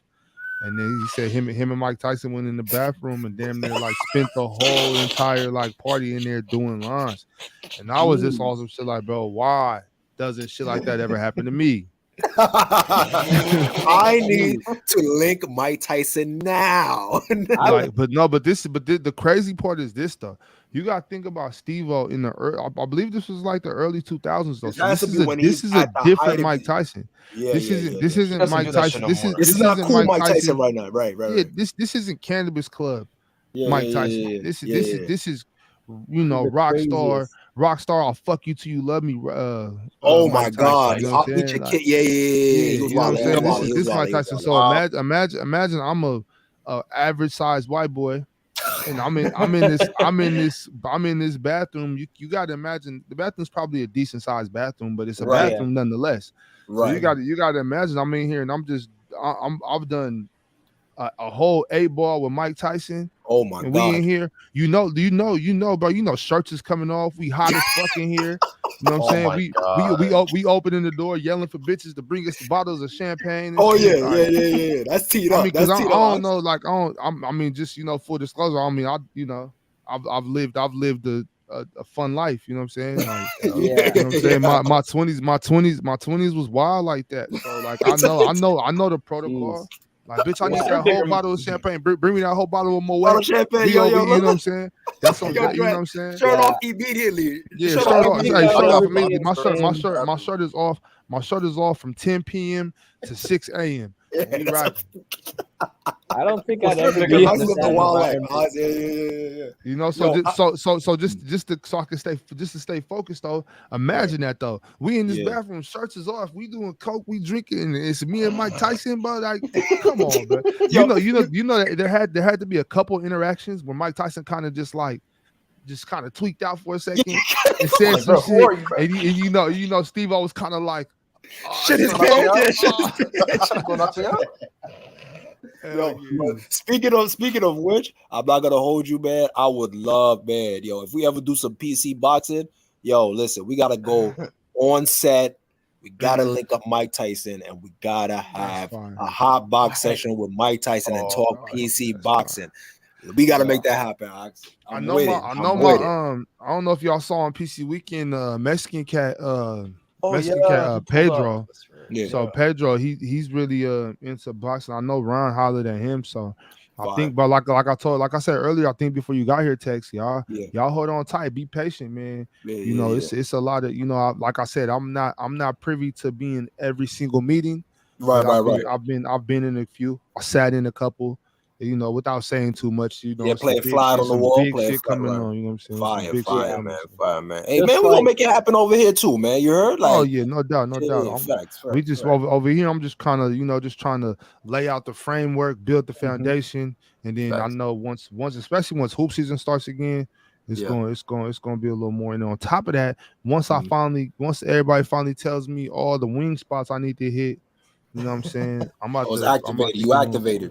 Oh yeah, I'm about to go on a couple of different tours, y'all. This is about to be fun. We about to start get some more followers from all over the world. Fire. You guys need more followers from the West Coast here, from the Pacific Northwest. Yeah, that's what we're working on. I got a lot of like subscribers from like New York, Chicago, Houston. About Florida. Well, your next objective should be Seattle, Tacoma, Juneau, Anchorage, Kotzebue, and Nome. Hey, boy, wonder I didn't end up hitting the Zeke in. The team I was gonna play on was the team that Ron was already playing with. They had a bunch of cats. I was like, I'm not going up there because I don't know who's coaching. I didn't know how it was gonna go, but Ron, that team, they went 1-1 today. Well, that's fire. That's super fire. That's awesome. That's cool. Actually, matter of fact, they play Torrey Easton tomorrow. Oh, where? Oh, yeah, okay. So I don't know. I had no idea Ron could dunk like that. I think Ron tweaked something. He was talking today. I was talking to him a little earlier. He said he wasn't even sure if he was gonna go. I told him, man, you just ducking Torrey Easton. What type of sucker shit is this? Because he's not trying to get clamped up. It's gonna look crazy on him. That'd be crazy. I'm like, bro, there's no way you duck it. Like, bro, you talking? I'm saying Torrey a baby though. Like you ducking babies though. Like, nah, we don't do that. How tall's Ron? They should do something. He tall enough. It don't matter. They should do a PC weekend for PC footy, and I don't know, like organize some kind of football tournament or something. I think that would be cool. I think we'll see how that honestly. Yeah. I was gonna ask you this. For like, because I know you're gonna do the wings around here, and I know you're trying to take it international. What is the place? The first place? Let me ask. This is a 2-part question actually. If you had to choose, what country would you live in outside of United States? Obviously, what country would you want to live in if you have no choice? Like if you had no choice to live in the United States anymore, and then what's the first place you would want to visit for food? The one place I'd visit for food. Shit, I can't call it. It's probably Italy. Okay. I love Italian Me food. too. I'm an Italian food junkie. So Right. I love Italian food. I'll just make it easy and call it Italy. Me Where would too. I want to live? I'd probably move back to Australia. I loved it out there. Fire. I figured. I loved it in Australia, and the best part about Australia is there's no language barrier. So it's Facts. cool. And For then- me- How was the Tyler? nightlife there? So- How was and the I'm nightlife talking there? about- Yeah, I'm telling you. What you said? How was the what? Nightlife, the nightlife. Oh, it was cool because just being from the West Coast, I'm used to partying until like club run out at 2. Right, You know, so right. that's So more similar. and that's not just an American thing. That's more of a West Coast thing. You know what I'm saying? Like Right. over there, you know what I'm saying? They letting out at 4. Yeah, you know? yeah. And so I like that. Going out there was the first. Moving out there was the first place where I went, and we would leave the club, and then I'd be like, "Damn, it's 6 a.m. The sun is up and shit." You know. Yeah, So yeah, nightlife was cool. It was decent. You know, like I mean, I like to go out, but I like to hit the strip clubs and shit too. Right, You know what I'm saying? But the Yeah. ones in Australia, and I ain't really like them. So Right, Is right, Australia right. infested with animals as they say it is? infested with animals. Yeah. Like I'm saying, like you're at home and like I don't know, some animal just pulls Nah, up. well the thing is, I mean the thing is like, there's like a lot of like depending on where you're at, like kangaroos and shit like that. But it's not no big deal. Like, bro, I was out there for a year. I saw one snake, bro. So, Yeah, One snake? yeah, I All saw. I mean, those I wasn't camping in the outback. Like He wasn't going herping or anything, you know. you know, like we went out to some of the islands and shit like that. So, but never like it wasn't crazy. I saw some big ass spiders, but Australia is really a cool spot, bro. I recommend everybody go out there, just That's at least just to hang out. You know, like the beaches. I was on the West Coast, so I was in Perth. You know, right Okay. there in the Oh, Indian West Coast, Ocean and West shit. So Coast. the water was nice, warm water, clear water, white sand. You know, That's and I fire. mean, and let me That's tell you, fire. you know what I'm saying? It's nice scenery. Okay. Okay. Yeah, amazing scenery. Okay. Yeah. That's what I want to get down to. Right. Well, you know, that's where you know we're gonna get there. You know, Say that. That's what's it's up. That's dope. beautiful. That's It's dope. beautiful. And then yeah, I'm not even gonna get too far into it yet. It's beautiful down there. I'll take your word for it. Brother. I would So also I would love if I had to, I'd move back down there because it's just like, you know, I don't know. I can't call it just off the top of the head. I'll say that just because I've already lived there and I liked it, but I feel like I didn't do it up enough. I should have went back. I should have stayed. You know, The way that you really supposed to. I feel you. I feel that. yeah. Have you guys ever heard of Heard you guys of ever what? heard of oh shit, have you ever heard of GeoGuessr? no. Nah. Heard of what? All right. GeoGuessr. GeoGuessr? Yeah, Is this that is a actually it's really geography cool. quiz? It's really yeah, wait, kind that of. like a place? No. It's a thing. It's a website. So basically, they'll show you what's it called? They'll show you a satellite of like any random place in the world, and you have to guess where it is. Oh, And yeah. like if you're That's good at fire. if you're That's good dope. at That traveling sounds and stuff, like you can figure out where exactly it is, but you got to get real specific. It's not as Yeah. easy as it sounds. Yeah, I need to get. I That need doesn't to. even sound easy though. Yeah. I might have to be more well traveled at that point to identify that game to play that shit. But you know the thing about it, the thing why I like to travel a lot too, Yeah. is even in America you can see it, but in the world it's even crazier though. It looks so different. Like when you see just the different colors of dirts, the different greens, the different like the way the trees, like the bark on the trees, the They look different texture, completely the different, different right. color of brown. Yeah. Like the like all that shit is different, bro. Like Yeah. it's more some places got more of a red dirt, a clay dirt. Some trees, you know, you'll see different trees. When you listen to the way the birds sound, the birds are just It different. sound different. You Word. know what I'm Word. saying? That's a Like, fact. it's That's a just fact. different. It's different sounds, different smells. The architecture's completely everything. Yeah. Different everything. The crazy thing is, I remember Dub made out a point when he was saying like, "Yo, being from New York, like, and our air is so thick and like humid." When he went to the West Coast, it was so refreshing. He was like, "Yo, like, he was like, yo, I was taking a bath in the air, like, you know what I mean? Like, it was so clean." So I agree with you, like, you know what I'm saying, and that's probably why y'all fire is probably a little bit better than ours because y'all air is clean, our air is not. Well, and then so the thing about that too. So like where I'm from, like in Northern California, you know, like up in those mountains and shit. What happened was when they were out there in the like the 60s and the 50s when they first started kind of getting to that, they was growing growing from plants that they got in like Thailand in those areas. And so that the it wasn't taking the same. So they had to go get the seeds from Afghanistan and up in those mountains. And so those seeds was growing right because it's more of the same climate, the same elevation and shit. And so once they figured that out, man, it was on. It was on ever since then. It was a wrap. It's really cool. Yeah. To respond to context, because I like to respond to the question also.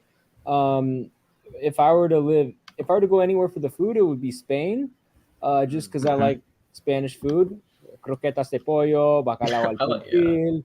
I like Spanish food. Stuff Just like like that. I like Italian a Buñuelos little de bit more. bacalao. And then if I were to live anywhere, Spain for sure. Probably Bilbao because it's close to the coast. It has a maritime climate, and it has great public transportation. But also, I'd be open to living in Pamplona or Zaragoza or Barcelona, Valencia, Madrid, any basically large city. I actually know where I would. All right. So for food, I would do exactly what Ox said. Italy, and if I had to live somewhere, I'm gonna say Switzerland. I've heard great things about Switzerland. Yeah, hell yeah, I can see that.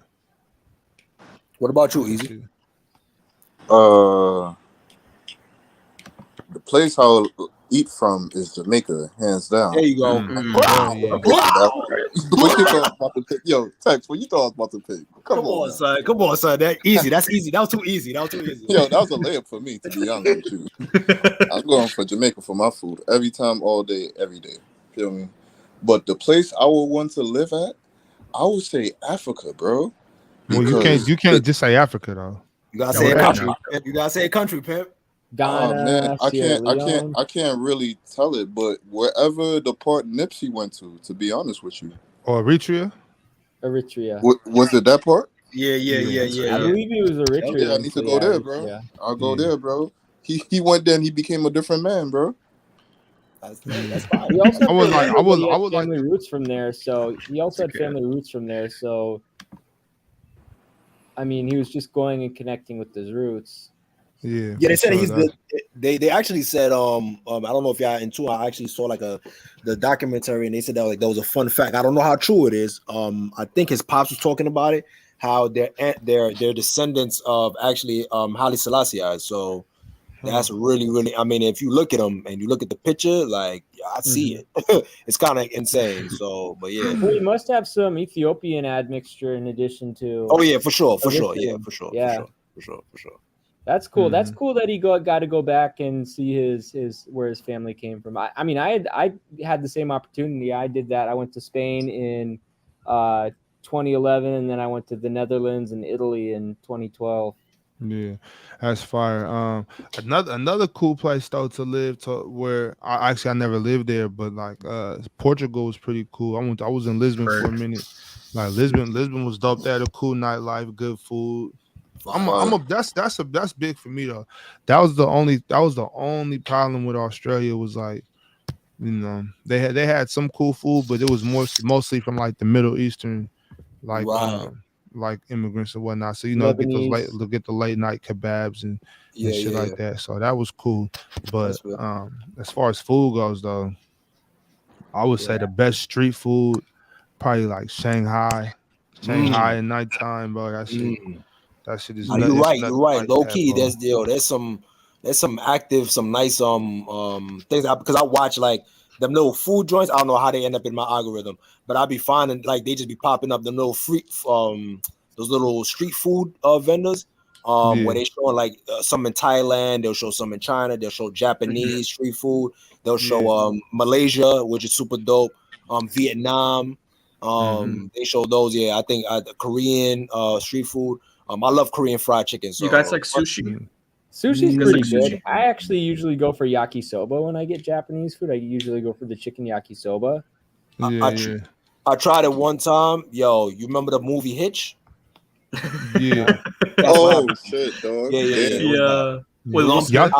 Yakisoba noodles go crazy. I like the yakisoba noodles, but Yeah. like, and Yakisoba's I like sushi too. But you know, it's summertime, so sushi off the menu. You know what I'm saying? Yeah, for real. We don't do the seafood in the summer, bro. I do seafood year round. Well, you in Alaska, that's different.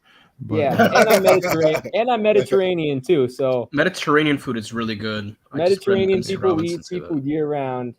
Yeah. Well, I mean that's cool depending on where you at though. Like damn, you know, true. like in California, like when I just don't, just can't do. What do you that guys shit. do in the summer then? Like lamb, chicken, turkey. I mean, chicken, anything really. I mean, whatever. You know, so wintertime you guys we eat just see whatever. seafood, and then summertime you guys eat chicken or lamb. No, it's not even so much that. It's just like There's so many options. we just don't eat seafood in the summertime I mean we will, but it's just we just cut down on a lot, you know what I'm saying? Just because it's not in season. It's not season. It's it's just warm. It's warm out and we not on the water, so it's kind of like just to how it go.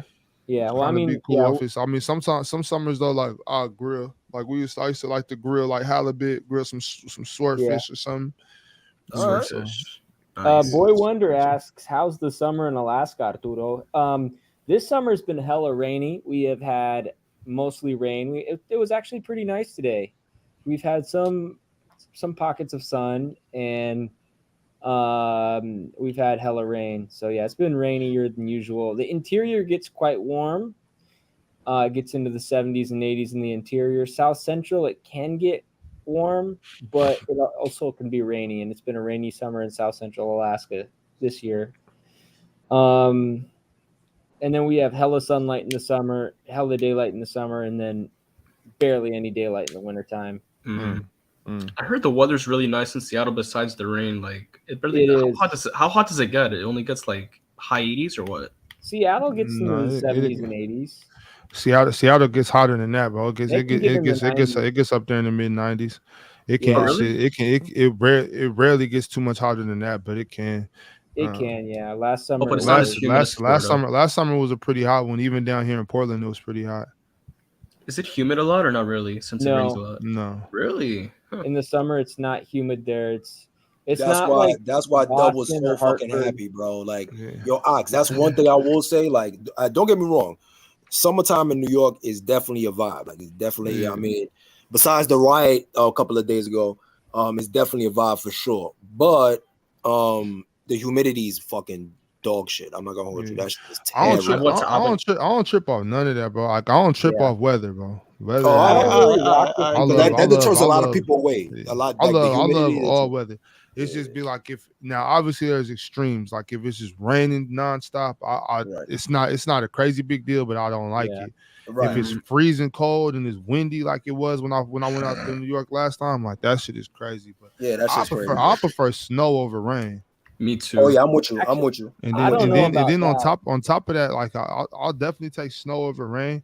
And the thing about Seattle with how they talk about like the rain, it's just like it's not so much that it's just like a dump. It's not like so much dump. It's just consistently like a mist, like drizzling small. Yeah, like little summer showers over and over. Yeah, it does that shit for 8 months straight though. So it's just like fuck. That sounds nice. I've been. So if you guys know, it's depressing, Sebastian. It's not that bad. It's better than snow. I think it's better than Florida, where like you're the hot ass sun and like the humidity. Oh my god. Well, I like summertime and like you know I'm from Northern California, so it's hot as fuck. Like it gets 115 routinely in the summertime, and I love that shit. Like I don't got no problem. I don't got no problem with summer. Like even I was just in Vegas last week.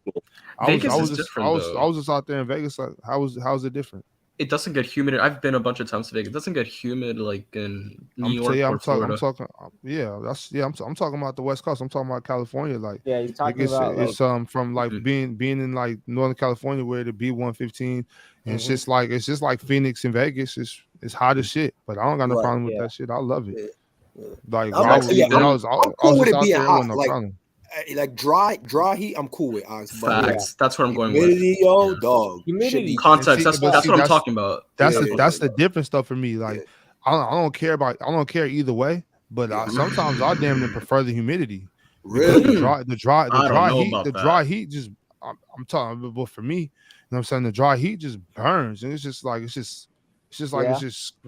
slapping you all Slap day. you in the face. Yeah, it's like and then like if you walk, so when it's hot like that, bro, and you walking, let's say I'm walking down the street this way, right?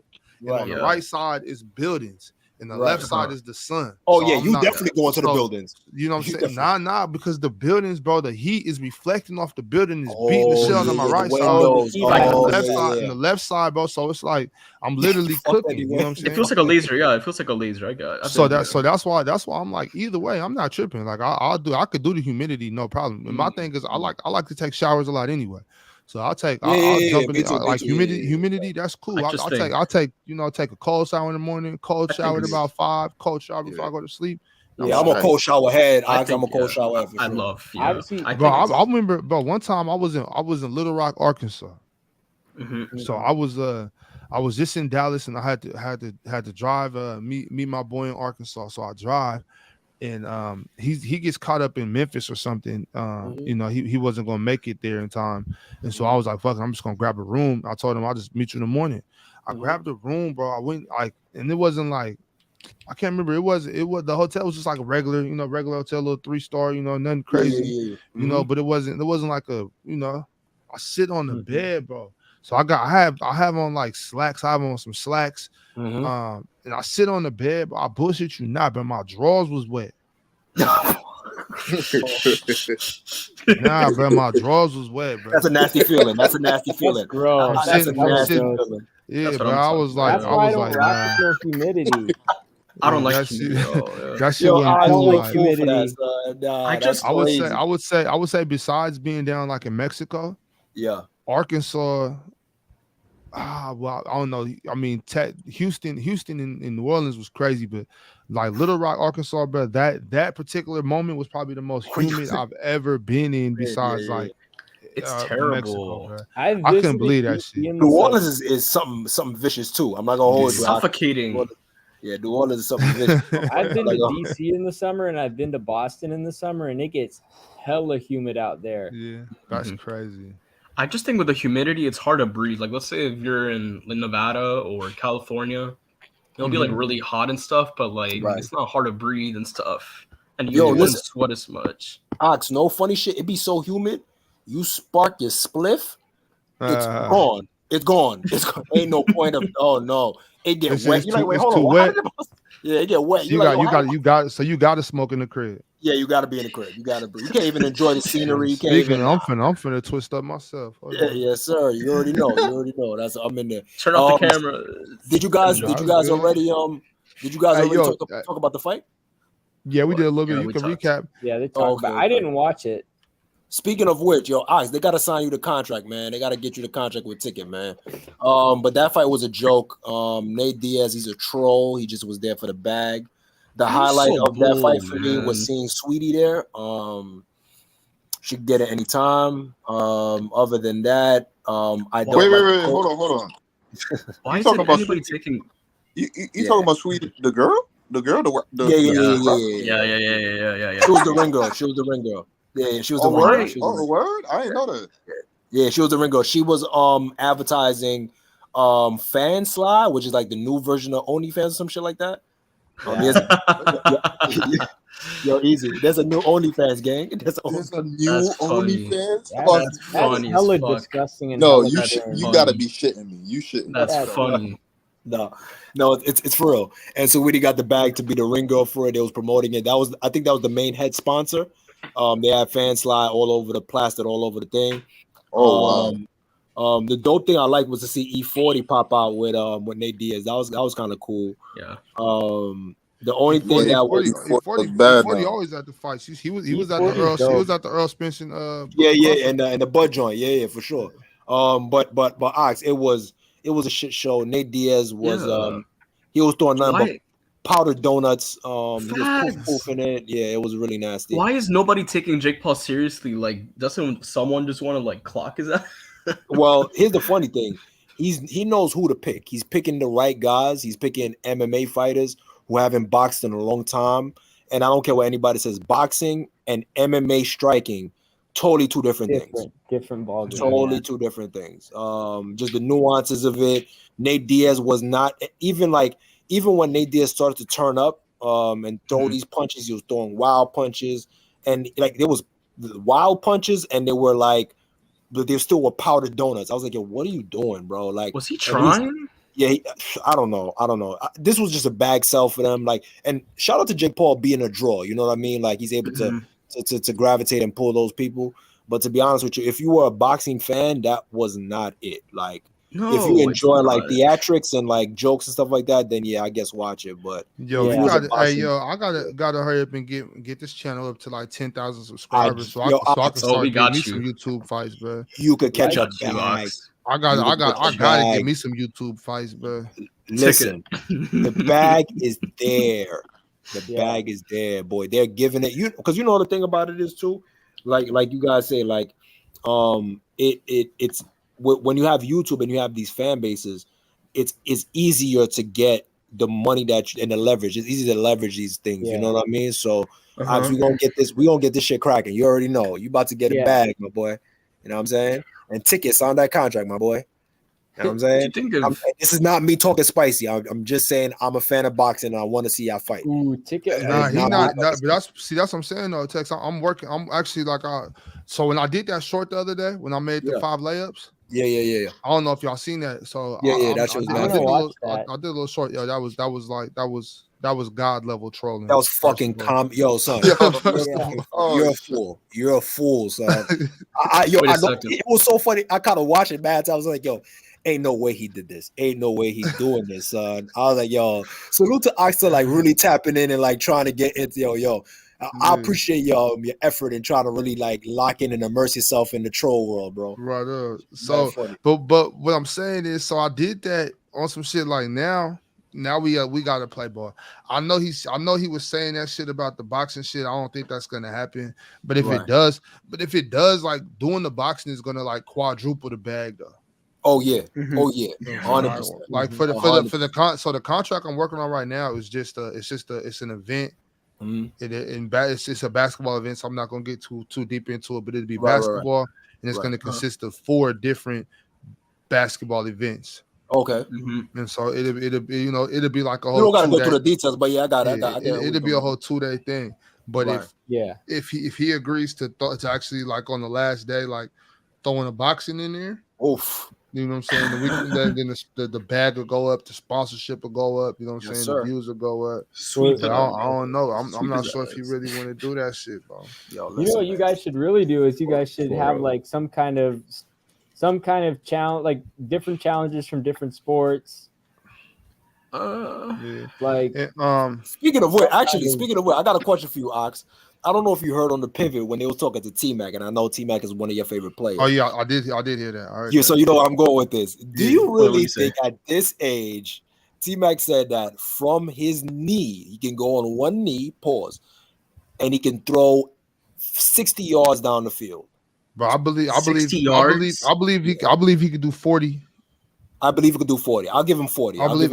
I mean, but y'all got to also remember though, T-Mac big as fuck, bro. Yeah, from the knee.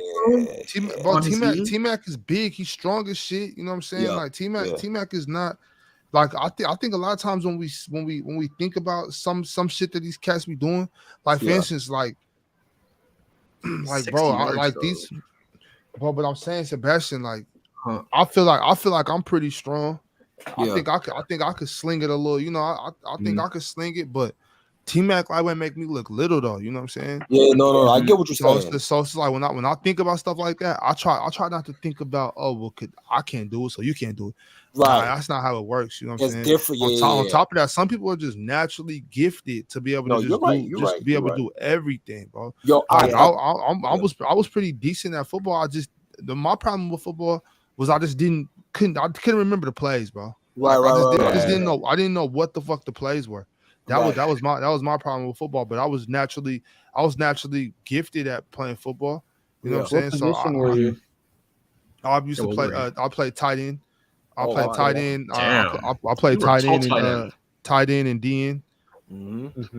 But I didn't monster play tight end. that long, bro. I didn't play that long. I played probably three seasons of football.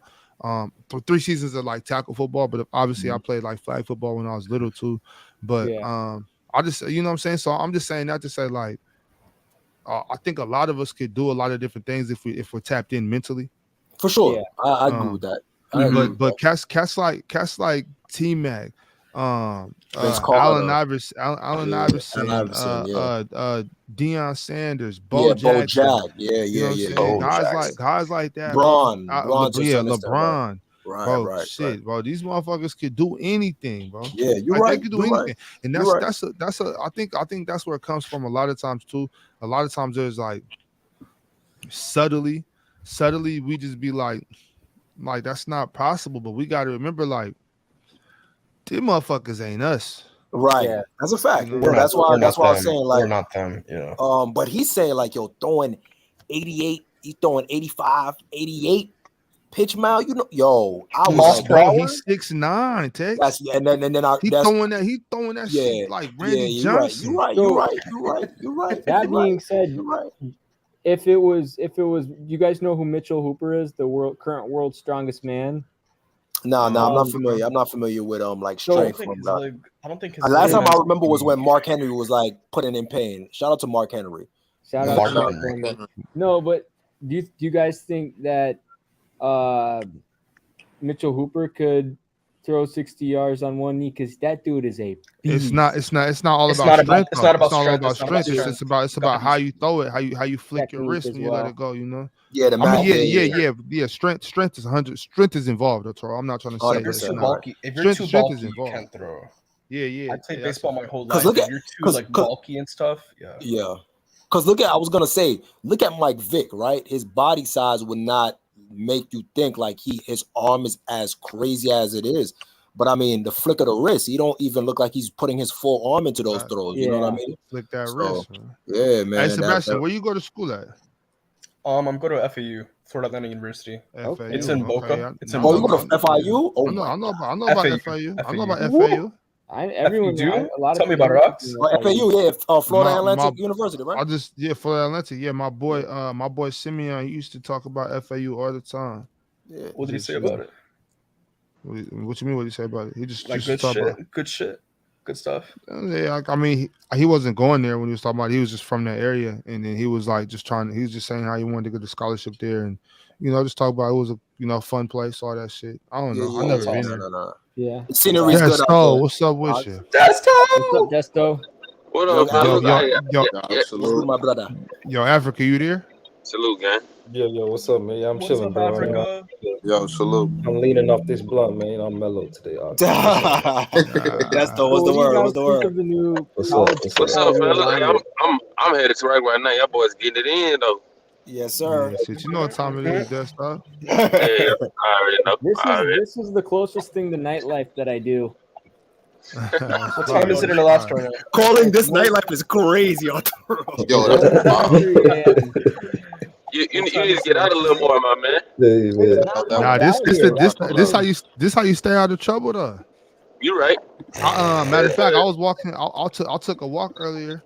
Walked to the 7-Eleven. There's a little pawn shop next door, and they was talking about they selling PlayStation 4s and that motherfucker for $100.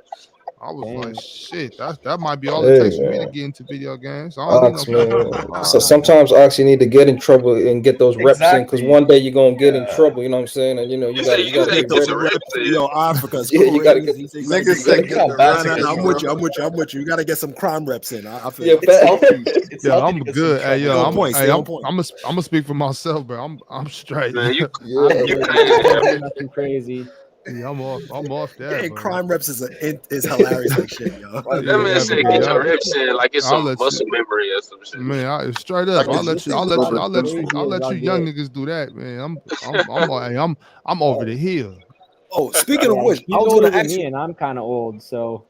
I was gonna ask y'all, Ox in Africa, how did y'all like the isolation wars thing? I didn't get a chance to ever tap into Man, it. don't get me started, man. All right, my fault. Yeah, I couldn't make my round, man. But it's it is what it is. Hey, I've been seeing the sideways movement, the robberies that been occurring. So I ain't even mad at the situation, man. It is what it is. I left undefeated. You know what I mean? So I'm undefeated on that shit. So it's all good, Isolation man. Wars. What's that? What's Isolation Wars? On But Mookie channel. I seen Ox's debate, bro. You low key got Oh, you robbed. know what? I You saw. got robbed, bro. I You got robbed. saw. That's great. I saw. What's that fool name? He kind of bald. What's his name, bro? Who, Max? Nah. He like a Kobe guy. I don't know. I don't know. Crunch. Yeah, I saw him do Crunch. it. Oh yeah. Yeah, I seen him do it. Yeah, he got whooped That's by a some funny guy. unlocked character. I'm not gonna hold you. That's a funny unlocked character. Yeah, Ox got robbed, man. He look like What a it hoop is, though. He look they like got that home court bias over there. You know what I'm saying? So it is what it is. I went to an anti-LeBron channel. I got a dub on an anti-LeBron channel debating LeBron. So I feel like I got the championship anyways. Context, it is what it is, man. It's systems. These type of like tournaments. It's showing that it's more than the debates, bro. You just gotta have your judging and your like how you analyze debates like real clear. The criteria, what you really expect from listening. Because when you go to a debate, right, really you're debating popular opinion more than the actual facts of like what the actual cases are, bro. So if people think on one side is like you be taking handicap matches on the regular, bro. I know you doing that to yourself. That's kind of crazy, So popular opinion often against you, and that's tough. That's tough, man. Yeah, I do that shit just cause like, I want to win, obviously, but I realized a couple months ago that like my debating skills just raggedy as fuck. You know what I'm saying? So that's why I was just like, I'm trying to just debate as much as possible. I debate anybody about any topic just to get my debate skills up, because I was just kind of riding on my ability just to talk basketball. I thought I could get by. I thought I could get by in the YouTube sports media lane just talking hoops. I was like, I don't got to rely on stats. I could just talk hoops. But a lot of motherfuckers don't respect non-basketball. So that's why because when I battled Mr. Moss, I lost that one, and I didn't name one stat. I didn't bring up one stat. You know what I'm saying? Did that against Mr. Moss and against what's his name, True the King. Just on some shit like I don't gotta talk numbers, but then when I start talking numbers and I start bodying niggas, and then it just be like, oh, now we gotta rob him. So Desto, you look like you're in the airport, Desto. Look like you're at the airport, bro. If y'all ever come to Houston, Texas, the best donuts right here. Shit donuts. Oh wow. I'm telling you right now. True. Best donuts in the history of mankind. Bro, they should be hitting you with a discount with that kind of advertisement. Basketball gotta get canceled.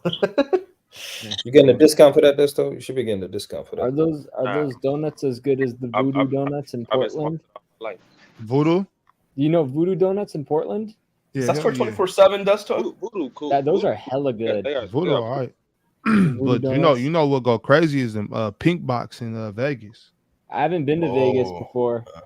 I've been to Vegas. I ain't never heard of that one though. I've been to Portland. Pink Box, times. they say it's so good you'll lick the box or some shit like that. Oh, that's a crazy sauce, bro. That's a crazy metaphor, man. And it's a pink box, literally. Yeah, I hear what you're saying, Ox. Yeah, Vegas is not really. It's not really an environment that I would frequent too often. Hey, all right, you ever? Dang, where you go? I don't know. Ox just kicked himself, bro. He just kicked out. Who did Desto, is that donut store 24/7? What'd you say? Is that store 24 hours? No. They just open real early to get their donuts. Really? What time is it? Like 4 in the morning? Yeah, it's 4:39 over here. And they're open this time? Wow. Oh, so you're 3 hours ahead. I wanted to ask y'all a question though, man. What y'all think about the USA and the select team going at it? Like were y'all surprised, or is that a big deal? Like, we finna get packed the fuck up this summer. Yo, listen. I don't. Go ahead, Desto. Go ahead. But I also think like when I watched the scrimmage, I feel like they probably should throw Cade Cunningham and Jalen Duren on that team though. No cap, Canada's winning. Canada's winning. Was he not on the team because he was hurt? That's the only reason, right? Caden on the team. Yeah, he was. Well, I don't know if that's the reason. But they've been eyeing him. They was eyeing him since his rookie year. But I think it was the injury thing, and then they said, you know what, let's just put him on the select team. But yeah, I'm with you. Go ahead, Desto. I didn't want to cut you because I know you you're doing your thing. Go ahead. Oh no, I was just saying I watched that scrimmage. The people who stood out to me the most on the select team was definitely Cade, who else? Jalen Green a little bit. Mm-hmm. And like on the USA team, like Ant was taking all the shots. Like what I seen. Facts. He trying to go. He trying to go mellow. He trying to go Olympic mellow. He's wilding. He's wilding. The Austin Reeves is pretty good, but yeah, I don't know. I mean, Jalen Duren, but I ain't seen nothing from Walker Kessler, so I'm like, man, they should just throw Jalen Duren on the team. Yo, listen, I'm with you. I think just to answer. With Jaren Jackson, but he gonna fire a lot. So, oh shit! Yeah, he lagged. He probably read. He gonna tap back in though. He gonna tap back in. Mm-hmm. Africa. But yeah, to answer your question, Africa. Yeah, this is a bit concerning. You gonna say something, Gang? Oh, I was just saying Jalen Duren and Cade Cunningham need to have their ass in Detroit trying to get that team together. Instead of playing around that team. Monty Williams was like, yo, man, bring that shit over here, man. Yo, pack the shit up soon. But what's the point? What's the point of wasting time? That's fair. But to be fair though, Ox, they I think high level competition against all stars or up and coming stars, I think that does help them. You know what I'm saying? Like high intensity. The best scrimmages. Look at Kyrie when he went to get to the select when he was on the select team. Look at Victor Oladipo when he was on the select team. Aaron Gordon. All these guys once they came out of those scrimmages, they was on a whole nother level. You know what I mean? So it's gonna help them out. You know what I mean? High You already know, Ox. The better competition you have, the better you become as a player. Just that quickly. You know what I mean? Like it's not. What it does is it speeds up the process, and I think that's what they really do want from Jalen and Cade, to speed up that process. You know what I'm saying? Instead of taking it little by little. You dig what I'm saying? Yeah. But yeah, for sure. But to answer Africa's question, yeah, one of the standpoints that really did stick out to me was Cade's development. He always had this game regardless, able to kind of shield guys off, but he looked very comfortable getting to his spots. He kind of reminds me a mix of, and I think I told Ox about this, but I'll tell y'all, he reminds me a mix of Brandon Roy and Luka. So he plays with the pace of Luka. He doesn't impose himself the same way that Luka does, but he kind of has the athleticism kind of like Brandon Roy. He's probably a little bit more bouncier than Brandon Roy, in my opinion. Nah, you not okay. Nah, you tripping now. Shout out, just a little bit. I gotta rewatch Brandon Roy. I forgot. I gotta rewatch Brandon Roy. Brandon Roy was athletic. Damn, Ox, yeah. He a punch out line, but it's hard to judge. It's hard to judge that just because of the difference in size. Yeah, that is fair. Africa. Because Brandon Roy was what, 6'4", 6'5"? 6'4" about. Yeah. Oh, you got Hoop Radar Ox in the back. I don't know if you can pull him up yet. He's trying to pull up. Oh yeah, I got you right here. I can pull him up. Africa. Oh, what's up, bro? Yeah. What's up, Ox? What's up, everyone? What's up, HR? What's up? Yo, what's up, Bruno? What's the word? Hey, I was listening to what Context said, man, and Jalen Duren and Cade Cunningham really have been standing out in these USA scrimmages. Yes, sir. For sure. I gotta agree with you too, Duren. I think Jalen Duren might end up starting like by the end of the year. Like before. Bro, I don't know. Bro, he should start right away, bro. Like why not? Rip, right? Yeah, why not? Yeah, bro. Like I don't know. I guess they trying to test the Wiseman thing, but man, I don't know. Personally, he looks nasty. He looks nasty. I hate watching him in the summer league. Even in summer league, Jalen Duren look better than me. Yep. Well, Wiseman, I think I don't know. They both got to play. I think in terms of offense, like Wiseman will give you like more offense, but Durant is just better like overall on the defense side too. Like Yeah, I Durant think will like give you bro, more rebounds, a lot more exactly. shots. Like bro, the way he attacked the offensive glass, like he's already one of the best offensive rebounders, I think, at the center position in the league But right now. it's tough for them because they got 3 centers on their team. They got Isaiah Yeah, Stewart, who is all yeah. rookie. But They got yes, Wiseman, Durant. I think they're trying to make Stu like one of those power forward type because he's starting to like shoot the ball a lot more. And he's like he undersized, so I Yeah, think yeah. yeah. I would like Stewart at the 4, but Bogdanovich played the 4 last season, and you can't bench him, bro. He was like their leading scorer But, last year. but hey, I feel like Troy, that's what I was just about to get to. I think if Jalen Duren is good enough, which I think he will be, I'm not mad at packaging Isaiah Stewart and Bogdan. Because Bogdan deserves better than to be in Detroit. You know what I'm saying? With all due respect to Detroit, I think you should hold Bojan on to Stewart. Hold on needs to to be Stewart. somewhere competing. So I would package Bogdan and Wiseman together. I ain't gonna lie. That's not. I mean, that's not bad. That's not bad either way. But Bogdan needs to get up out of there. Yeah. He don't fit the timeline. So yeah, he definitely got to do it. Yeah, I don't know. How do y'all feel about Killian Hayes, bro? Because Killian Hayes is such an up and down player. Did he get traded or not yet? Nah, he's still there. He played. He started a lot of games this season because Cade It was was injured. all right, bro. I know it's tough. It's tough to be a guard in the NBA and have like no jumper at all, bro. It's kind of crazy. Yeah, he's a weird player because he's like so inefficient. But he's a good playmaker, though. He know how to play make. He gets some rebounds. solid defensively. Yeah. He's not only a good playmaker; he's a really good defender too. So yeah. That's like his backup point guard. You know what I was surprised about, bro? Watching those scrimmages was like, Mikal Bridges is guarding like Cade Cunningham, right, for a lot of the positions, bro. And Cade looked way bigger than Mikal Bridges, bro. Like just way bigger. Like he's not even bothered by the defense. Obviously, Mikal ain't going all out, but like he wasn't really bothered.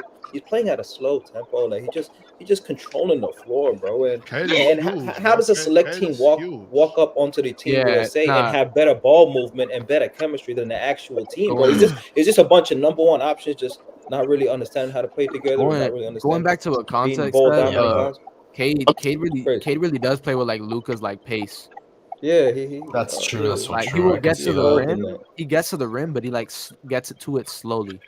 Well, the thing too about the USA team is like we're not always putting out the best possible team. Yeah, we ain't. I think that's something we got to remember too. Like they want to win it, but at the same time, probably feel like we don't have to put our best out there to win. So it's definitely like second, third tier. I mean, type of talent we going out there. This is definitely the third team, if not the fourth team. Like what I saw was just like individual guys breaking down the defense. If they ain't got if they can't get the shot, then they'll just pass it off. He'll try and break his defender down. If he can't get the shot, kick it back out. Like that's okay. But when you see the select team moving the ball around, actually executing, moving, like cutting.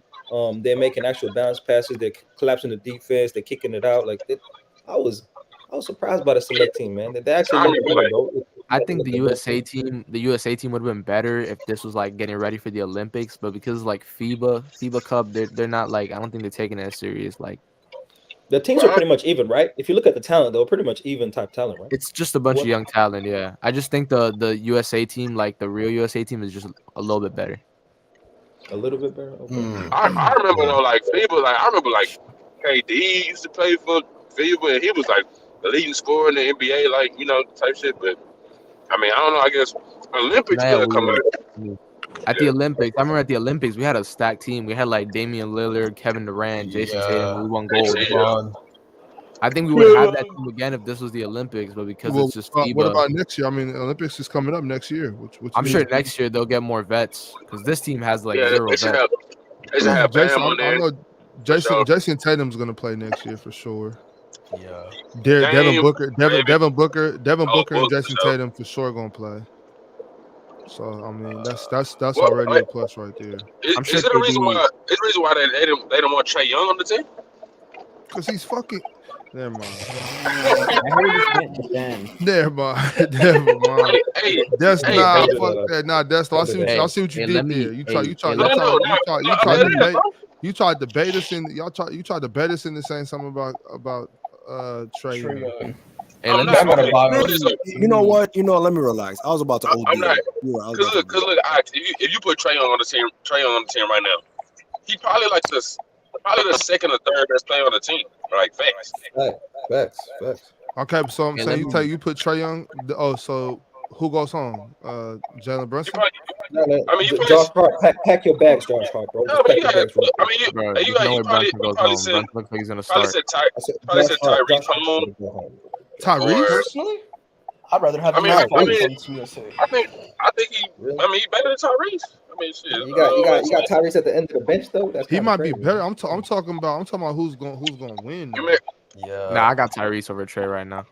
I'd rather Yeah. have Fox or I'd rather have Fox. Bro, y'all insane. Yeah, I was about to ask you. They could have put Fox on the team. Like, why not Fox? Nah, but hey, Fuck, let man, me. we got other shit to worry about right now. Let me we trying to double up. We trying to get back to the playoffs, bro. We Bro, don't got it's only gonna make him better, bro. Hey, let me switch it up real More quick though. reps. I don't know if you guys year round. I don't know if you guys seen Team Canada. I think Team Canada is gonna give USA trouble. Facts. Nah, they tough. Wiggins got a Nah, they tough. Too small. They're too small. Team Nah, Canada. I ain't gonna lie. Cause Shea gonna work some, bro. I ain't gonna care. Like, Yeah, no. If we saw, well, I know it's just a scrimmage, but we saw how Cade was just breaking them down and mismatch hunting and getting to his spot. They got Kelly Olynyk, Shea Dwight gonna Powell, do RJ Barrett, crazy. Jamal Murray, and Shea. Oh, Dylan Brooks. And Dylan Brooks Brooks. is too, there, You got to remember, dude, Desto, you got to remember that FIBA rules and the physical, they're going to allow him to play a little bit more physical. Yeah, so he yeah, might they- not be able to draw those same free throw numbers that he's doing in the A. You know what I mean? So That also means Dylan Brooks can play harder defense. If I'm not wrong, I think hand checking is sort of allowed too.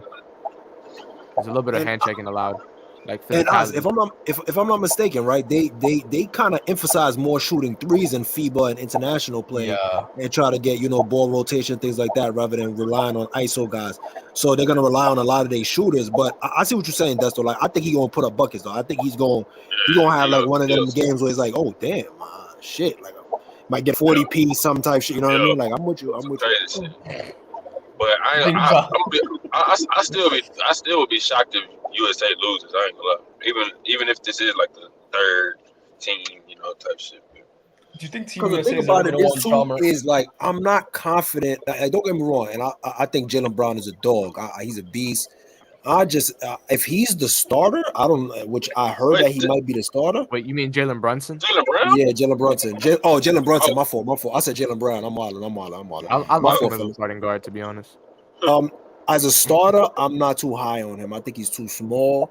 I think he'll be great off the bench, but I think he's just too small to be. He's gonna be, you know what I mean, on the defensive side.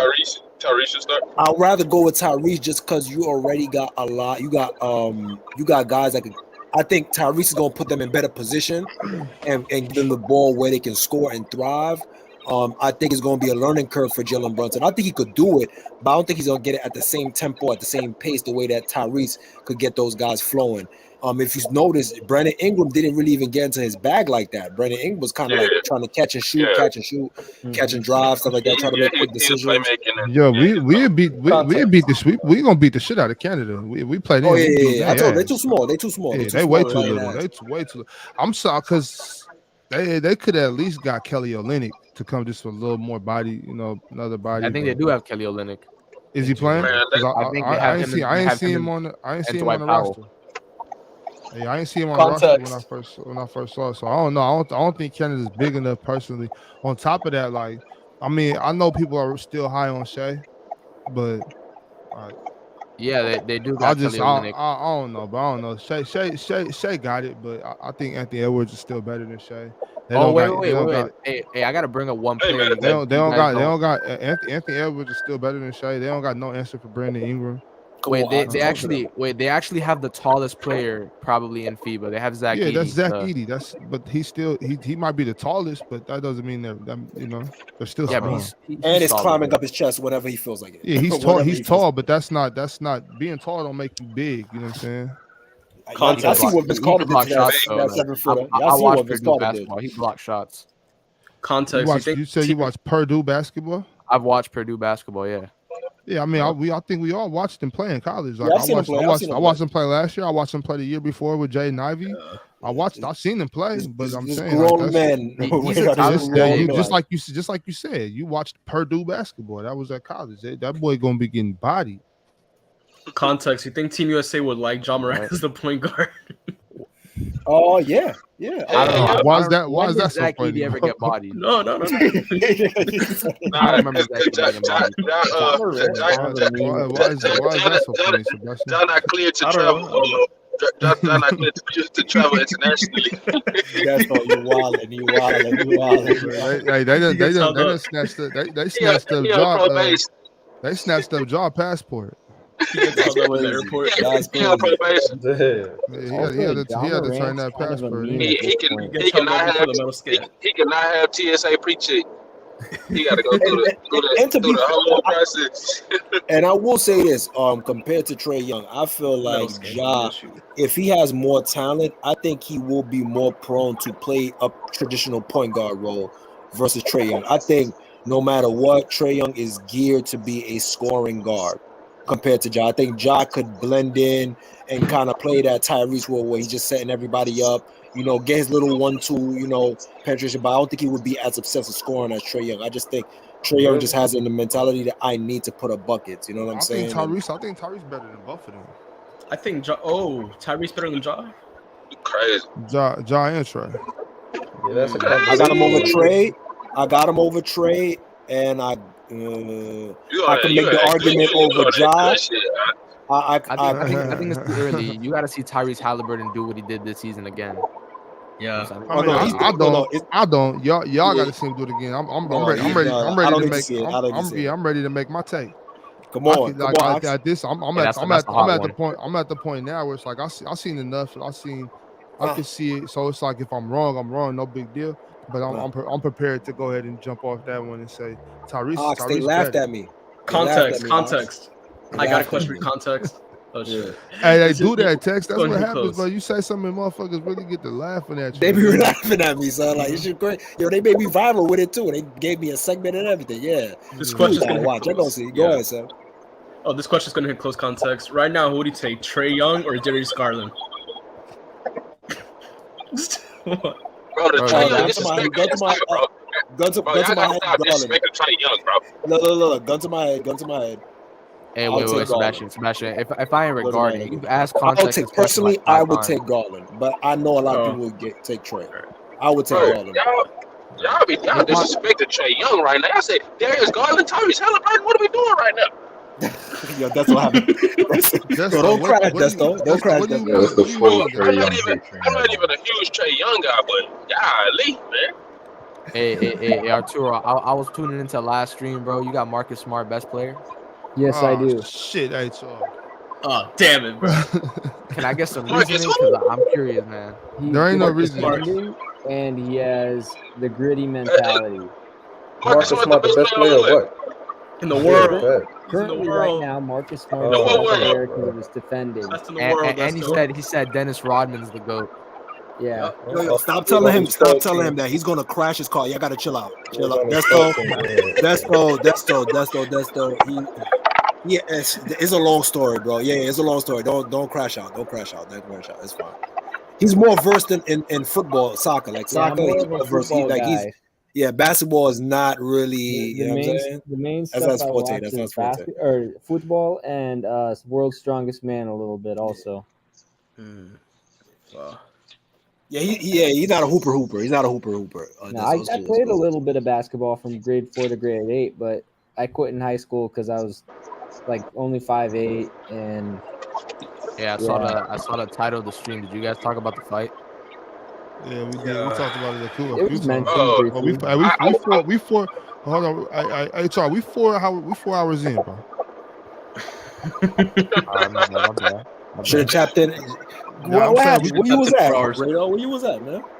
You want me to be honest? Shit, yeah. You want me to be honest? I was editing videos. Oh, that's what's up. Good shit. Get that work in, bro. Good shit. Good shit, HR. Hey, shout out to American capitalism. I watched the fight and then I fell asleep. I ain't gonna lie. That fool Nate Diaz is hilarious, bro. He a troll. Watch him fight. He was trolling the whole time. He just got his bag and trolled. Nate Bob, Diaz, to the point. Nate Diaz showed up to the fight. I'm convinced he was drunk. He showed up to the fight looking like a bag of milk. That's why I don't know if I can really disrespect the whole fighting thing when it comes to Jake Paul. Cause like, bro, look who he fighting, bro. Like, bro, he fighting people like this dude was playing. Like, like this dude was playing in like, bro, Nate Diaz is literally he was arrested. Jake should have just gotten the Tommy Fury rematch would have been the best.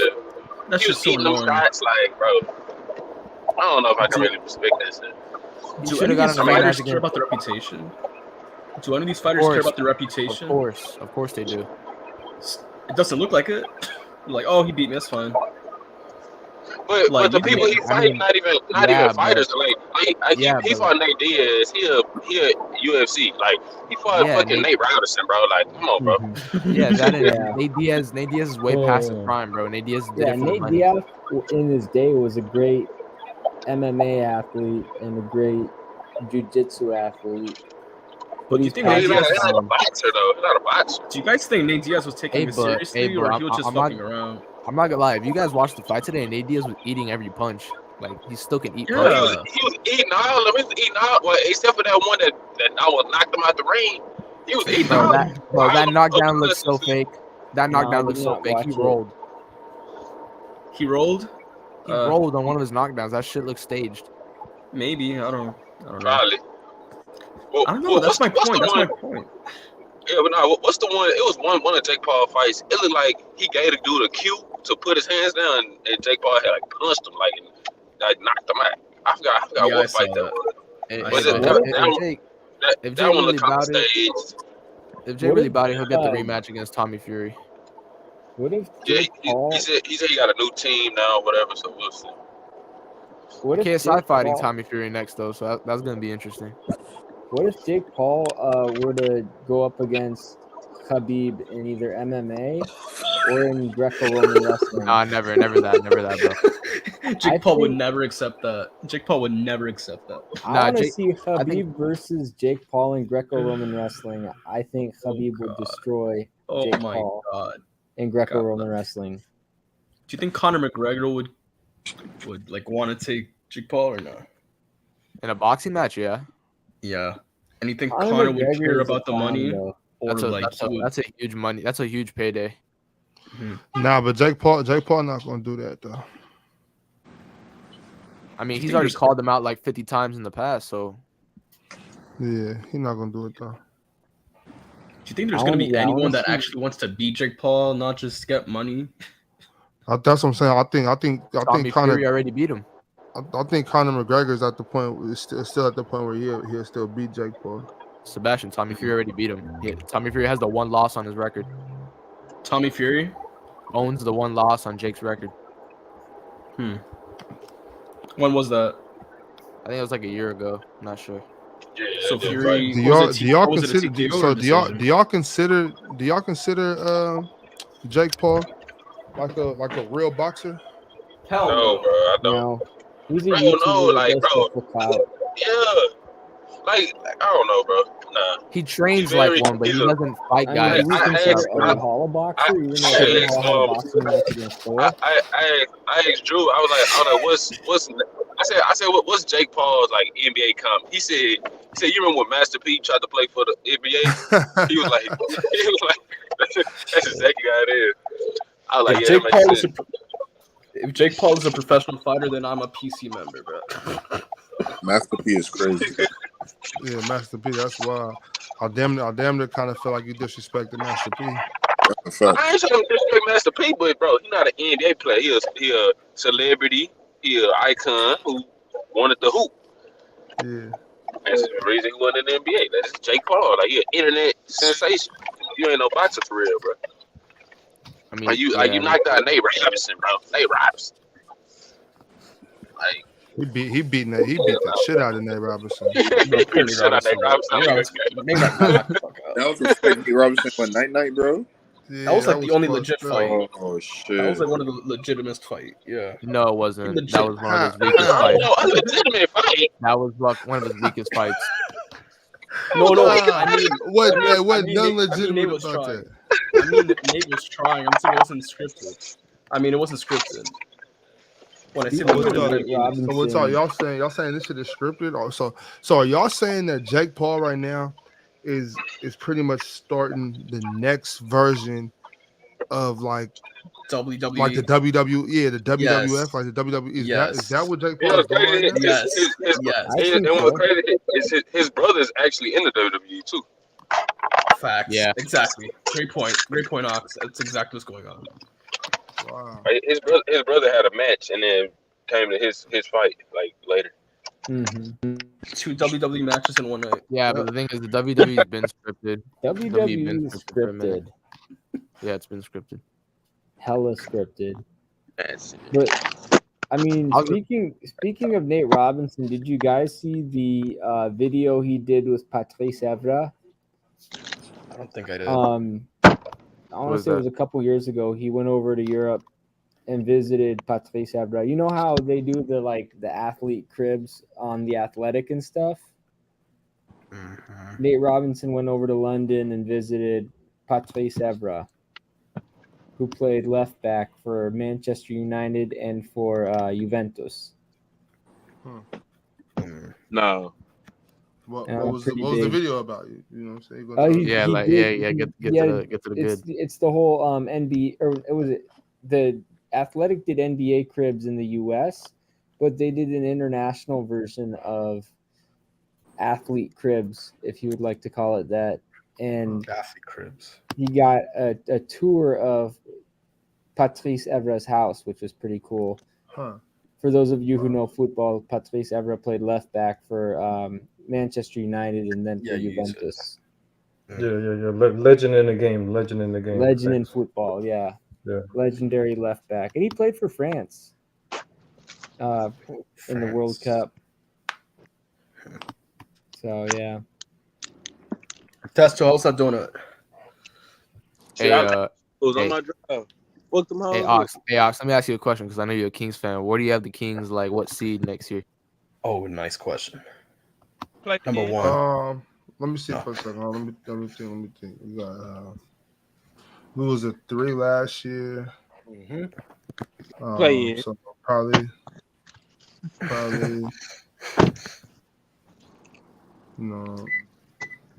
probably for real, probably 3 seed again. Probably 3. I'll say anywhere from 2, 3, or 4. I got him at a 5 seed. Okay. Yeah, so I'll say 2. You going, Dusto? Yes, y'all finna get this cheese. All right, bro. Dusto, you clocking in? Hey. Bye, Desto. Bye, Desto. All right, salute. Yeah. We probably be the 3, 4 to 5 seed. Somewhere right in front of the because the only team that we're gonna really have to battle with it's the division. Yeah, bro. Because I mean the Lakers probably gonna be fell off at some point. What you talking about, man? Well, I'm just saying, just naturally due to the age of LeBron. Okay. You know what I'm saying? And Anthony but AD is going to be the number one guy. I think the Mavericks. Anthony Davis's unwillingness to carry. Oh no, he just got the bag, so he gonna have to carry. You know what I mean? Because the bag is very heavy. You know what I mean? So he's gonna carry that on his back, Bobby. Yeah. So, but still, I believe the Lakers will probably be a 4 or 5 seed. So you know what I'm saying? We'll be somewhere over there right ahead of the Lakers. We beat the team that beat y'all, Ox. Just remember, we beat the team that beat y'all. He doesn't care. That don't got nothing to do with nothing, bro. That's nothing to do with nothing. Okay, I'm just reminding you in case you forgot. All that shit's irrelevant. That's past. That's past. It's not irrelevant. It's not even so much that it's not so much that it's the past. It's not so much that it's the past. It's just so much. He just asked, where do I think they're gonna be seated? Okay. I mean, yeah, I think they're gonna be seated pretty high. Both of their stars are 60+ I game don't know, guys. man. Who's that Euro guy you just gave the bag to though? Like he gonna be the savior for y'all? Who that Euro guy? We're not really looking for a savior. We just I don't know the bag. That kind of bag for a Euro guy kind of sound like you need somebody. That's not that much money. Tex, what are you talking about? That's chilling, bro. Wait, Africa's how much money was it? Wasn't it that was, 30-something that's million? Africa. Yeah, what you talking about? We're not even, you know what I'm saying? We're not even really paying anything crazy. Isn't he getting I like think $8-10 million? I think he's getting like What's he $7 million a season, bro. Yeah, 7, 8. Hey, that's a lot for a Euro guy. So Nah, Herder not playing as much as Africa, it was last season. Africa. You gotta look at the You talking resume. about? You talking about seven? Euro, You talking Euro about League MVP. seven mil, bro? And he gonna play. Like I'm not saying like he's not gonna play, but he's not. Once again, we're not looking for no savior. You feel me? We're not. We're not ready for the. We're not in a championship team, bro. I've said that already.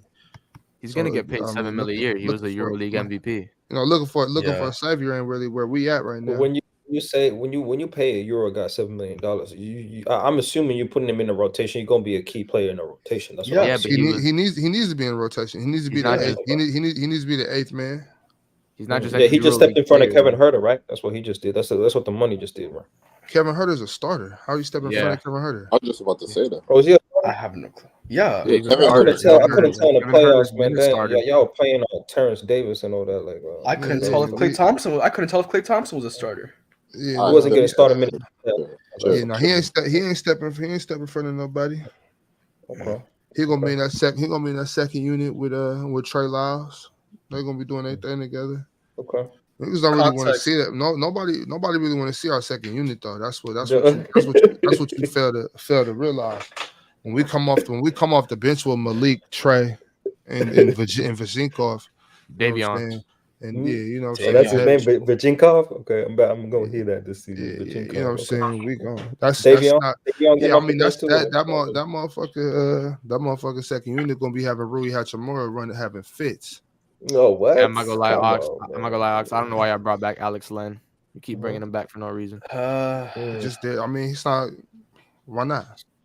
He's so mid. I mean, he's mid. He's a backup center at best. I mean, y'all see that's the thing. Y'all expect every player on the team to be a all-star or something. Nah, but there's better bigs in the G League. Yeah, there's all right. We better off just paying Alex Lynn. He's cool for the amount of money we paying him. Like he not going. There's gonna be a lot of games he don't play. Like so what we supposed to just pay somebody else to sit on the bench? Facts. So what did you think about Kevin Herter like having a big role in the regular season, but like really like coaching not trusting him? But when it wasn't that he didn't trust him. It's just that we had to do something else. He wasn't hitting. You know, shooters go through That's one thing about basketball, Africa. Shooters go through slumps. You know what I'm saying? So you hot, you cold sometimes. The situation in the playoff was he wasn't shooting that good for these games.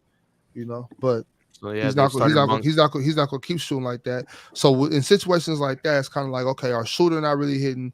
We gotta survive this round. We got to get out of here because next round he's going to knock shots down. That's just part of the playoffs, though. You know what I'm saying? Sometimes your shooter ain't going to shoot, and your team got to play better because your shooter's not shooting. You know what I'm saying? And then we got to stay alive. Yeah. We got to stay alive until he start hitting. Look, it's the best player in the world. It's the best player in the world. I mean, I think it was better that Monk started in the playoffs, anyways. Because no Kings disrespect for sure. No Kings disrespect. That man Herter was a bucket all season for y'all. I like the way y'all ran him. Yeah, off the ball, playmaker wise. We don't got nothing to worry about. Yeah. Jersey Love says, got a ball question. Which big man should get the most credit for starting Golden State's run? David Lee, Bogut, or Draymond? What? Big man. Starting the run? Big man or just player? It just say big man, and they ask these three questions. These three questions. So look, it's only between David Lee, Bogut, or Draymond. So they're talking about. Obviously Draymond, bro. Give me Dre, yeah. It's not Bogut. I was about to go to Bogut. I would say Bogut for a big man. Why you say Bogut? What did Bogut do specifically? Just being their initial anchor. He was their first anchor down there. Just kind of got it kicked off. I'm not saying he's more important than these other two, but I would say he was the first one to hold. I mean, technically, he the only big man on the list. I mean, they both David Lee and Draymond. Well, I would David power forward. Power forward the bigs, right? Power forward the big man. Power forward's a big man. Yeah, but compared to Bogut though, Bogut was a true five. Yeah. Yeah, but I'm Lee is saying still though a that big man. those are still big men. Like David Lee's a certified big man, power forward, 6. You know, he's a big man. He put in work on the block. Draymond, I mean, he's a big man technically, but I understand what you're saying as far as Bogut being the only 5. But I won't say that David Lee's not a big. But I still think the right answer is Andrew Bogut though, but not because the other 2 aren't bigs. Oh, if it's for players, then it's Draymond. If it's for like a true big man, it's Bogut, I think. Yeah, but yeah, okay. Give me Dre, man. I mean, the question was a big man. That's why. Yeah, the question says right here, which big man should get the most credit for starting Golden State's run? David Lee, Bogut, or Draymond? So this person that's answering the question classifies David Lee and Draymond Green as big men too. So based off of that question, I'm gonna still say Andrew Bogut. Yeah, I'm gonna still go with Bogut though. I'm going with Bogut. I'm going with Bogut. Me Dre. Bogut. Wow. Okay. He was solid. I So know when you say that though, are you saying that like Bogut wasn't up to par, or that? No, he was solid. It wasn't better than Draymond. Yeah, exactly. Like the value that Draymond brought on both sides of the ball, I think is very much more the reason why they became a great team. So started the run, right? So the way I take it, like the run is the dynasty run, and I think Draymond was a key part of that. If you don't have that style of Draymond's play, which is unique in the NBA, I don't think you will become that dynasty, bro. Straight up. Thanks, man. Yeah. Context. I got a question, man. Hold on, let me just answer this one. Let me just answer this real quick. I'm gonna give you some pushback for that. What's up, Khalil? What's the word? What's good, bro? I actually have to give it to Bogut. To be honest with you, I think Bogut's ability to rim protect during that time allowed Draymond to be the roamer. If they didn't have the rim protection, it would have forced Draymond to be the rim protector, and that would have took away from his ability to disrupt plays. On top of that, too, I think if you put Boris Diaw and offensively in the same spot as Draymond, they're replicating the same thing. I don't think Draymond's skill was transcended. I don't think he was the one. I think it was the movement of the team with Klay Thompson and Steph that allowed Draymond to re-okay. All Draymond is doing is watching them rotate. Like, don't get me wrong, he definitely is able to make tough passes on the short roll, on the backside, but that offense is simple because of the gravity that Steph and Klay create. It makes the floor wide open. So now it's just 1-2 reads. It's not like he's making the most complicated reads. I actually agree with you. What Boris Diaw offensively can do what Draymond did, because Boris Diaw was really. I know context. He was kind of like the first Draymond on offense, where it was kind of like Boris a big Diaw. like power forward who can facilitate really well, space the floor, screens. Yeah. But I'd say David Lee started off that run, because I think David Lee in 2013 helped that team more, because he was healthy really all season, helped mesh with Klay and Curry to being one of the best offenses in the league. I'm pretty sure Bogut got hurt that year, 20 games in or something. I actually like that color. I was debating between that. David Lee helped them spark going into that playoff run, sparked them into the playoffs. And then after that, once they added Iggy, he kind of became less of a factor. But then he got hurt, and he let Draymond elevate to his role, which became the team we know now. But I think David Lee kind of helped them, give them that confidence to know that they're a playoff team. Yes, gave I them agree that with scoring that. and everything. That's a great point, yo. But He provided more offense than Bogut, I think. oh yeah, no, he definitely did. Bogut's for sure. defense was just really, really, really good. If I'm not mistaken, like he was an all-star. Did he make all-star twice? If I'm mistaken, one with the Knicks and one with the Warriors. I think it was once in 2013. Oh, it was only once. Okay. I think. Let me check. Maybe I'm Yeah, wrong. he was a 2010 guy, but it's interesting that we're gonna give a credit to a guy that really wasn't on the roster, like on the roster when they went on the run. So, I could take it back and say Mark Jackson was an igniter outside of this conversation, and he started the giving the confidence. Like, I guess everything does have like a ripple effect, but I don't know if those guys are bigger than Draymond in that equation, man. When we talk about the run and starting the run off, it's interesting. Yeah, and impact too. That's what I got. The impact. Well, just to Africa. Context. Bogut didn't play a lot in that final, right? In that 2015 first final, he didn't play a lot. He played more of Harrison Barnes. They played the small ball five. They played Iguodala, like as well. So that's fair. That's no. So Africa, I understand what you're saying. I agree with that aspect, but I think the only reason why I say that is that they still kind of use a rim protector shirt in the beginning. Remember, they still have Rajo. They still had Festus Ezeli. You know what I mean? They had. I wouldn't say these guys are rim protectors, but they're big bodies that allow Draymond to not have to do all of the dirty work. You dig what I'm saying? Like, yeah. So, but I will say this though, Africa. He definitely put. It was kind of like KG-esque, the ability to talk, the ability to have that energy. You know what I mean? So it is KG-esque. That energy that Draymond does bring is KG-esque. So I think that did help put, even more of a battery in their back. But I would say this: I think knowing that you have Bogut there to help Draymond on that backside. Same thing with Kevon Looney, things like that. But when Draymond has to be a 5 all year, it's tough. It's tough. That was man. It's tough on him. I was debating that with Hooper's Radar actually earlier about Draymond being a 5 all season. Yeah. I don't think it's gonna work. I don't think do it for one series like excellent. Right. That's exactly what I said. Season? That's exactly what I said. Speaking of which, right? I don't know if you guys bro. heard the Steve Kerr tidbit where he was saying that they're experimenting with all the lineup, like all types of line. Like they don't have a set starter lineup. They don't have a set. How do you guys feel about that? Do you feel like, I mean, obviously, is that a shot at basically Mike Dunleavy? That just shows you how cooked the Warriors are. Really, I'm not gonna cap. Yeah. Context. No key. I mean, say that's how versatile they are. Is that what you said?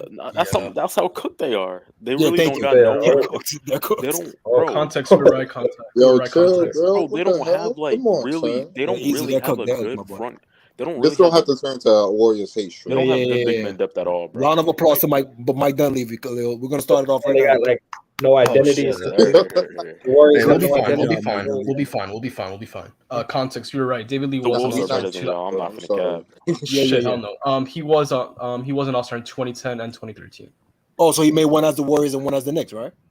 Yes, you were correct. Fire. And, I had a question. I had a question for you, context.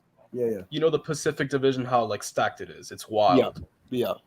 Can you rank each of those 5 teams from best to worst? Context. You know who's number 1. Don't do it.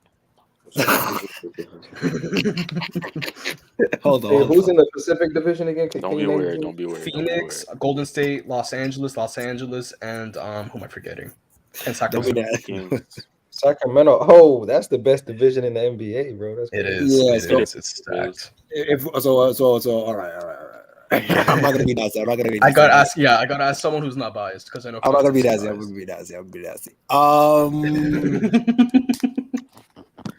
Don't do it. Okay. Are we talking about regular season or like how they gonna feel? In general, yeah. The whole thing. Regular season. Come on. Don't turn me up. Yeah, I'm gonna lock in. Hold on, let me lock in. We go from the bottom. So who the worst? Start from the worst. Go to the best. Start from the worst. Worst to the best. Okay, worst to the best. Oh yeah. Okay, so that's easy. Then. That's easy. That's easy piece. Don't you dare. The Warriors is definitely worse. The Warriors is definitely worse. Wait. Hold on. Yo, what's going on? No, you're out of here. You're out of here, buddy. For a second, bro. You're out of here, buddy. Yo, what the Warriors fuck? the Warriors is the worst team in the Pacific Division for sure. Hold on. What's the team? What's the team? In the Clippers? That's very interesting. In the Clippers. Yes. The teams are the Warriors, Clippers, Lakers, Suns, Kings. Yeah.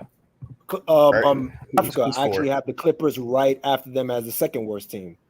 Okay. We better than the Clippers, bro. We better than. No, you're not. Our players All can right. make it. Season, We're talking about healthy. Well, I'm not even. Our players could make it to the end of the season, bro. Y'all really lucky the Clippers didn't get Brogdon for free like they were about to. Yo, they was about to. It was kind of intense. But then I'll go after that. It will be Jersey Love. Hey yo, Jersey Love said, thanks for y'all opinion. I told my homies I thought it was David Lee, and they thought I was tripping. But then again, I was a Lee fan, so it's a little biased. Right on, Jersey Love. All right, content. You're not wrong. You're not wrong, my guy. Yeah. So let me just run it back real quick for y'all. So the Warriors is the worst for sure. Clippers is second worst just because of health. We don't know who's gonna play, who's not gonna play. Hold on. What y'all talking about? We know Russ gonna play. We're ranking the Pacific Division. Okay, go ahead, Tex. Yeah. So I got the Warriors worst. I got the Clippers second worst. Followed by I got the Lakers. Yeah. Don't be I got intimidated the by Ox Lakers. contest. Don't do that. Hey, No rank Sacramento where they way. truly are, but don't be intimidated by Ox right Yeah. now. Don't do that. No, I'm not. I got Sacramento and then Phoenix. That's pretty good. You think You got think the Sacramento over the Lakers? I do. Yeah, I got Sacramento over the context? You Lakers. wasn't saying these in the Discord, my guy. Wow. What you mean? What you mean? Let me get it. You are gross. I'm not high on D'Lo. I'm not gonna. You know that already. I'm not high on D'Lo. Bro, D'Lo was not our team. Everybody on the panel knows how much I hate D'Lo. Everybody knows D'Lo D'Lo like the fourth best option, player. bro. Like he ain't Yeah, even he's there, like our man. fourth best player. I'm not gonna lie. Yeah, but then you drafted. Here's the thing, though. But then you drafted a right to D'Lo. Safino not gonna play. Oh my god, Safino, he at the end of the bench, bro. Relax, man. What? Yeah, bro. Arturo, If I see Max Christie on the floor, I'm gonna lose it. What? But yeah, y'all go on. Nah, Max Christie's nice though. Instead of picking apart my list, y'all give me y'all list. Got Gabe Vincent coming off the bench contest. All Like, right, stop all right. tripping. Man. I can go Max real quick. All right. HR, what would your top 5 teams from the Pacific be? So at 5, I'm gonna go Warriors at 5 actually. Yo. Yeah, Mike, you're out of here, buddy. You're a bum. You're a bum as a GM. I'm gonna go Warriors at 5. I'm gonna go Clippers at 4. I'm gonna go Sac at 3. I'm gonna go Lakers at 2 and Phoenix at 1. Y'all love Listen, Phoenix. someone who gave the Warriors respect. Africa, you were giving the Warriors some respect. Yeah. I got the Clippers as the worst team in that division, bro. Like the inconsistency, the unpredictability. I don't know how you can put them over the Warriors. So I got the Warriors at 4. I got Sacramento at 3. I got Phoenix at 2, and I got the Lakers at 1, bro. I expect us to be the top 3 seed in the NBA, bro. So that's what I expect. Let's see. How about you, Ox? Wow. I'd say. But wait, hold Golden on, real quick. I'll tell you before you do go. Yeah. Yeah. Why would you expect the Lakers to be the first or second seed in the NBA? Best defense in the NBA from what we saw after the trade, right? AD becoming more of the number 1 option. I think with the acquisitions in the on the offseason of getting Gabe Vincent, who's going to be our certified six man coming off the bench. He could be closing games depending on how D'Lo and other guys are playing. We got Jackson Hayes, a backup big that should be solid, right? So I expect that. We got Cam Reddish as well as shooter too. So our depth has got increased as well. We got deeper. We got Taurean Prince coming off the bench as well. Context forgot about that, bro. He used to play in the Brooklyn Nets jersey. Context. So you know about Taurean Prince coming off the bench. So you got depth at that position. We got Rui Hachimura coming off the bench if he's not starting as well, who would be Japanese right mellow, there next to Gabe Vincent. So we 10 deep for real, Pops. So when we got that, bro. we got really is, 10 deep though. for real, Japanese and I mellow think is our crazy. offense should improve with Austin Reeves playing more of the point over D'Lo. See, people expect D'Lo to be the point guard and go shot creation heavy. No, D'Lo gonna play off ball. I want him to play the shooting guard, catch and shoot, attack closeouts, 3 dribbles max. We good, D'Lo. That's all. That's what you need to do. Reeves do Like, that y'all better than shouldn't D'Lo, even. though. Y'all should I like let. that. Let me tell you like I this. like that game plan. If y'all Yeah, just would have just let D'Lo go somewhere, I would be much higher on y'all. What? So let him go Yeah, for D'Lo's free? that D'Lo a was negative. fucking. D'Lo's a negative like that. Yo, hate that man. Oh That my is, god. bro. I love Y'all D'Lo, dog. underrated I don't know D'Lo, why. man. What do you love about D'Lo, Khalil? Alright. Khalil, please explain to me what Post you love about deadline, D'Lo. I think D'Lo fit with our team beautifully. Like, he didn't demand the ball too much. I love this pick and roll with AD. His off-ball He was a shooting good was fit, really bro. good. Come His on. pull-up threes in the pick and roll with AD was really good. He finished through traffic well, and he was really a willing passer. Like, he was a great passer for us, whether it was in the half court or transition. And he talks a threw a lot lot on of lobs to defense. AD from He's a what I really good remember. communicator. But the thing is, in the playoffs, he definitely was bad. But I don't want to just like let somebody go because how bad they were in the playoffs. I like what Darvin Ham did with him because, like, let's say games versus the Timberwolves in the play-in, he'd bench him right away. If D'Lo was playing bad, like he started off 0 for 5, bench for Dennis Schroeder. I like that. Yeah. If Well, D'Lo's as doing that, long as he keep doing he that. opened up the if playoffs he pretty keep solid. doing that, I don't care about D'Lo. I don't want him gone because the positives come, and then as soon as the negatives start pouring on, he's on the bench. If Darvin Ham handles him with a short leash, then okay. Yeah, for sure. Okay, I'm not. I mean, still, I'm And we just not a definitely need that. D'Lo. I'm not a D'Lo fan by any stretch of the imagination. But as long as Darvin Ham keeps a short leash on him, I think.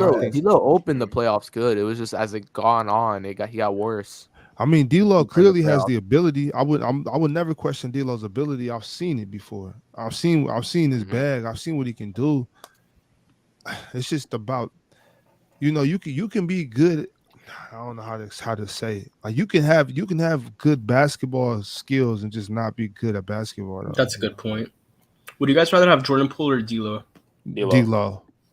D'Lo actually has a really Damn, high Poole IQ. He get actually no has a love. really high IQ. Though. Whoa, I'd rather have D'Lo too. Whoa, Sebastian. What? I'd rather have D'Lo.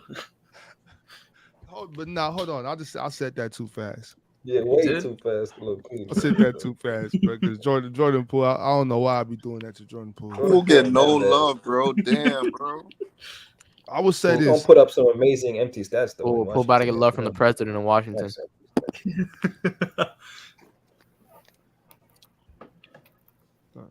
I know Ox loved playing against Poole when he was watching the Kings versus the Warriors in the playoffs. I mean, the good thing, Yeah, he was the main reason I thought we was gonna win.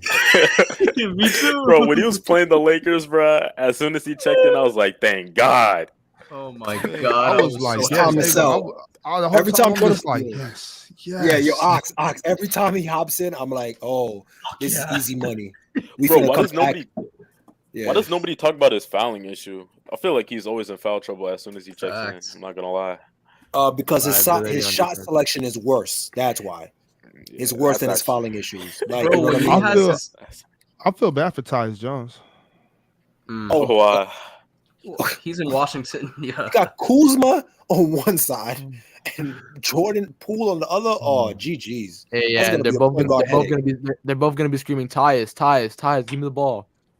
Yeah, Tyus didn't deserve that. Tyus didn't deserve that. This is all John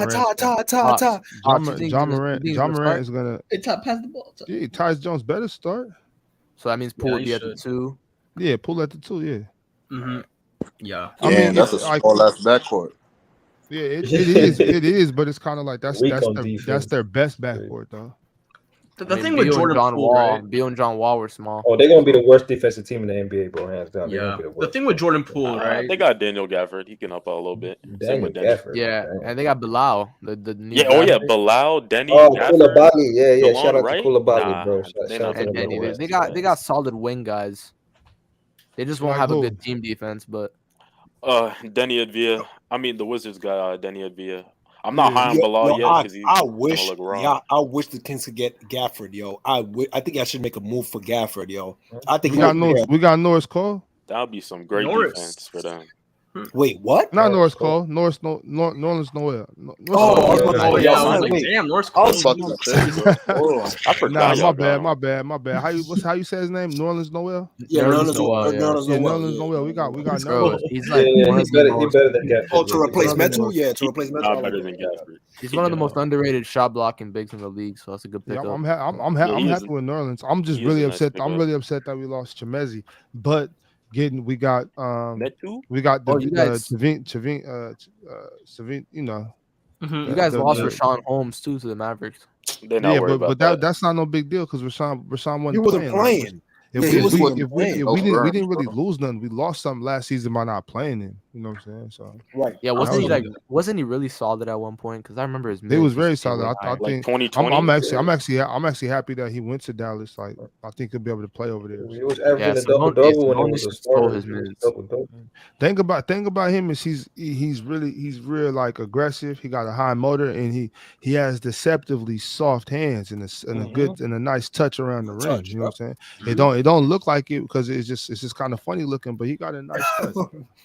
He got a Sean Marion floater, like it's like crazy. Yeah, it's ugly as shit, but it's effective. It's butter. It's butter. And the thing about him is even when he's not scoring, he's still mixing it up. Right. I love watching those high motor guys on my team. That's very underrated. A guy like him is very underrated. It's like I remember that's how I used to like when I was younger and like when I was playing ball, that was the main thing I used to try to do. Like every day, the shot's not always going to drop, and plus I'm not a high volume guy anyway. I'm not going to shoot a bunch, so if it's not dropping, what can I do? You know what I'm saying? Like I got to get a hand on every rebound. You know what I'm saying? I gotta just stay solid, stay on the ground, keep my hands up in the passing lanes, just mix it up, cause some chaos in the game. And that's what Rashawn Holmes was really good at. I think players like that are undervalued. That's why people love Rodman. He was like one of the first people to do that. Mhm. That's why I But like Dennis another Rodman. thing too, that's why a lot of people love Westbrook, because Westbrook is like no, Text. No no. fucking way.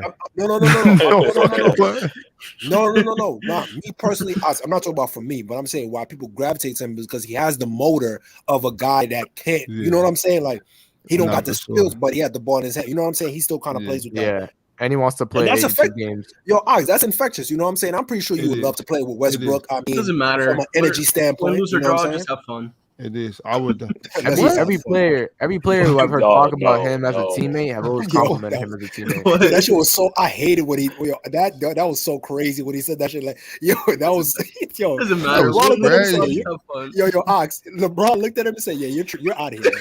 I'm sending you At the that fuck moment, outta he here. realized you're out of there.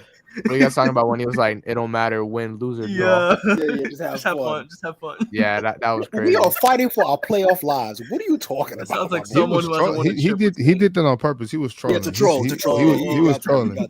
He was trolling the He shit knew out he of was out of Bron. there. It's funny He how already. LeBron said his shit and then he just stepped right over like, yeah, fuck all that. Let's just He have fun, just said guys. like, yo, fuck all that, my nigga. We ain't Hey, listening. he knew exactly what he was doing. He like, shit, I'm getting the fuck out of here. I'm Cause he fucking up like, whatever I can fuck up. cause the thing is, like they stood there and let the media and everybody scapegoat, you know, scapegoat Russ. That Like, is fair. You're right. you know what I'm saying? They blame that whole season last year on Russ, and it wasn't his fault. Like AD was hurt, Brown was hurt. You know what I'm saying? Like motherfuckers was hurt. Y'all remember when LeBron went to ESPN talking about how he was disappointed that they didn't get Kyrie while Westbrook was on the team? Yeah, that's crazy. You're wild. And that's one thing That was during the interview or something. Yeah, he was doing an interview, and he was Kyrie just got traded, and he was like, "Yeah, obviously it hurts missing out on a talent like that." It's like, oh yeah, I do bro. remember that. I also remember when Kyrie shit, pulled up to. what are you supposed to say? I I remember mean, he Kyrie got pulled Russ up. on this team. He knows Russ was the one who's going to get traded. I remember when Kyrie pulled up to that playoff game that D'Lo went off. Oh yeah. Yeah, that was a. Oh yeah, game six, LeBron I was think. giving him The 500 Memphis handshakes, and he kept game? doing the handshake over and over and over. Every time he saw him, let's do our handshake. Let's do our handshake. D'Lo What went up, off that Gangsta? night because D'Lo knew he was on the hot seat, so he had to go off. He did. He definitely did. And that's one thing. I don't think that's that crazy though, Tex. What you mean? Like I mean, just like it's that point in the season. What's Kyrie supposed to be doing? That's fair. You know You're what right. I'm saying? Like, that's fair. I'll be doing the same shit. Measuring the earth. I don't get him back in the lab with Luka. Why not? Why not? I'm finna go watch the game. You know? No. Ox, I'm not. I ain't knocking it. It just was mad funny that every time Braun saw him, they handshaking it up. Handshake. They not even do a regular day. Every time I see, I'm piecing you. I'm piecing you. Like hey, like, I know You y'all. better piece that nigga. He the nigga that made you the GOAT, nigga. I'm gonna just say, I knew Malik Beasley. You trying to say Kyrie is LeBron big homie? That's tough. Yo, what the fuck? Without that shot, what would you be? What would you be, bro? Without that shot, what would you be, bro? An all-time great. He put on for bro. However What bad we they doing? talking about you, they gonna be talking about you worse, You bro. said he put LeBron on? He put LeBron on. I knew Malik Beasley was getting traded when LeBron forgot his handshake. Oh yeah, I saw That's that. It was crazy. pregame. That's crazy. Beasley gonna do. He gonna do good in Milwaukee though. I gotta. Bro, Malik is underrated. He just didn't get the minutes. It was crazy how he got benched the whole playoffs, bro. He didn't even get Bro, he was breaking the whole time. It's not and then that he was in crazy, bro. Lakers. I Yo, mean, He got the that Lakers. pressure. He was a starter when he got to the Lakers. That Yo, pressure, bro. He might be one of those guys that can't really do it when it's in big lights or where he's like expected to like go crazy. But I think in Milwaukee, I think they have enough, you know, with Giannis getting all of that attention. I think he's gonna get wide open shots and he'll be able to cash out on them. It's weird, like missing wide open places shots get in the better Lakers and jersey, though, man. No, you're right, Africa. But it could have been, you know, the lights were too bright for him. You know what I'm saying? You never know. But he didn't even get no burn though, bro. So like he got burned. When he got there, he got burned. He got burned, and then he got benched later on. But he got burned when he got there. He was just breaking. Yeah, in the beginning he did. He never got no burn the Nugget series when you needed him. No. By then he cold now, bro. He ice cold at that point, bro. Like it's done deal. But you even give him no burn in the Warriors series either. So I'm like, no. I'm telling you, in the regular season he was breaking. He got cold in the regular season. It was crazy. I can't believe Lonnie Yeah. Walker went off on us, bro. Yeah, The we last give up 20 on that games, nigga like he was that so though. off. That's another Yo, when underrated Lonnie player, went off Lonnie on Walker. y'all, oh I my cannot believe god. Lonnie Walker cooked us, bro. It He's would a, have been he's Lonnie a, Walker, it would have been a all tied out of series. hey, bounds. hey, I can't in believe you context, act like Steph is a shutdown. What are we doing here? He had hey, Steph on him. Steph was getting That's cooked. always Man. lunch. Lonnie, Y'all see Lonnie, what? was, Y'all Lonnie, know. was, Y'all know Gary Steph is Lonnie's in lunch. Lonnie Brooklyn now. ISO though. They should have Hey, put Gary that Payton on showed Lonnie that Walker, bro. Lonnie's a Lakers Brooklyn now. issues is no. going to come down to fourth quarter offense. If we were relying on like Lonnie Walker at times to close out games in the playoffs. Yeah, like So what the hell? that shows that our shot creation. That's why LeBron is hype about Kyrie, because we need shot creation in the fourth quarter, bro. Hey, Or the ne- question is, next man can up. the coach actually create an offense where What the you hell can was get Gary AD Payton the on that ball and you can have enough like Yeah, off ball Africa. action Oh, to yeah, actually yeah. like You to have actually like Darvinham make not him even making. impact. Yeah, go ahead. My fault. Hmm? Go ahead. No, No, go go ahead. ahead. Cooked and cooked and cooked. No, because No. we found it hard to even get AD the ball in the fourth quarter of games, even in the regular season and the playoffs, because they would hard double. They would, not be able to give him, entry passes and stuff like that. So, our offense wasn't creative last season, bro. And to put the ball in the hands of like Dennis Schroeder or Austin Reeves or D'Lo, and run heavy None of pick them, and by roll. the way, know how to make an entry pass, a proper entry pass, which is insane to me. Average passes in a pick and roll as well, unless it's a Still, it's simple bounce nasty, pass in a pocket. They're not making Yeah, they can't even make difficult simple passes. pocket passes. Oh my Facts, god, facts. this is So gross. Y'all we really need just more talking about Dennis creative, right now. 'Cause creative those offense. other Yeah, guys yeah. can do Dennis Schroeder has no clue how to run the pick and roll and make a Yo, pass, bro. he be lost in the sauce. This shit is crazy. It's crazy. man. I know this shit sounds far fetched, but if Lonnie Walker doesn't pull through and the Lakers lose Game 4, I mean, it's anyone's series. That's a fact. That's a fact. Because Yes, then sir. it's Yep. 2-2 and we go back to the Golden Chase Center. State. I'm not fucking with that at all. I'm not gonna lie. I feel like everybody. Context Lonnie on forgot- your team now. So. I feel like everybody forgot that Dennis Schroeder. Yo, Dennis Schroeder went off in that playing game. Who went off? You remember when Dennis Schroeder went off in the playing game for the Lakers? Yeah, I do. And Dennis freaking Schroeder- AD had to hit the fuck that corner shit three. up. Did he really go off though? Yeah, he had did. like 20. He He had had like like 20 24. Oh yeah, no, he did have like 18, 19. Oh yeah, because D'Lo was very bad that game. Then Yeah. Dennis was really Schroeder was a good. dog. And Dennis started hitting threes. He started hitting threes. And he was like on ball defense was like really good too. I actually like Dennis when he's locked, and I thought that was one thing. I don't know.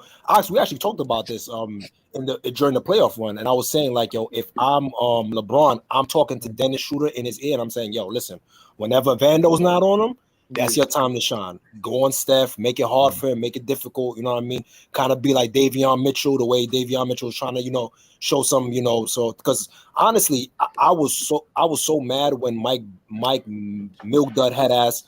Decided to keep Terrence Davis and not put Davion Mitchell, because a lot of people say, oh, Davion didn't do anything. I was like, yeah, he was pestering him, man. Yeah, he was in his body. He was getting through the screens, the great screen navigation. He wasn't getting hemmed up. You know what I'm saying? And Steph just had to make tough shots over him. You know what I mean? But they should have definitely. Schroeder's gonna get a lot of burn in Toronto though. He is, yeah. Yeah, he is. I'm not gonna lie. I don't know what Toronto's doing. Toronto's cooked. Nah, Toronto they're got bad, no man. direction. They got no clear direction, bro. But Ox, let me ask you as a coach, right? And this is about the Lakers, right?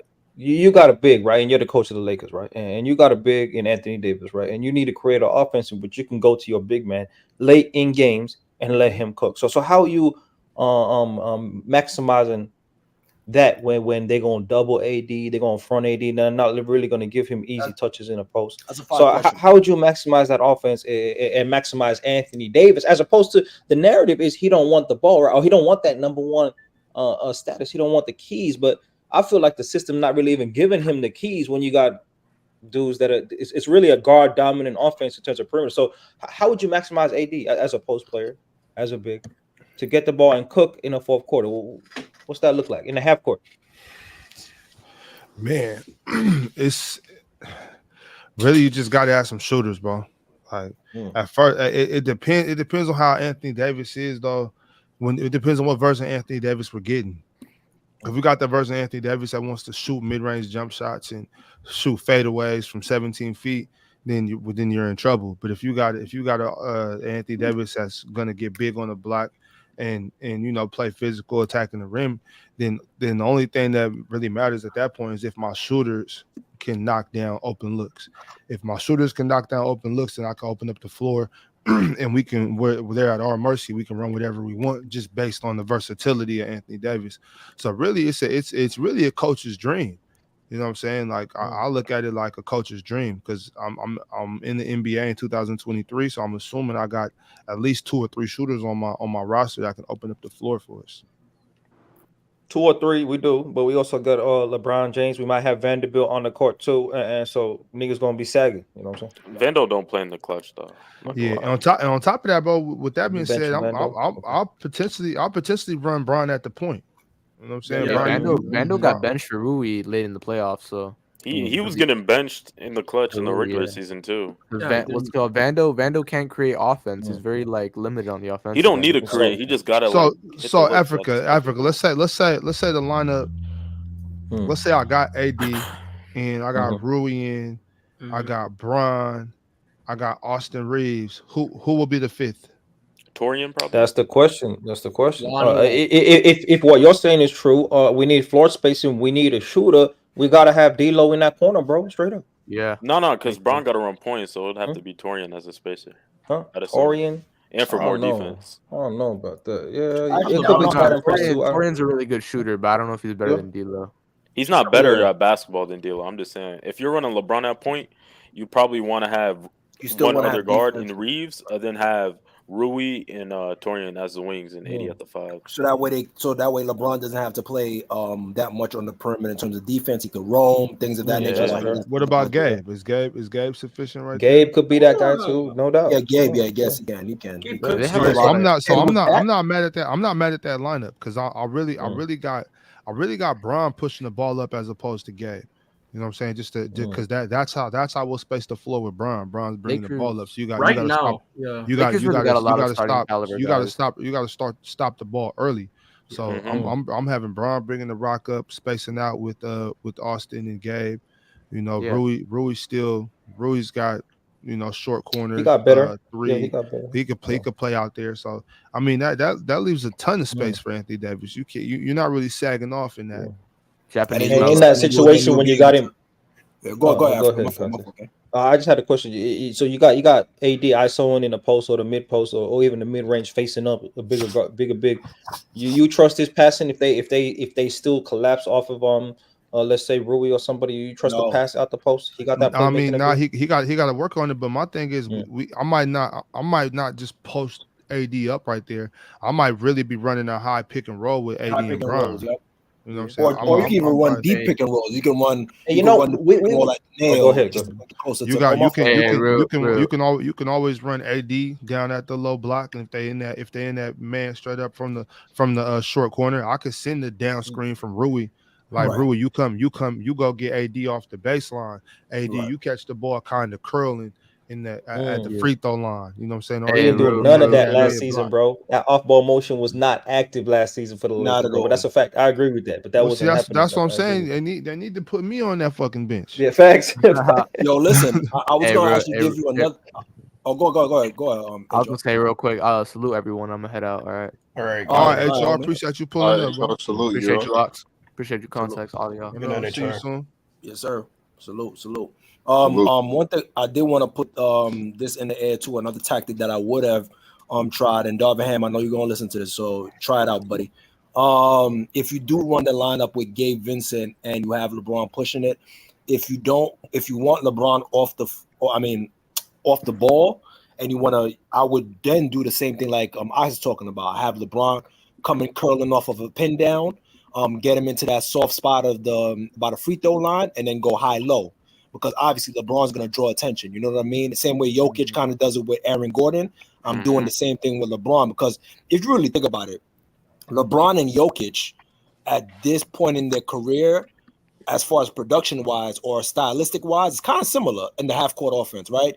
Draw the defense. If I got single coverage, I'm going to attack. If I don't, then I'm going to kick it out to the guys, as soon as I'm double. So I'm forcing you to play me single coverage, right?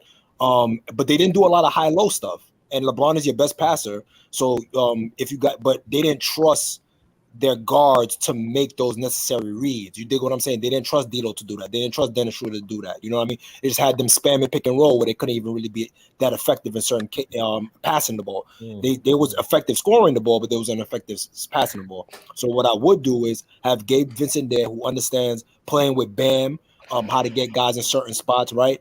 And playing with Jimmy Butler, he's used to like that. He would be used to that type of offense. You know what I mean? Have him bring up the ball, have LeBron come off a quick down screen or coming off a curl action, getting that mid post, and then play high low.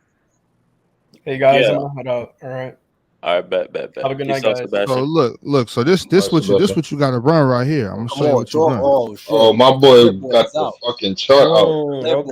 Okay. Clipboard out, bro. Hey. So if you got Gabe right here with the ball, Gabe's bringing the ball up. You got Brown over here on this wing. You got Austin Reeves deep in this corner. You got AD here in the short corner. You got Rui up here in this wing. Okay, so we 4 out, 1 in. Okay, I see. Basically, it 4 out. So what we're running here is this dribble handoff to Gabe to Brown. Brown probably not gonna get the ball that far, but more so in the middle of the floor, like right here. But he'll be having it coming this way on the momentum. Off of that, Austin Reeves is also kind of walking up the lane, staying wide, keeping that space down here. Right. Rui is coming down, setting this for AD. As Bron's coming the ball, you know. So AD can either come under, come over the top. Bron coming here. Bron, you never know what's happening. Bron might be able to attack here, dump it down to AD. AD still might come and set the high pick and roll up here with Bron. Still get that angle. Yeah. There's so many options. Damn. Nah, there's a lot of options with that play because you can even get a lot from that play too, depending how the defender plays. Yo, easy. The wild thing about it is you can spam that over and over and get 500 different. Oh yeah. No, that's a timeout play. That's a timeout play right there. That's when you gotta call a timeout and adjust your defense. No, but that's the motion. The important part of that play is the motion off ball, and a high IQ play is making the right play. If there's a missed coverage, now Austin Reeves is going to be left open, or he can attack baseline as well. Rui could be in the dunker spot, or he could flare back out to the three. Like so many things could go down. Hey, I see you, Ox. Hey, get a hit with that play off rip. Even off that work on this strong side with AD, the 2-man game here, you're still setting it down. You can still set the down screen for Austin Reeves to come off that corner. Well, it's a lot of extra work you can run, you know. AD could come off that screen or back screen or with Rui clean, and he could just post up in the down low and just give me the ball. Let me dunk this real quick. You know what I mean? Facts. That could put you in a high low. All types of shit, bro. They just got to run some motion. I hate the stagnant offense, like watching going 1-on-1 or spamming the high pick and roll on the top of the key and just trying to figure out if AD and force feed that that roll all the time. That's what they'll do. Exactly. You know what team really do that 24/7? The Mavs. They literally, I feel like they got no type of like off-ball motion offense at all. I feel like that's really the most stagnant team in the NBA by far, where they just spam high pick and roll offense all game. Bro, that's my main issue with Luka, and I don't know if it's Luka's fault really. I don't even know if it's Luka's fault at this point. I hate to think maybe Jason Kidd lost it. You know what I'm saying? I don't know. Maybe he don't got the same sauce he had when he was with Milwaukee. Yeah. I mean, to be honest with you, also with that, like, I feel like throughout the years, the less talent that they had on the roster, Luka did not trust the players that much, and it's the same thing kind of with Trae Young. Like, the less Trae Young had talent around him, the more he felt like, yo, I need to do more to overcompensate, and that made Trae Young had a better team than Luka, though. No. I agree, but over the years, Trae Young's team, as far as talent, kind of regressed. You know what I mean? Versus the days when they had Rondo, Lou Will, Gallinari. You know what I mean? Like, and then I think they regressed. Like the top end talent stayed okay. So you don't think this is the most talent he ever had? Who Luka? No, Trey right now. Because even when Rondo got there, he really didn't do nothing for them. Not after John Collins got traded. Yeah, exactly. They lost a talented player in John Collins. What about 2023 pre-John Collins? Because they had to get rid of him because of cap. I'm pretty sure. Last year was the most talented team I think Trae Young had. Really, that's my opinion. Really, they got Bogey, they got DeJounte. Exactly. They got DeAndre Hunter, John Collins. Clint Capella. What? Clint Capella, but he had a squad. That's a stacked roster, bro. Got a squad, dog. I thought they were going to be top 4 in the East, low key, before the season, bro. And then they got the other big over there too. They got another big Okongwu. Yeah. They got Jalen Johnson, stuff like that. Yeah. Jalen Johnson, the rookie. Y'all can make the point. Yeah, y'all can make the point. That's Let me ask you a question real quick. If Atlanta and Cleveland played in the playoffs, who you thought would have won? Cleveland. The Cavs. They would have wiped them. Even everything Like you the saw? Hawks team is good on after what I paper, saw but they with don't the really Knicks. work right now. Yeah. Even everything after you saw with the Knicks, you thought that would have Yeah. happened still? Yeah, I still feel the same way. Knicks defense is way better than the Cavs. I'm not gonna cap. Yeah, I and mean, Jalen Brunson, than the Hawks. I'm not gonna cap you. and then also Trey is not doing what Jalen Brunson did to Garland, because there was a point where he decided to post up Garland, and Garland couldn't do nothing with him. I don't think Trey's not gonna post him up. It's not happening. Let me present y'all a theory I had about these young ballers, right? Especially like Trey Young, even Jason Tatum, even these kind of guys, right? Even Luka Doncic to a certain level when you're talking about playoff success. Young players have an early success in the NBA, right? Playing the game essentially, not in the best form of winning, but still getting early success, right? Guys like Luka going to the conference finals, guys like Trey Young going to the conference finals, guys like Jason Tatum as a rookie going to the conference finals, right? Playing a ball dominant play style, not really having a team oriented system, and coaching not really allowing for that, because when a young guy's getting it done, getting all-star appearances, getting all NBAs, you can't really tell them that it's not working. Right. It's working. The winning's there. So I'm not hearing about your system, coaches. Give me the ball. Let me do what I'm doing. Right. Yo, bro, just let me do what I'm doing. That's Trey Young, straight up. And so, I'm missing all-star appearances because of your dumb shit, bro. Give me the ball, man. So at the end of the day, what you think about that, Ox, as far as the young players' early success, not really and playing in a more dominant way, not being the best recipe, as opposed to a team like a Sacramento, a team like what's the other team in the Denver? I could even say a team like Golden State, Denver Nuggets, Denver. Miami Heat, a team that have to grind it out, grow, lose early, and then get better. That actually has more of a and then builds a system, understands that you got to have a team oriented system, more probably receptive to coaching, stuff like that. What you think about this? I don't know. I gotta think about that for a minute. What you think, Context? For me, that's a great point. Question. That's a good question. Yeah, it might be. I was just about to say, like, wouldn't you guys relate that to more so the AAU circuit, right? The AAU circuit of where these guys are putting up insane numbers, right? They're having success, they're getting all the spotlight, right? And then from there, it translates into, let's say they only spend 1 year in college versus the other guys that's doing like 2 to 3 years, right? System players like Jimmy Butler was, I think, if I'm not mistaken, I think he was a 3-year player, if I'm not mistaken, right? So that mentality to Marquette, right? Yeah. He went JUCO first, right? He went JUCO first, and then he ended up at Marquette. Yeah. So to that aspect, right? I think he only played 2 years at Marquette, but regardless, he still went through, you know what I'm saying, at the grind and stuff like that. But I agree. I think the success as a coach, most of all, the money talks, right? If you have more leverage as a player than you do as a coach, no matter what anybody says. There's only a few situations with a coach like Miami, San Antonio. Denver might be a situation where, but I still think, like, if Jokic doesn't want Mike Malone, he's out of there. Like, you know what I'm saying? Like, I think the success of these players kind of dictate, how the team is going to be ran. And if your best player is producing and winning, wait, Tex, you think even in Denver, you think Jokic should get Mike Malone gone? Yeah, I think he can get Mike Malone out of there. I think so. Yeah, I think he can. Hey, I think head out, Ox, right? All right, bro. Good night, guys. All right, yeah. Good night. I'm about to dip out too. You going to Arturo? All right, y'all. Yep. Appreciate y'all. All right, Arturo. All right, Arturo. Salute. But I think that argument is great for like Luka, Trey, because I do think Luka was doing basically what he wanted when he was on Real Madrid. He was the best player overseas for sure. Right. Trey Young was historic in college. That whole Oklahoma team gave him the ball every single play. Right. And he basically hates on all his coaches. But Tatum, I don't know about Tatum. I think Tatum wants to be coached. I think he loved Ime Udoka. He said publicly how much he liked Ime Udoka and how much he liked being coached by him. And Joe Mazzulla is kind of a guy who let Tatum rock more than Udoka. Udoka had way more of a scheme than Mazzulla did. I'm not gonna lie. Like, Mazzulla just put the ball in Tatum's hand, let him cook offense. Just don't shoot middies and you'll be fine. Like, I think Tatum don't shoot middies at all. I think he told me specifically don't shoot middies. Yeah, like I think Tatum likes to scheme more and more team oriented offense. But the other two, nah, I'm not gonna lie.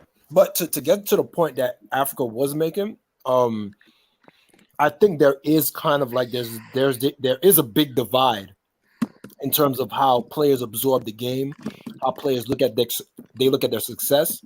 A lot of them are kind of like box score merchants themselves, where they feel like their value is by filling up the stat sheet instead of the small parts like, continuity, effort, motor, communication, things like that. You know what I'm saying? So I do feel like that AAU style and like, box score watching and stuff like that. I think it does play an effect on not only players, but sometimes coaches get moved by it. They're like, yo, if he's like Africa said, if it's not broke, I mean, what am I supposed to say? You know what I'm saying? Exactly, like I'm gonna ride with the Bulls. And to be fair, like sometimes coaches see the game in a different way. Obviously they're watching it horizontally versus players are watching it vertically, right? They're watching it up and down. So sometimes, the coaches ask the players, yo, what do you see? Like how you interpret it, you know what I'm saying? And they kind of rely on the player to give them enough feedback so that way they can coach them. Sometimes the players don't even know what they're seeing, though. You know what I'm saying? Literally. Like there are guys that they're good at basketball, but don't really know the game.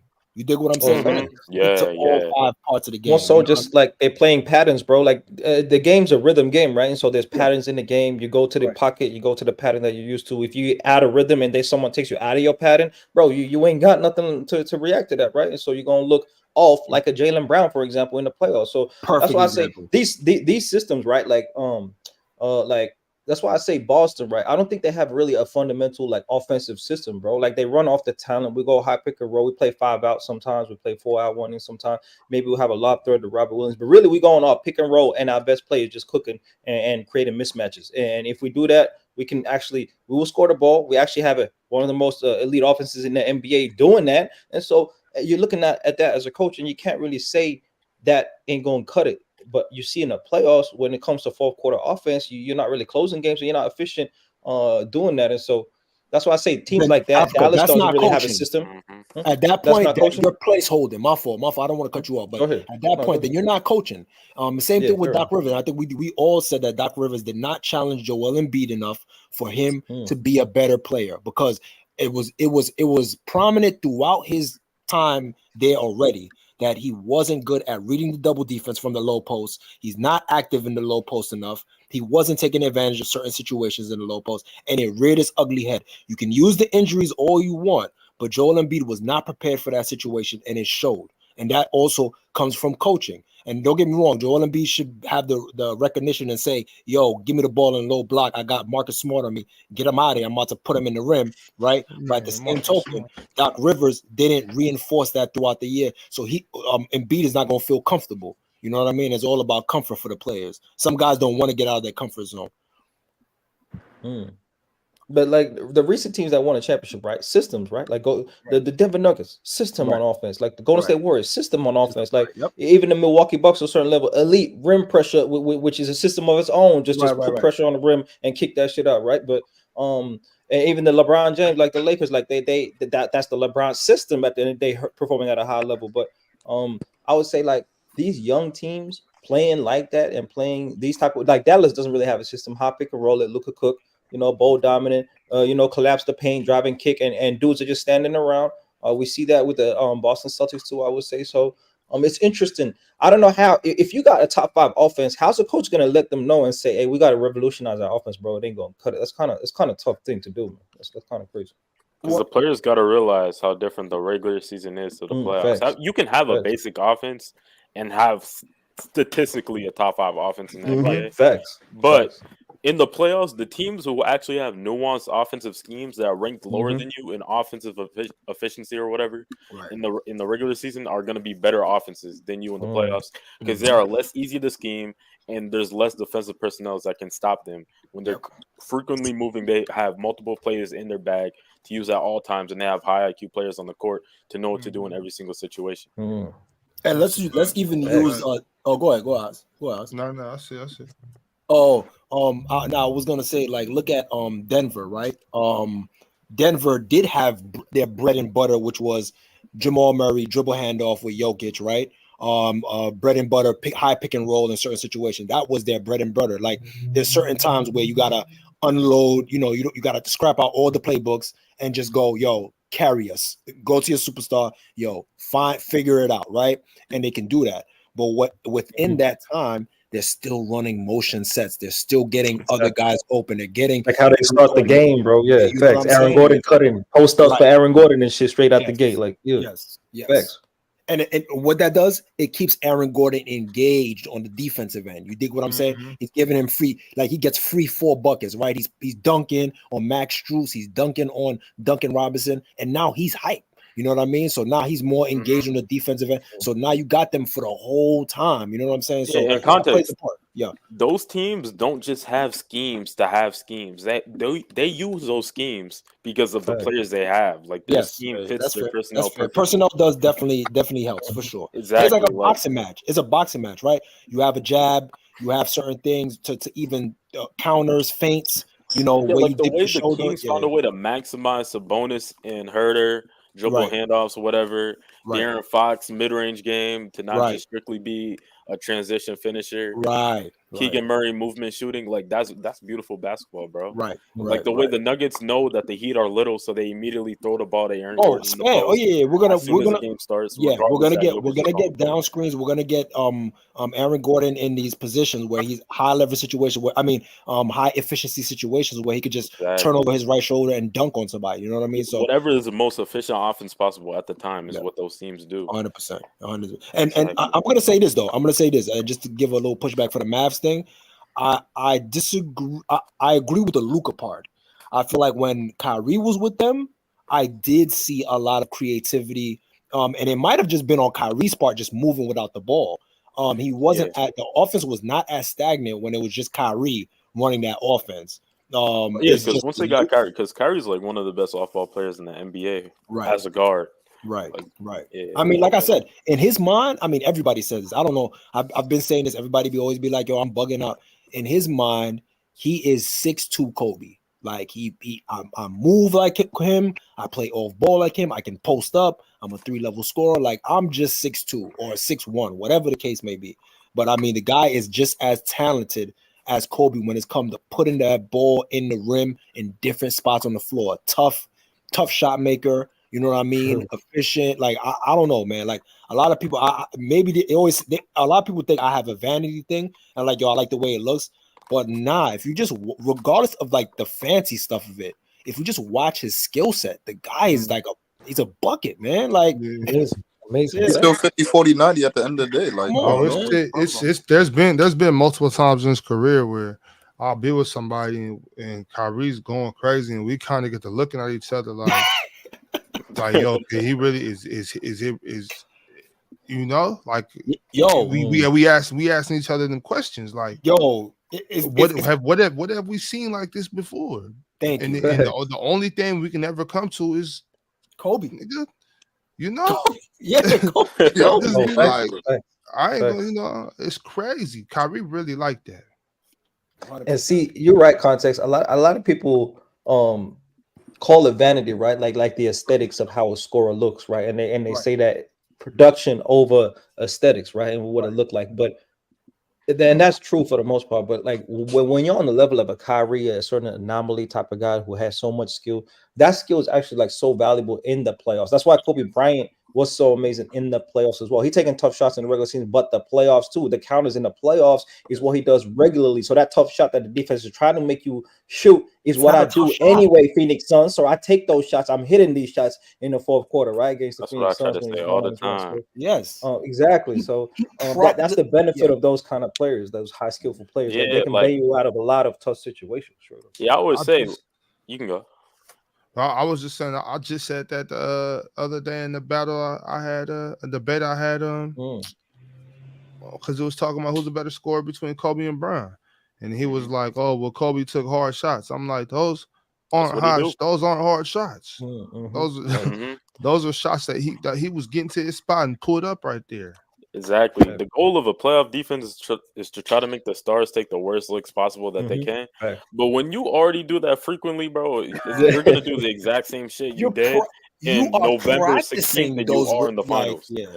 Exactly. That's why Hakeem is always doing the shit he do in the playoffs, because what he regularly do is hit tough mid ranges, fadeaways in your mouth.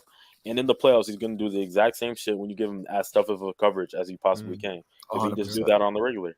100%. Same with Kawhi. 100%. Yeah. And Kawhi, man, you know what's so funny, man? The thing about Kawhi, and I don't know how long. Honestly, I don't know if you how long, because I didn't want to make it too long. But I'll say this: the thing with Kawhi is he's one of those guys where, and it's the same thing with Paul George. They're so stiff and fluid at the same time. I've never seen that type of play style before, like where you're stiff but you're fluid at the same time. Like if you watch them dribble, if you watch, like don't get me wrong, Paul George dribbles smooth, but his back is upright. When he driving to, usually they tell you you're not driving to the rim with your body upright. You driving to the rim, get low as possible, and then you explode off the ground. Yo, I'm watching Paul George is looking at him straight back and everything, blow by, still getting up there. That's I don't know how y'all don't understand how hard that is to do. To play upright and still be explosive is very, very hard, man. So these guys are two anomalies, Paul George and Kawhi, and that's why I still have a little bit of faith when they're healthy. It's kind of gonna be super dynamic because that skill set is so tough. They're both tough shot makers. You know what I mean? No, I mean anytime they're healthy together, especially at the same time, like Clippers are arguably a top 5 team in the league. Right. But if they're not, which is a all the time. Which is all the time. It's to them. It's past the AD point where we know AD might get a little this or that. For them, it's like, bro, at any minute they're gonna have any second they could do anything, and they're just done for 45 games. Bro, or that shit has or happened to them season. twice in the playoffs now, dog. That is sickening. No, it's one of those things where it's like, yo, man, like I kind of feel bad for them, especially Kawhi, with the degenerative knees. I have a family member that has that, and I got one of my boys that actually had that, and he had to stop playing football because he wanted to go to the league. And he had so many surgeries, and that degenerative knee shit is not it, boy. Like where your body is basically bone on bone, that feeling is not that shit ain't it, boy. Like, bro, they got him doing cleanups on his knee, bro. Every single time you do a cleanup on your knee, they're removing cartilage from your knee, and the cartilage basically helps you like get protected from injuries. Right. And have like a stronger knee. Every single time Kawhi does that, which he literally did that this offseason, he's more prone to knee injuries, bro. You can't jump. You think about it. If you got a jump shot, right, and then your cartilage is you going up and down. That's painful for you. Like just jumping to shoot a jump shot is painful for you. Bro. So that's why I was asking Beast Move on the panel earlier this week. Like, bro, if you've never had knee surgery, I asked, like, have you ever had knee surgery? Like, no, I had something. I'm like, bro, that's not what I asked you. Like, have you ever had a knee surgery? Have you ever had a doctor go in and cut your knee open? Right. My bro, that like those first 3 days after surgery alone, right. Like that shit right there, how you crying, bro? Yeah, I tore my ACL, so I've had surgery playing soccer, and like that is a crazy thing. The first 3 days, bro. Like you wake up and your shit is strapped up and shit, like wrapped up, man. And I thought I was good, right? I woke up and I'm like, oh, it ain't as painful as I thought, right? And I'm asking the nurse, like, she asking me for painkillers. She's like, I'm like, nah, I'm good. I actually feel not so bad. I'm like, I'm stronger than I thought, right? But then the anesthesia start wearing off, Ox. Oh, this what it is. Oh. Hey, I'm pressing the button. Like, yo, yeah, give me those. Give me that shit. Nah, because the thing is, like, you just can't really believe the pain that you feel. Yeah, man. Kind of like, nigga, like this ain't what I signed up for. You can't even move your leg, bro. Don't worry about bending it. And you're meant to start rehab like in the first week, like to maximize like your healing, So you got to move it side to side and like try and bend it and shit. That shit is excruciating, bro. And that's what I'm saying. And that's why, like, I give a lot of leeway for athletes, like, you know what I mean, especially when you're coming back from injury and things like that. Because, yo, man, like, a lot of that takes a lot of mental fortitude. Where you like, yo, damn, like, I love the game that much. I'm gonna put myself through all of this. Like, yo, I may not even want to play ball after this. You know what I'm saying? Like, So you got to shout out to Clay. You know what I'm saying? Shout out to those guys that have those terrible injuries. Yeah, KD. All That's why that. they're never the same, bro. Like my knee never felt the same. Like it's recovered, but it never feels like totally the same as it was, bro. It's always different. So I can only imagine like players that have multiple injuries, and trying to play high leverage basketball exactly at the highest of levels. Those couple percents of not feeling the same is like the difference and you between going against young bulls ready to take you. Oh no, Bro, I know some of these cats that be talking this crazy shit about Kawhi and AD and just all these guys that would get surgeries or whatever and get hurt. I know some of them guys, they'll be ready to never touch a ball again. Ever again. Not even think about it. Bro, I'm talking about just off getting their knee drained. You know what I'm saying? You get some fluid in your knee because they sticking needles like, bro, when you go get your knee drained, they stick one on one side of your knee so your knee is bent, right? They stick the one needle like this deep into your knee, and that's just to put the number. That's just to put the cream, the shit just to numb it. I never did that. They do that, and then they put the needle by the syringe is like the syringe. Yeah, the syringe is like this big. You know what I'm saying? Like this thick. You know, they stick that but the needle thick. They stick that motherfucker in there, and then they start pulling it out. It's just it's like pink pus, and then it's just a whole bunch of yellow shit. Yeah. Then after that, they take that one out, put another one in, and then they make you stick. Then they make you straighten your knee out with the needle inside your knee, like the needle's in there. And then to move the liquid around and shit. To push it up. Yeah, they're like you gotta straighten it, and I'm like straighten it with the needle in my knee. She's like, yeah. I'm not doing that. So I mean, the first time I got my knee drained, that's what I told her. I said, I'm not doing that. She's like, you have to. I'm like, I can't. I can't do that, but I'm not gonna straighten my knee out with a needle in there. She's like, I can do it for you. I'm like, well, you're gonna have to. Because at this point, I'm about to throw up. Is the relief instant when you drain your knee? Is it instant? Like it's like a day, maybe 24, 48 hours. Because after they do that, you know, they have to put the ACE bandage on it. They be like, leave the ACE on for a little while. You know, so it push that inflammation out, and then you know they give you some ibuprofen, tell you to ice it, and then you straight. Ain't no big deal. Okay, but it's just the fact that they sticking that fucking needle that's longer than my pinky. Yeah, that's crazy. They just, beyond me, boy, beyond me. Nah, but that's one thing I don't understand about doctors and shit like that. They just be like, oh, it's gonna hurt. Boom. Be like, yo, sometimes I'll be feeling like, yo, I'm gonna take the needle out and give it to them. Like, oh yeah, it's gonna hurt. Look, boom. Hey, how about that? Like, give it right back to you, boy. What's wrong with you, son? Like, I'm not pork. Like, stop trying to like. They're not the ones who feel it. Like I'm rotisserie chicken, son. What's going on? That's not it, bro. It's very inconsiderate. I just be like, you know, here, do this, and be like, nah. Don't worry, you're gonna feel it's tough, but I'm sure you're gonna get through it. No, I'm not. I'm not.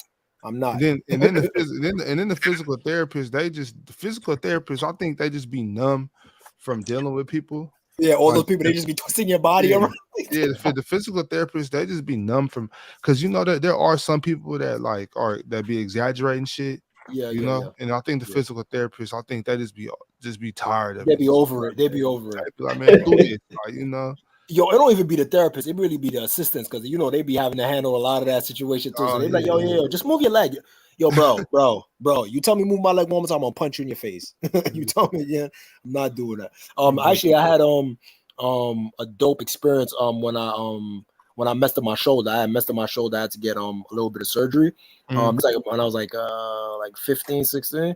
And I went to Mount Sinai, and it was a dope experience. The lady was mad, kind. Like, you have those people where they have a good heart. So that was like a dope experience. Yeah, that was a dope experience. I had a good nurse too, bro. That makes a difference though. He's right, bro. When you got a good nurse, like, hold you down. That's a fact. I actually what's crazy too was my pops. Shout out to the nurses, man. I bagged one when my pops was in the hospital, man. Oh, yeah, she took care of me. Bagged one? Oh, yeah. Nigga said shout out to the nurses. Yeah, that's another story for another time. Maybe on the 24 hours, I'll talk about that. It's a crazy way I did it too. It's crazy. It's crazy. My pops is looking up. My pops is looking up from heaven. He's smiling down at me. He know what I did it for. Hell yeah, that's what's up. But yo, Ox, I gotta get up out of here. Yeah. I'm about to say I'm about to shut it down. We at the 5 hour and 30-minute mark. Right. Yo, we've been cooking for 5 hours, 5.5. 5.5. Yeah. That's what happens on the graveyard shift, my brother. Yeah, Yes, anytime. That's the beautiful thing about the graveyard shift. We can go anywhere from 2.5 to 6.5 hours. You just never know. That's a fact. But yeah, so if you're still here, please like the video on your way out. Subscribe if you haven't subscribed. If you draw your attention down into the banner, the quote today says, "Strength and growth only come through continuous effort and struggle." That's from Napoleon Hill. Look, like I told y'all already, I'm seeking the best wings in America. I need y'all to spam the chat. You know what I'm saying? Spam the chat, spam the comment section, and let me know the best wings in your city, your area, or the best wings you've ever had in America. And just let me know the location, let me know the flavors, you know. And I'm putting my schedule together right now. So, appreciate y'all. Appreciate everybody came up on the panel. Y'all, if anybody got anything to leave the people with, anything. Also a second part. This is gonna be Ox's After Dark. We are also looking for the best strip clubs. Spam all the strip clubs. Spam it. Me and Ox are going to do in real life content for the best strip clubs in America. I didn't tell Ox I'm about gonna that do yet. research. Hey, what's the setting up criteria for for that? That's an interesting criteria. We'll figure that out. We'll bring that up on the next topic. Yeah, That's actually as long as there's some scrippers in there. That's wild, Salute, man. Shout out to you, fellas. Ox, man. It's all love, man. Next time we chop it up, man, I need to hear about your triangle theory. You're trying to get that off on PC. I need to understand what you mean by, one guy can be better than the other guy, but the other guy can be better than that guy. I need to understand that idea, in that philosophy, man. Definitely, we're definitely getting into that. Oh yeah, that's fine. Actually, yeah, that would be dope. That would be dope. Oh, 'Cause yeah. I'm with you, Ox. I'm with you 100%. Oh, no, If I you're just got Hooper, lost. you know. You riding I that don't even pyramid understand theory? why we had Okay, to. right. It's crazy. It's crazy. Yeah, I just got lost in that shit for a second, so we definitely gotta tap into that. Cause I got lost for a second. Because I think that's a full. That's not even a theory at this point. That's a law. That's law. That's a law. Okay. Yeah. That's a fact. That's a fact. Yeah, Yes, but sir. all right. Appreciate y'all. Yes, y'all sir. make Like sure the beam. y'all make sure y'all drink some water, take care of yourself, eat some fruits, eat some vegetables, and never drink and drive. You know what I'm saying? Call an Uber, call a Lyft, call a taxi, call a cab. If you're in my area, call me. Y'all take care of yourself. Yes, sir.